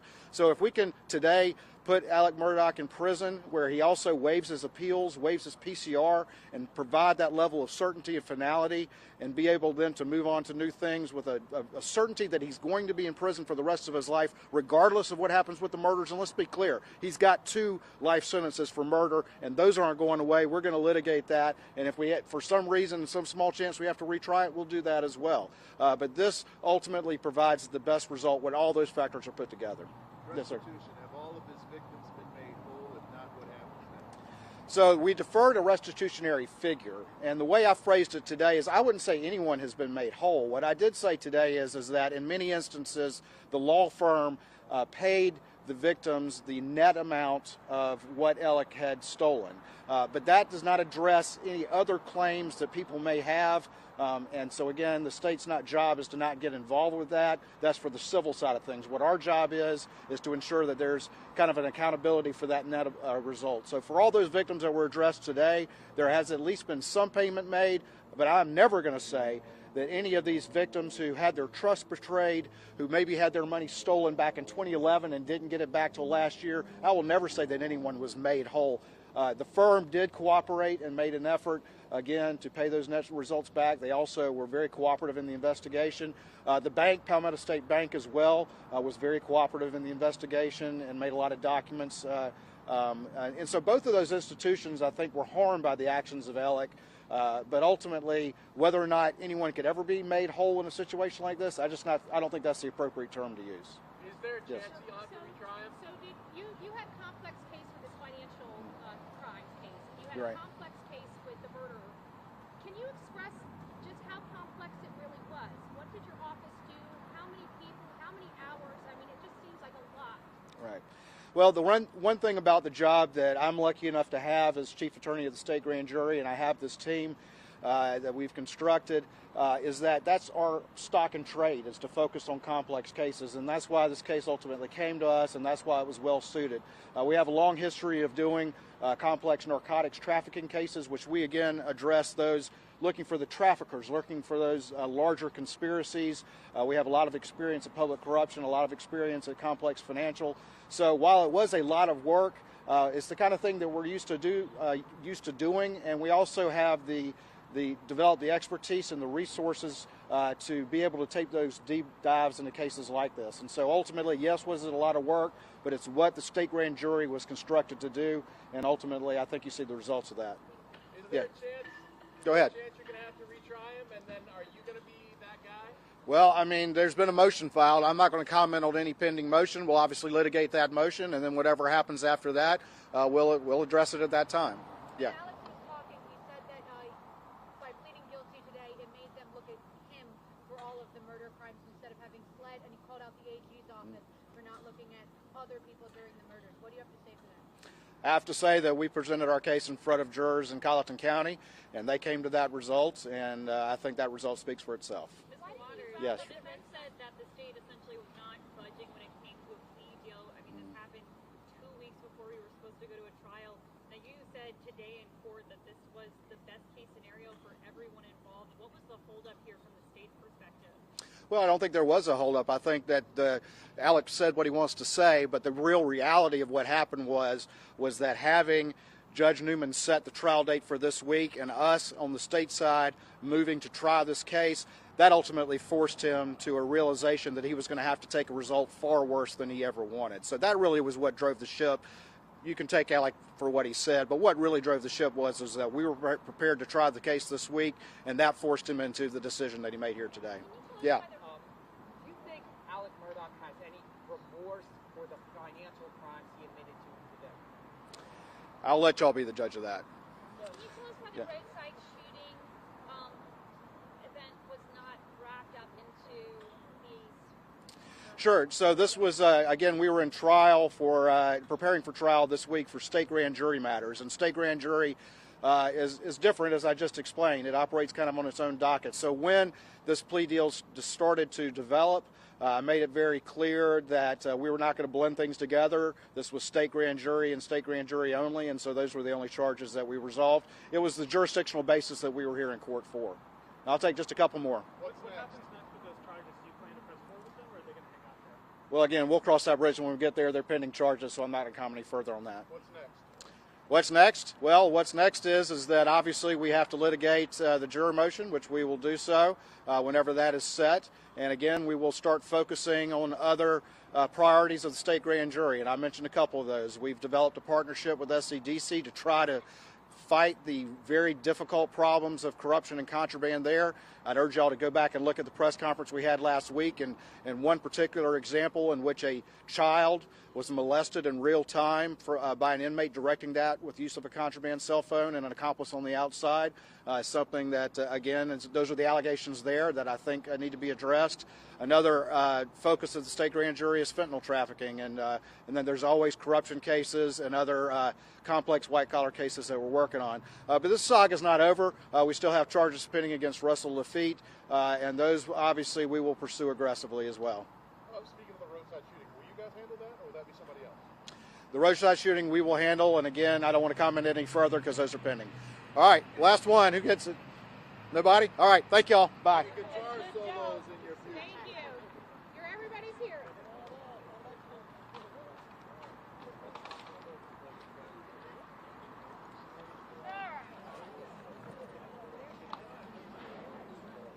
Let's go to the house cameras. Picture all up. Unreal.